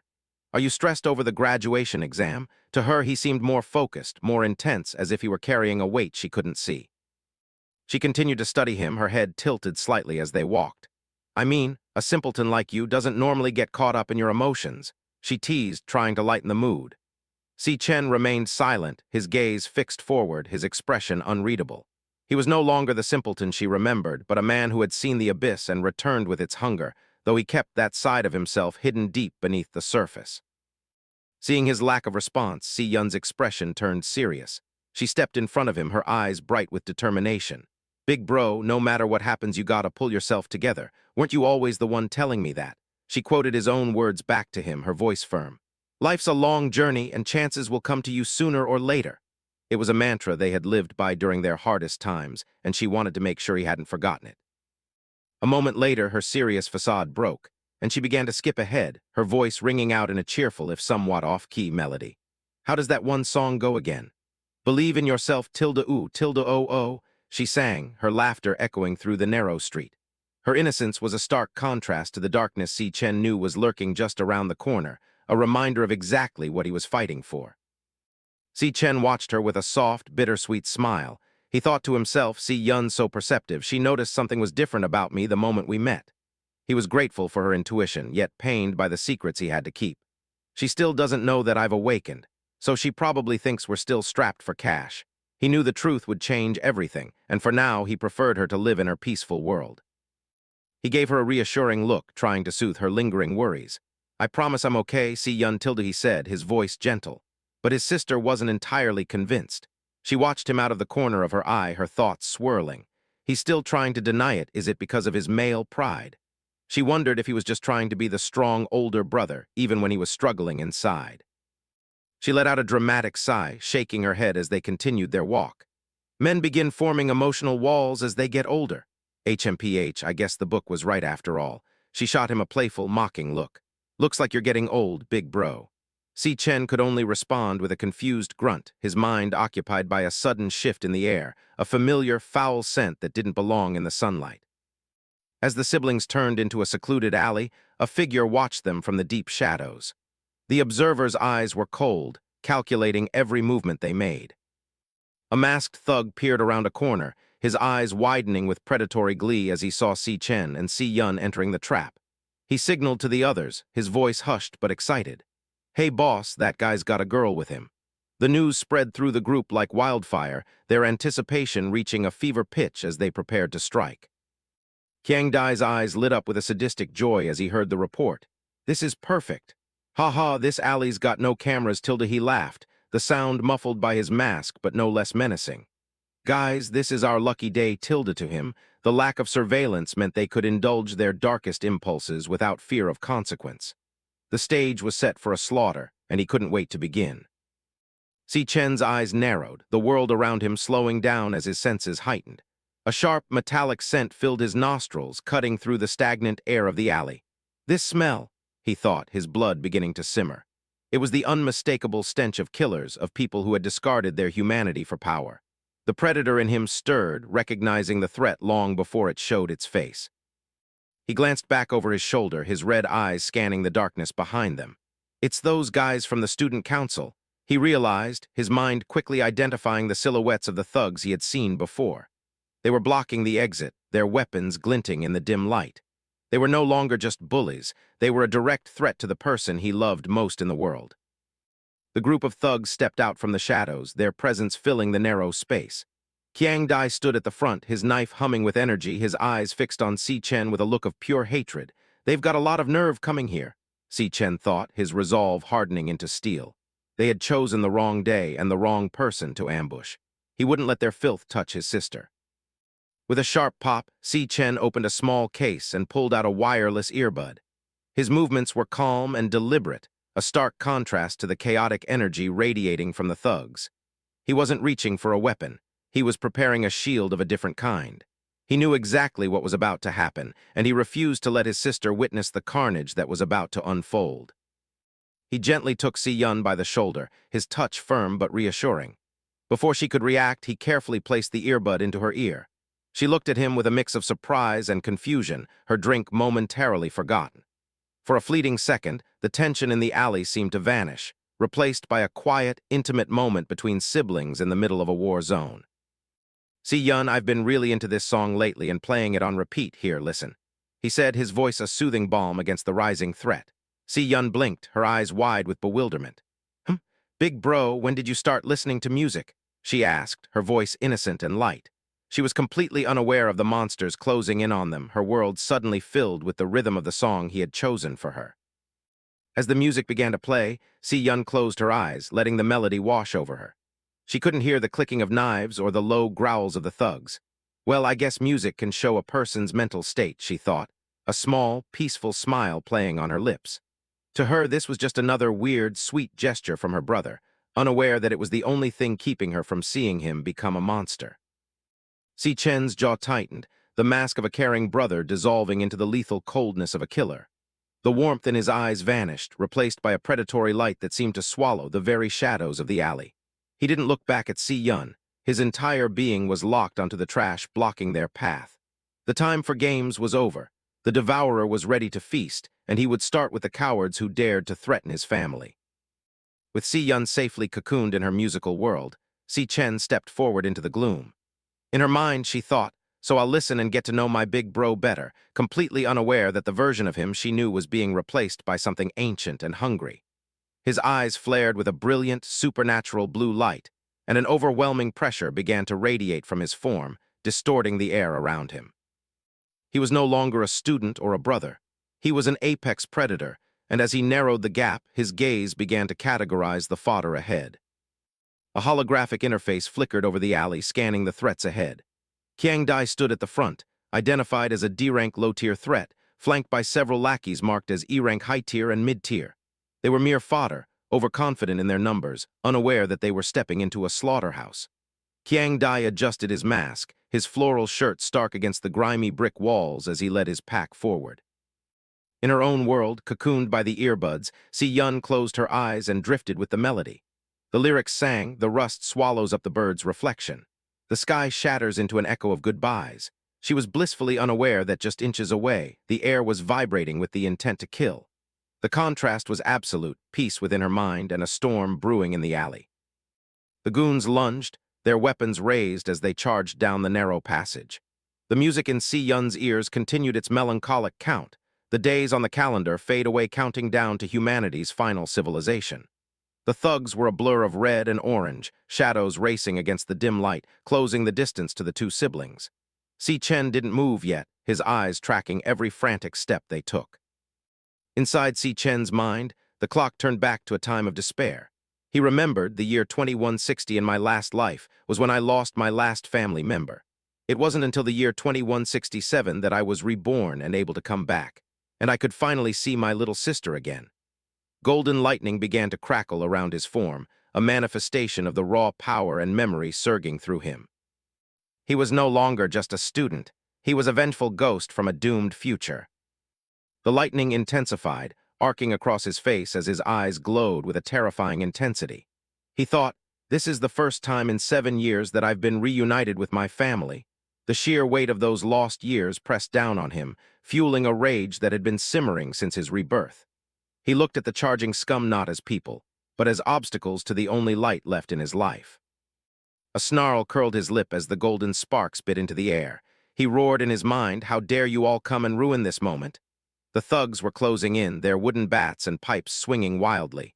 To them, he was just a target. To him, they were desecrators of a sacred reunion. The moment was shattered, and someone was going to pay for it in blood. Si Chen exploded into motion. He launched himself into the air, a shadow silhouetted against the blinding white light of his own power. With a deafening slam, his leg connected with the face of the first goon. The impact was visceral, teeth shattering, and blood spraying in a crimson arc.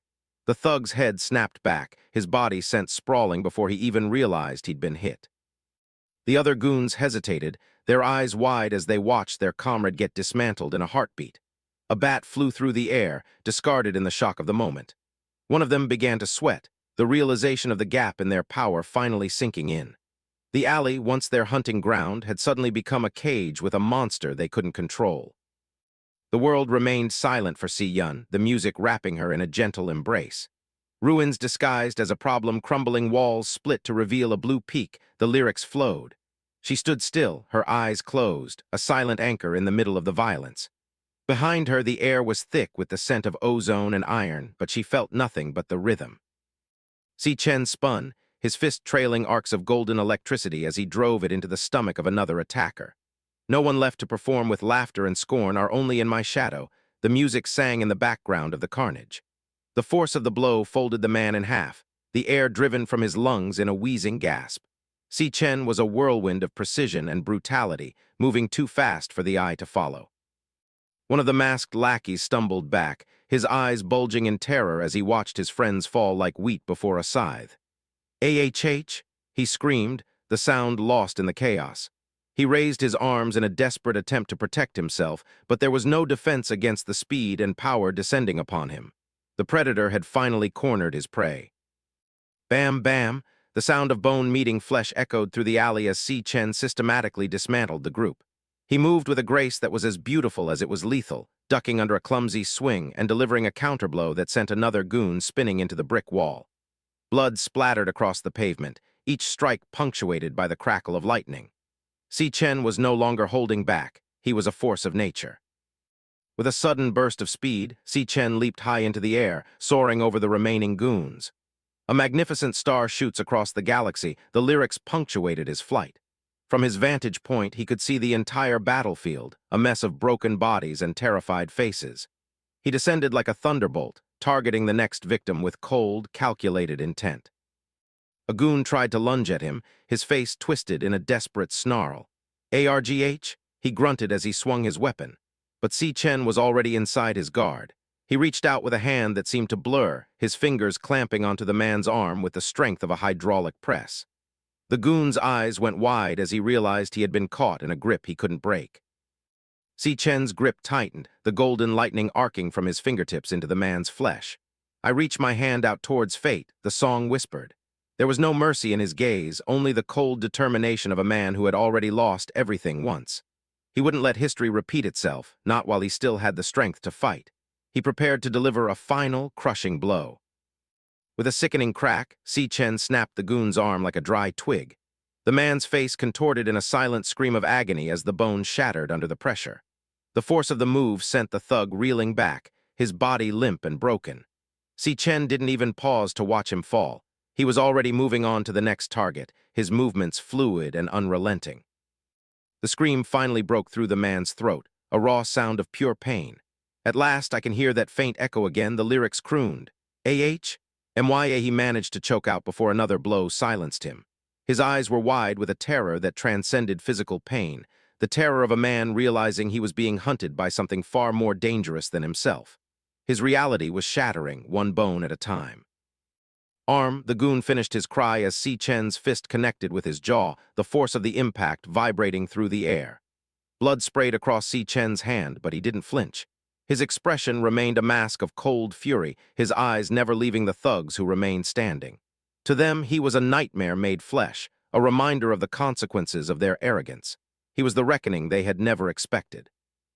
Boom, an explosion of golden light and blood erupted in the center of the alley as Si Chen unleashed a final, devastating attack. The remaining lackeys were sent flying, their bodies hitting the walls and pavement with dull thuds. "I'll give everything I have to protect that fragile star." The song reached its emotional peak. The smoke and dust cleared to reveal Si Chen standing in the center of the devastation, a lone guardian in the ruins. Qiang Dai stumbled back, his eyes bulging in sheer, unadulterated shock. "Holy shit!" he gasped, his voice trembling with fear. "What the hell is up with that guy?" He watched as his entire squad was systematically dismantled in mere seconds. The arrogant bully was gone, replaced by a terrified boy who realized he had just picked a fight with a demon. The cigarette fell from his lips, forgotten in the chaos. How can he be this strong? Qiang Dai's mind screamed as he watched Si Chen approach, his form wreathed in golden lightning. The air crackled with power, the ground beneath Si Chen's feet cracking with every step. Crack! The sound echoed in the silence of the alley, a heartbeat of impending doom. Si Chen looked like a god of war, his presence overwhelming every sense, his intent clear and lethal. Si Chen struck another goon, his fist a blur of golden light that left a trail of crimson in its wake. The impact was so great that it sent a shockwave through the air, knocking the breath from the man and sending him spinning into the shadows. Si Chen didn't miss a beat, his body already pivoting toward the next target. He was a machine of destruction, fueled by a rage that had been centuries in the making. With another visceral bam, Si Chen's fist connected with the chest of a thug, the sound of cracking ribs clear in the still air. A spray of blood erupted from the man's mouth as he was sent flying back, his weapon clattering uselessly on the pavement. Qiang Dai could only watch in horror from the distance, his knife trembling in his hand. The massacre was nearly complete, and he was the only one left standing. Si Chen stood as an avatar of retribution amidst the broken bodies of the student council goons, his fist dripping with crimson and humming with residual golden electricity. He raised his gaze, pinning Qiang Dai with eyes that held no mercy. The bully was panting, his knife hand trembling with a white-knuckled grip as his eyes darted frantically across the alley, searching for an exit that didn't exist. Though only a few yards separated them, Si Chen's oppressive presence filled every inch of the corridor, a suffocating weight of impending judgment that crushed the very air from Qiang Dai's lungs. Qiang Dai bared his teeth, his face slick with sweat as his bravado crumbled into a frantic, high-pitched snarl. He shrieked, I'm the strongest cloud-type assassin." The boast was a hollow shield, a thin veil over a soul that was shivering in absolute terror. He gripped his blade until his knuckles turned bone-white, realizing too late that his ranks, titles, and arrogance meant nothing against the monster standing before him. The silence of the alley stretched taut, like a wire about to snap, as Qiang Dai's fear finally pushed him past the point of reason. Qiang Dai's sanity snapped. The silver-haired bully lunged forward, his face contorted in a mask of pure, unadulterated rage. He screamed at the top of his lungs, You motherfucker, you think I can't beat you?" He swung his blade with a desperate, wild intensity, his world narrowing down to a single point, the man who had just dismantled his pride. But his movements were frantic, fueled by fear rather than skill, a dying gasp of a failed predator. Si Chen moved before Qiang Dai could even complete his swing. He leaned back, the jagged knife missing his chest by a mere inch, and countered with a strike that was as fast as a lightning bolt. His fist connected with Qiang Dai's jaw with a sickening thud, sending a spray of blood and spit into the air. The bully's eyes rolled back in his head, the force of the blow rattling his brain inside his skull. The knife slipped from his fingers, a useless trinket in the face of true power. The impact was visceral, a violent explosion of force that sent Qiang Dai hurtling backward. His body tumbled through the air like a discarded rag doll, his floral shirt billowing as he slammed against the pavement. A sharp grunt of pain escaped his lips, the air driven from his lungs in an instant. The arrogance that had defined him just moments ago was gone, replaced by the cold reality of his own helplessness. Qiang Dai hit the ground with a dull thud, his body skidding across the grimy brickwork. He tried to scramble away, his hands clawing at the concrete, but his limbs felt like lead. The world was spinning, a chaotic blur of light and shadow. Behind him, Si Chen stood perfectly still, his silhouette wreathed in the fading sparks of his aura, a silent judge waiting to deliver the final sentence. The world went red for Qiang Dai as another blow descended upon him. This time, it was a crushing kick to the ribs that sent him sliding into a pile of trash. The impact shattered bone and bruised muscle, a symphony of destruction that left him gasping for breath. Blood began to pool in the corners of his mouth, the metallic tang of iron filling his senses as he realized just how far out of his league he truly was. Si Chen loomed over the fallen bully, his shadow swallowing the light. He didn't say a word, his silence more terrifying than any threat. He simply stood there watching Qiang Dai struggle to breathe, his eyes cold and devoid of any mercy. The alley felt smaller now, the air thick with the scent of ozone and the heavy weight of impending judgment. The slaughter was nearly over. Two of Qiang Dai's teeth flew through the air. The alley was littered with the remnants of the failed ambush, broken bats, discarded knives, and the groaning forms of the student council lackeys. The battle had been short, brutal, and entirely one-sided. Qiang Dai's body was a chaotic mess of bruises and lacerations. He wanted to scream, to beg for mercy, but his body was still tumbling uncontrollably, propelled by the residual force of Si Chen's strike. Another powerful impact shook the alley as Qiang Dai's body slammed straight into the street. The sound echoed off the damp brick walls, a violent exclamation point at the end of a bloody sentence. Dust and debris were kicked up into the air, swirling around the two figures like a localized storm. The fight was over. All that remained was the aftermath. From Qiang Dai's perspective, Si Chen was nothing more than a dark, monstrous silhouette against the blinding white light of the alleyway's exit. Two glowing red eyes burned through the gloom, fixed on him with a terrifying intensity. It wasn't the gaze of a fellow student or even a rival. It was the gaze of an ancient, hungry entity that had finally found something to devour. The shadow loomed closer, the pressure of Si Chen's presence becoming almost physical. Qiang Dai felt like a bug beneath a descending boot, his entire world narrowing down to those two crimson points of light.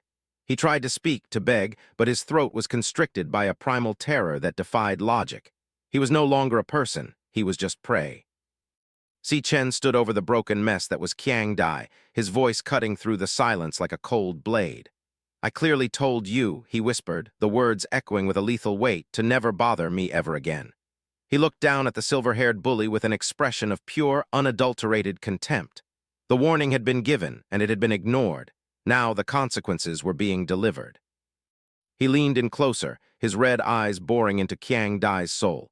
"What part of that did you not understand?" he asked, his voice low and dangerous. The air around them crackled with residual electricity, the scent of ozone mixing with the copper tang of blood. Si Chen wasn't just angry, he was offended that such a pathetic creature had dared to think it could stand against him. Qiang Dai's mind was a chaotic storm of pain and realization.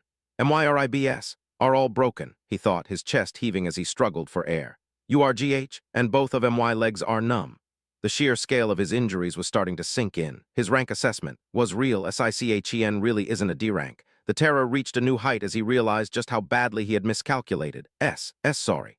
He managed to wheeze out, the words thick with blood and shame. Si Chen didn't accept the apology. Instead, he grabbed Qiang Dai by his floral shirt and shoved the serrated edge of the combat knife against the bully's mouth. "Shut UP, he hissed, his gaze narrowing until his eyes were nothing but slits of fire. "If you make a sound, I'll kill you." The cold steel bit into Qiang Dai's lips, a silent promise of the violence that was only a fraction of a second away. Any shred of defiance left in the bully vanished in an instant. Qiang Dai stared up into those burning red eyes, a single tear of pure terror tracing a path through the blood and grime on his face. His eyes aren't lying, he thought, his heart hammering against his broken ribs like a trapped bird. He really will kill me. The realization was absolute. This wasn't a schoolyard fight anymore. This was a survival situation, and he was failing miserably. He squeezed his eyes shut, waiting for the end. A massive, monstrous shadow erupted from behind Si Chen, a manifestation of his overwhelming killing intent. It looked like a demonic beast, its eyes glowing with the same hellish light as his own. Qiang Dai's mind buckled under the pressure. He's clearly just a student, so why does he have such an intense killing intent? What the hell has he been through? He realized then that Si Chen wasn't just strong. He was something else entirely, a survivor of a darkness that Qiang Dai couldn't even imagine. Si Chen pulled the knife away, but his gaze remained fixed on the bully.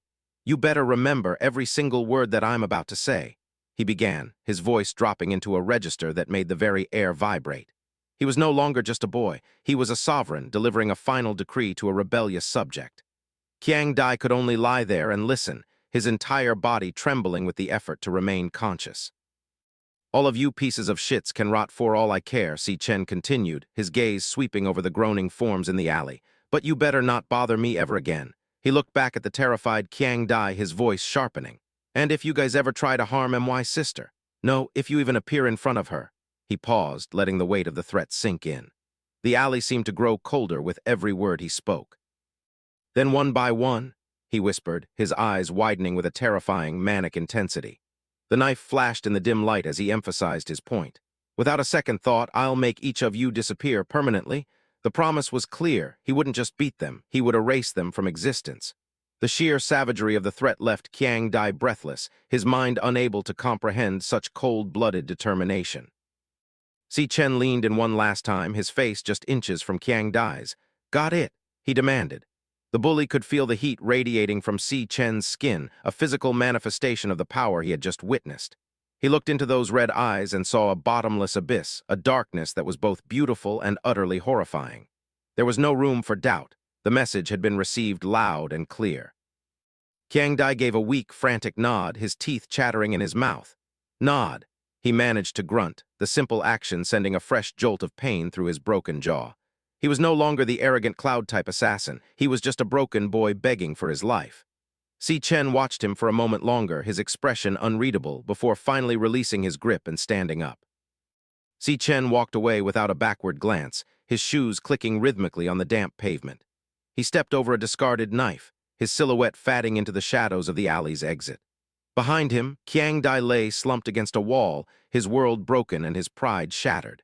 The predator had left, but the fear he had planted would remain forever, a silent guardian protecting the siblings from anyone else who dared to cross their path. Cocooned in her own world, Si Yun let the melancholic melody drift through her earbuds. When the migrating birds return, the sky will return to its usual cloudy and sunny cycle, the lyrics crooned. A strange, inexplicable sadness washed over her, pressing against her chest like a physical weight. It feels so lonely, she thought, her lips curving into a bittersweet smile. She couldn't understand why a simple song from her brother would make her feel like she was drowning in a grief far older than her own. A single tear traced a path down her cheek as the song reached its final haunting notes. The calendars no longer modeled, and beneath the dawn, MY's shadow is nowhere to be seen. The music ended, leaving a hollow silence that made her heart ache. Why does this song make me want to cry? She wondered. She was blissfully unaware of the violence that had just occurred behind her back. But the crushing loneliness in Si Chen's heart had somehow found its way into her own, leaving her desperate to reach out to him. Si Yun's mind whirled as she pulled the earbud out, the lingering echoes of the song still tugging at her heartstrings. She looked at her brother, her eyes searching his face for any sign of the sadness she'd felt. It's only been a few days since we've seen each other, but he's acting like he's gone through a lot, she thought, her brow furrowing in confusion. The brother she knew was a simpleton, but the person standing before her felt like someone who had lived 100 lifetimes. How can you possibly be this lonely? Haven't you always had me by your side? She let out an exaggerated wail, waving the earbud in the air as if it were a smoking gun. Big bro, she cried, her voice echoing through the quiet street. Aren't you taking this joke a little too far? She was trying to force a laugh to bridge the sudden distance she felt between them, but her hands were trembling. She didn't want him to be lonely. She wanted him to be the goofy, reliable brother she'd always known, not this mysterious stranger with eyes full of ancient shadows. Si Chen didn't answer right away. Instead, he reached into his pocket and pulled out a small, velvet-lined red box. He held it out to her, a faint, gentle smile playing on his lips. The alleyway around them, littered with the broken bodies of their attackers, seemed to fade into the background as he focused entirely on his sister. He wanted to give her something more than just protection. He wanted to give her the dreams he had failed to safeguard once before. Yunny, I got this for you, he said, his voice soft yet steady. He opened the lid, revealing a sleek golden instrument nestled in white silk. It caught the dim light of the street lamps, sparkling with a promise of something magical. For Si Chen, this wasn't just a gift. It was a token of his rebirth, a physical proof that this time things were going to be different. He watched her reaction closely, his red eyes softening with a warmth that was reserved only for her. Si Yun gasped, her hands flying to her mouth in utter disbelief. Is this a magic holographic pen? She stammered, her eyes wide as saucers. It's the latest style from Drag Co. She recognized the brand immediately. It was the kind of luxury item they could usually only dream of seeing in a store window. The shock was written all over her face, her previous worries about his personality forgotten in the face of such an incredible, impossible treasure. Her excitement quickly turned to concern as she realized the sheer value of what she was holding. "This costs over 10 grand," she exclaimed, looking back at her brother with a mix of awe and suspicion. "Where'd you get the money for it?" Si Chen simply shrugged, his expression unreadable, a small smirk dancing on his lips. He didn't want to tell her about the Devourer system or the monsters he'd slaughtered to earn his keep. He just wanted her to enjoy the fruits of his dangerous new life. As Si Yun stared at the pen, tears began to well in her eyes. She bit her lip, her voice trembling. "Maybe we should just return this. It's way too expensive." "I don't like it that much," she lied, her fingers gripping the golden casing tightly. Inside his mind, Si Chen's heart broke all over again. "In my last life, I failed to protect you," he thought, the memory of his failure a bitter sting. "I couldn't even protect your dream." Seeing her selflessness now only strengthened his resolve to never let her go without again. He looked at his hands, still stained with the invisible blood of the men he'd just crushed. "In this life," he vowed silently, his eyes hardening with a terrifying purpose, "I'll protect everything about you." He was a different man now, a predator who would tear apart anyone who stood in the way of his sister's happiness. The pen was just the beginning. He would give her the world, and he would build it on the bones of his enemies. The scene in the alleyway was grim, a stark contrast to the siblings' emotional moment. The thugs lay scattered across the pavement, groaning in agony as they clutched their broken limbs. "Ambulance!" One of them managed to wheeze out, his voice a pathetic rasp. They were broken, defeated, and utterly irrelevant to Si Chen now. He had delivered his warning, and he was moving on, leaving the trash behind to be swept up by the authorities. "I'll protect everything about you," his mind echoed as he turned away from the carnage. Si Yun tentatively pressed the tip of the pen against the air, her eyes lighting up as a spark of pink light erupted from the nib. She began to draw, her movements fluid and excited as she realized the magic was real. For a moment, she was just a girl playing with a toy, the darkness of their reality forgotten in the joy of creation. She didn't see the blood on her brother's hands. She only saw the light he was bringing into her life. "Woke," she shouted in delight as a shimmering, holographic goldfish materialized in the air, its fins fluttering as if it were swimming in a phantom sea. "Wow, Tildo, I can't believe it really works. It can draw holographic images in the air." She giggled, her previous tears forgotten. Si Chen watched her, a genuine sense of peace washing over him. This was what he had fought for, what he had returned from death to see, his sister's pure, untainted joy. As long as she could smile like that, every drop of blood he spilled was worth it. Later that evening, back in their modest apartment, they sat down to a humble meal. Si Chen slurped his noodles with gusto, a flush of contentment on his cheeks. "As long as you like it, Yunny," he said between bites. Yunny's fried egg noodles are seriously the best. He was no longer the cold-eyed assassin from the alley. He was just a hungry brother enjoying his sister's cooking. The warmth of the home was a sanctuary, a place where the shadows of his other life couldn't reach him. Si Yun watched him with a skeptical eye, her arms crossed over her chest. "But big bro, we still have to pay the rent," she reminded him, her voice firm despite the underlying worry. "And you're just throwing money away like this." She was the one who managed their meager finances, and the sudden appearance of such an expensive gift was as much a cause for stress as it was for joy. She wanted to believe him, but her practical nature demanded answers he wasn't ready to give. Si Chen leaned back, his expression a picture of exaggerated confidence.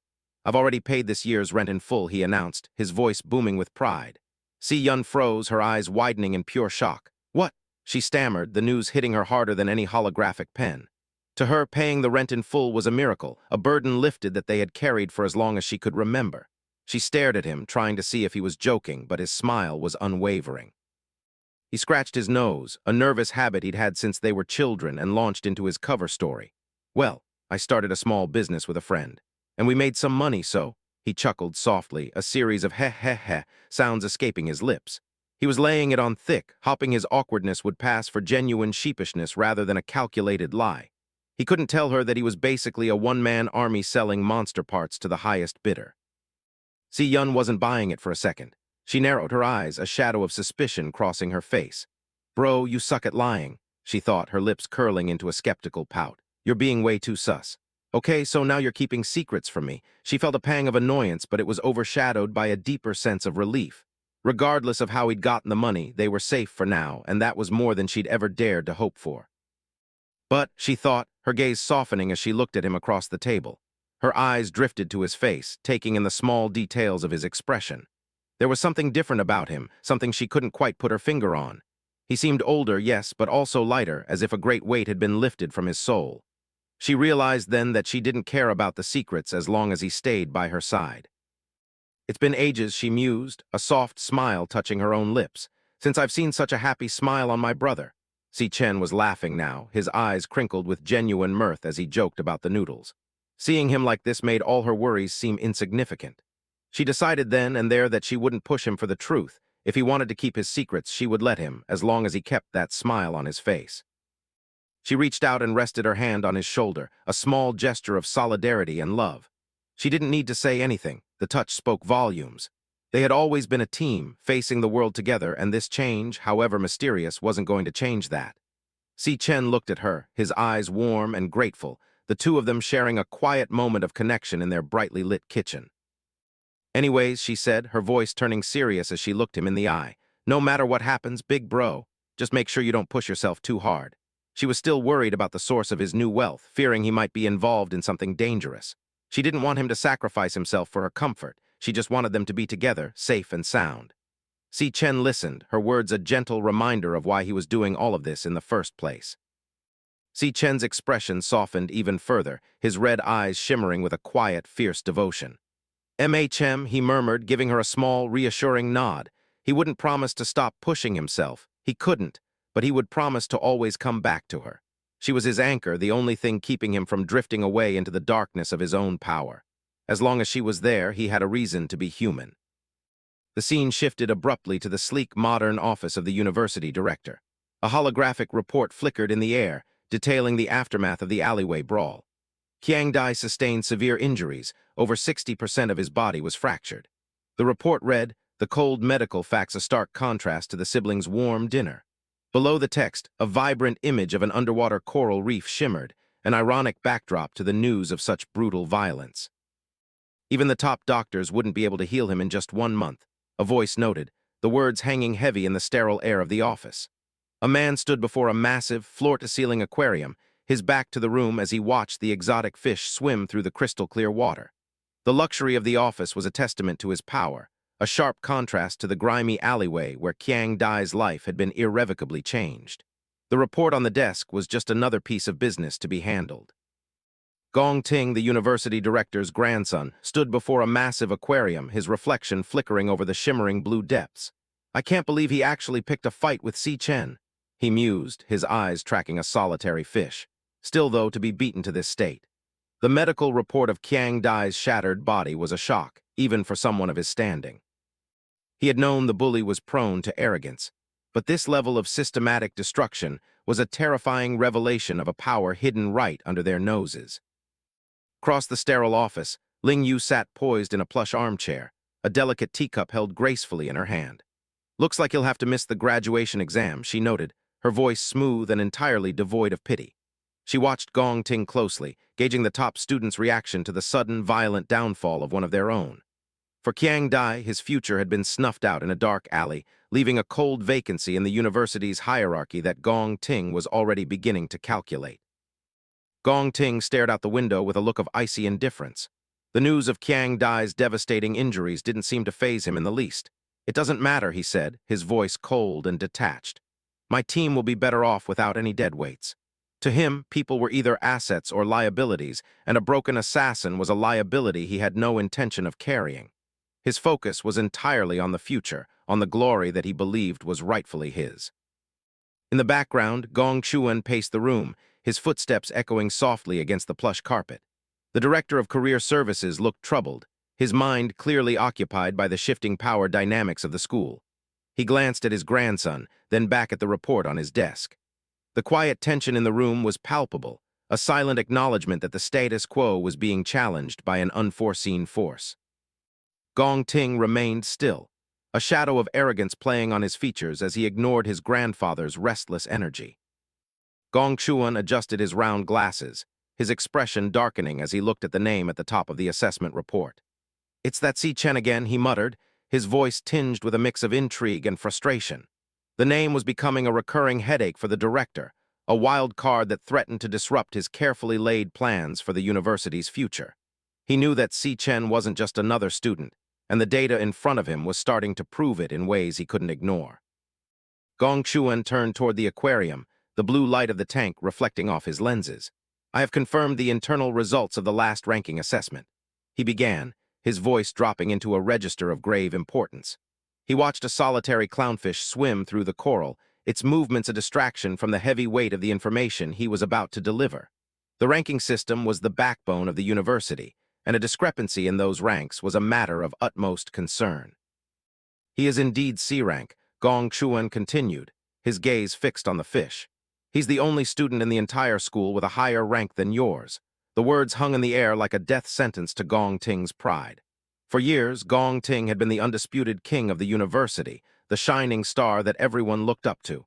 To hear that a nobody like Si Chen had surpassed him was a blow that cut deeper than any physical strike. Gong Chuan's tone was neutral, but the implication was clear. The hierarchy had changed. Gong Ting's eyes narrowed into sharp slits, his golden irises shimmering with a quiet, dangerous intensity. He didn't speak, but the silence was deafening. Every muscle in his face was tight, his mind racing as he processed the news. The idea of being second to anyone, let alone someone like Si Chen, was an intolerable insult. The arrogance that usually defined him was momentarily replaced by a cold, calculating fury. He was no longer just a student. He was a predator who had just discovered a rival in his territory. Gong Chuan loomed over the scene, his shadow stretching across the room. Your father has invited the vice chairman of the Alliance this time to personally inspect your performance at the graduation examination, he warned, his voice low and urgent. He looked down at his grandson and his niece Lingyu, who was listening intently. Be sure to not allow anyone else to steal your limelight. The stakes had just been raised. The graduation wasn't just a test anymore, it was a showcase of the Gong family's legacy. Gong Chuan leaned in, his face illuminated by the eerie blue glow of the aquarium. And should all else fail, he murmured, his voice trailing off into a dark suggestion. He was a man who understood that power was a fragile thing, and he was willing to do whatever was necessary to protect his grandson's position. The moral ambiguity of his words hung heavy in the air, a silent agreement that the rules could be bent for those with enough influence. To him, the university was a chessboard, and he was the master player. He turned toward Lingyu, who sat elegantly in her armchair, her sharp eyes fixed on him. I can only ask you, niece, to fill the vacancy left in Gong Ting's team, he said, his tone shifting to one of polite request. If that were to happen, he didn't finish the sentence, but the implication was clear. With Lingyu on the team, Gong Ting's victory would be all but guaranteed. Lingyu simply smiled, a secret, knowing look in her eyes as she sipped her tea. She was a woman who enjoyed being the deciding factor in any game. Gong Ting scoffed, a small, arrogant smirk returning to his lips as he looked back at his grandfather. Sir, you're overthinking things, he said dismissively. He adjusted his collar, his confidence returning as quickly as it had vanished. He didn't see Si Chen as a real threat, just a statistical anomaly that he would soon rectify. To him, the ranking assessment was a flawed measurement, and he was the one true standard of strength. His hubris was his armor, shielding him from the reality of the danger he was facing. Gong Ting's gaze turned icy, his voice dropping into a low, menacing growl. Do you really think I used my full abilities during the ranking assessment? He asked, the challenge clear in his tone. He was a man who lived for the spotlight, and the idea that anyone had seen his true limits was laughable to him. He was a master of deception, always keeping a trump card hidden for the moments that truly mattered. To him, Si Chen was just a target, a stepping stone on his path to ultimate power. He leaned back, a look of supreme confidence on his face. Rest assured, on the day of the combat examination, I will be sure to make everyone know, he promised, his voice echoing with a lethal certainty.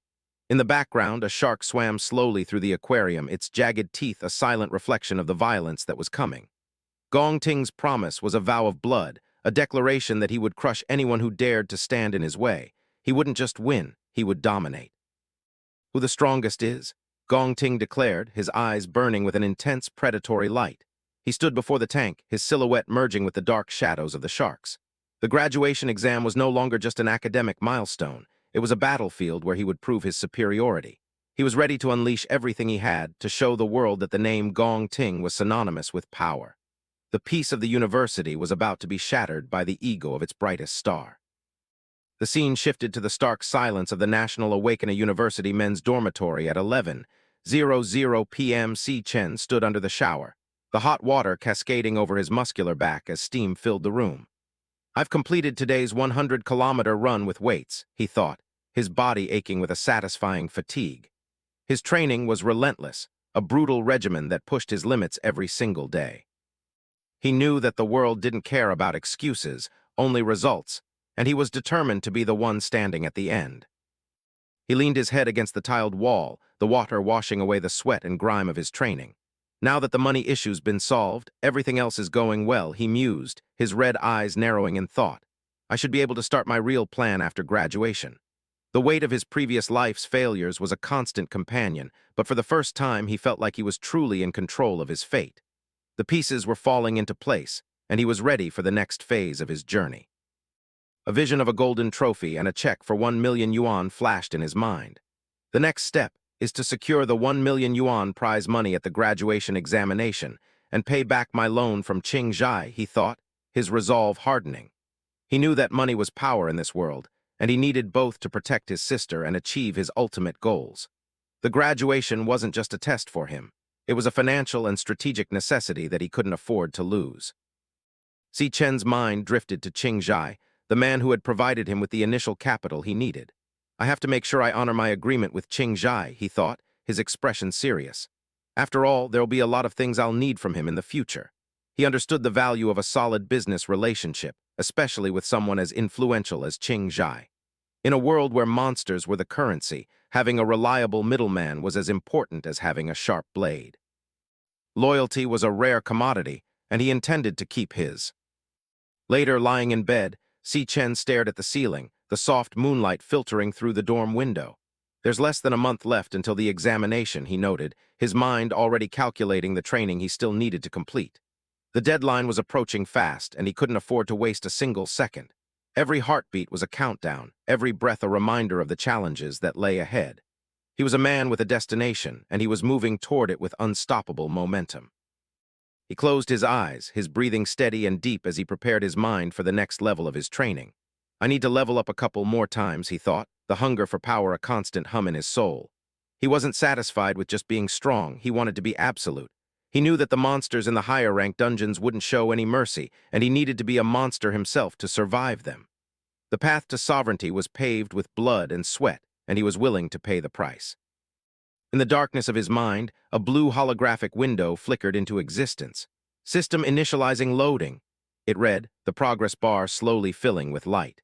The Glutton System was a part of him now, a tool of absolute consumption that fueled his rapid growth.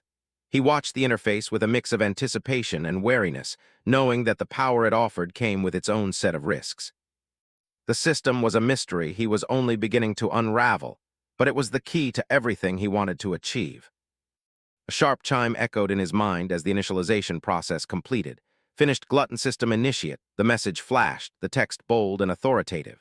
Si Chen felt a surge of energy throughout his body, his senses sharpening as the system fully integrated with his consciousness. The world seemed clearer, the potential for growth more tangible than ever before. He was ready to dive deeper into the abyss, to find the limits of his own hunger and transcend them. The real training was about to begin. The air around him suddenly vibrated with a dark, primal energy as he found himself standing before a colossal, jagged structure that reached toward a blood-red sky. Fwah, Fwah, the sound of a spectral wind echoed through the desolate landscape. This was the Tower of Darkness, a secret training ground hidden within the folds of his own soul. Si Chen looked up at the towering spire, his silhouette tiny against the overwhelming scale of the monument. This was where he would find the power he needed, or perish in the attempt. He began to climb the ancient, jagged steps, each one a testament to the countless souls who had failed this challenge before him. The atmosphere was thick with the scent of old blood and ancient magic, a suffocating weight that pressed down on every limb. Si Chen didn't flinch, his gaze fixed on the entrance high above. He was a man on a mission, a traveler in a land of nightmares, and he would not be deterred. Every step brought him closer to the truth of his power and the monsters that guarded it. As Si Chen ventured deeper into his own soul, his system's status flickered within his mind's eye. The last assessment results showed that my weakest class, Gravehound King, is a C rank, he noted, observing the level 10 status of his secondary class. A holographic portrait appeared, showing his face partially veiled by a skeletal mask alongside a rank C mid-tier badge. To the rest of the world, such a rank was an elite achievement, but for Si Chen, it was merely the baseline. the weakest fragment of an existence that defied all conventional logic. Then the system interface began to fracture, colors bleeding into a chaotic distortion of pink and violet as it struggled to process his primary power. The official rank of my strongest class, Abyssal Fiend, wouldn't display, he mused, his eyes narrowing as the error message flashed. Potential rank value cannot be determined. Maximum system bounds exceeded. Despite being a known S-rank, its true depths remained a void he couldn't yet fully harness. He was a god in the making, an anomaly that left the system's calculations in ruin and his own mind filled with more questions than answers. Si Chen stared at the holographic cards floating in the dim light of his room, the question marks over his Abyssal Fiend and Lightning Assassin classes mocking his curiosity. And I'm unsure exactly how much more power the class has, he mused, his mind racing with the possibilities of his untapped potential. The system was glitching, unable to quantify the raw, ancient energy surging through his soul. And so the exact ranks for my remaining 2 classes are currently unknown. He was a walking anomaly, a collection of powers that defied the established order of the world. To find his limits, he would have to go beyond the known. He held out his hand, and a brilliant golden light coalesced in his palm, taking the form of an ornate, ruby-encrusted key. Hum! The air vibrated with a low, resonant frequency as the artifact pulsed with a life of its own. A system window flickered into existence, identifying the legendary item, Time Rift Key Rank, SSS, the only key capable of unlocking the gates of the Tower of Darkness. This was his ticket to the next level, a physical manifestation of his unique destiny. The key was heavy with the weight of centuries, a bridge between his current life and the dark secrets of his past. With a steady hand, Si Chen drove the key into the fabric of reality itself. Rumble! The ground beneath his feet shook as the space in front of him began to tear open, revealing a vertical slit of blinding white and purple light. The sheer power of the rift was overwhelming, a crack in the foundation of the world that threatened to pull in everything around it. He stood his ground, his eyes fixed on the growing aperture. The Tower of Darkness was no longer just a memory or a system notification. It was becoming a physical reality. The rift exploded into a massive, swirling vortex of violet and pink energy, the sheer scale of the portal dwarfing Si Chen's lone silhouette. Rumble, rumble, the sound of a collapsing universe echoed through the room. Let's put it to the test today, he thought, his resolve hardening into steel. He stepped toward the roaring maelstrom, his cloak fluttering in the supernatural gale. What's inside the Tower of Darkness? What kind of scene is waiting for me? He was stepping into the unknown, a journey that would redefine his understanding of power and sacrifice. Whoosh, the vortex swallowed him whole, the violent currents of energy pulling him through the rift. For a moment the world was nothing but a chaotic blur of purple light and rushing wind. Si Chen braced himself, his senses reeling as he was transported across space and time. He was no longer in his dormitory, no longer in the university. He was in a place that existed outside the boundaries of human comprehension. The transition was visceral, a total sensory overload that left him gasping for air as he hurtled toward his destination. The light vanished as quickly as it had appeared, leaving Si Chen standing in a landscape of unimaginable dread. He gasped, his red eyes widening in shock as he took in his surroundings. His mind screamed, his heart hammering against his ribs. The air was thick with the scent of old blood and a lingering ancient malice. "This place is," he whispered, the words dying in his throat as the true scale of the tower's interior was revealed. He was no longer the hunter. In this dark sanctuary, he felt like a trespasser in the presence of something far older and hungrier than himself.